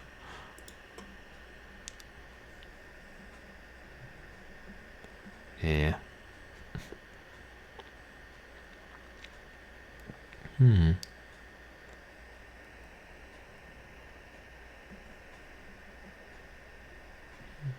Yeah, it's like a horror game. And I don't think we've rated Captain Peel Card in a while. He's playing King's Quest 4. And yeah, his streams are entertaining, and he plays difficult adventure games. Yeah. I play relatively easy stuff by comparison.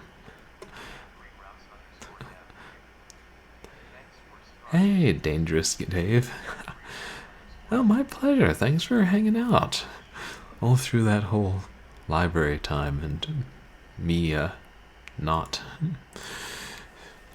noticing the flashing padlock on the window that whole time.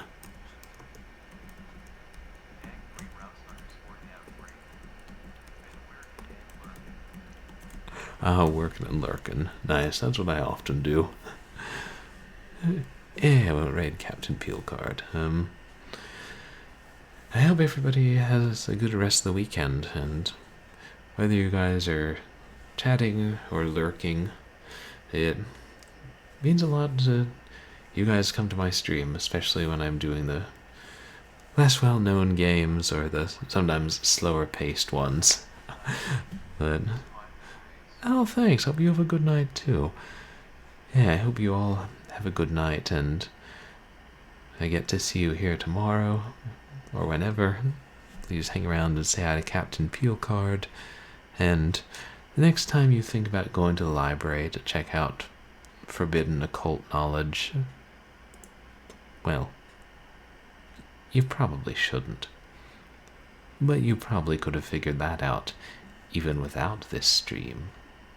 Some knowledge is forbidden.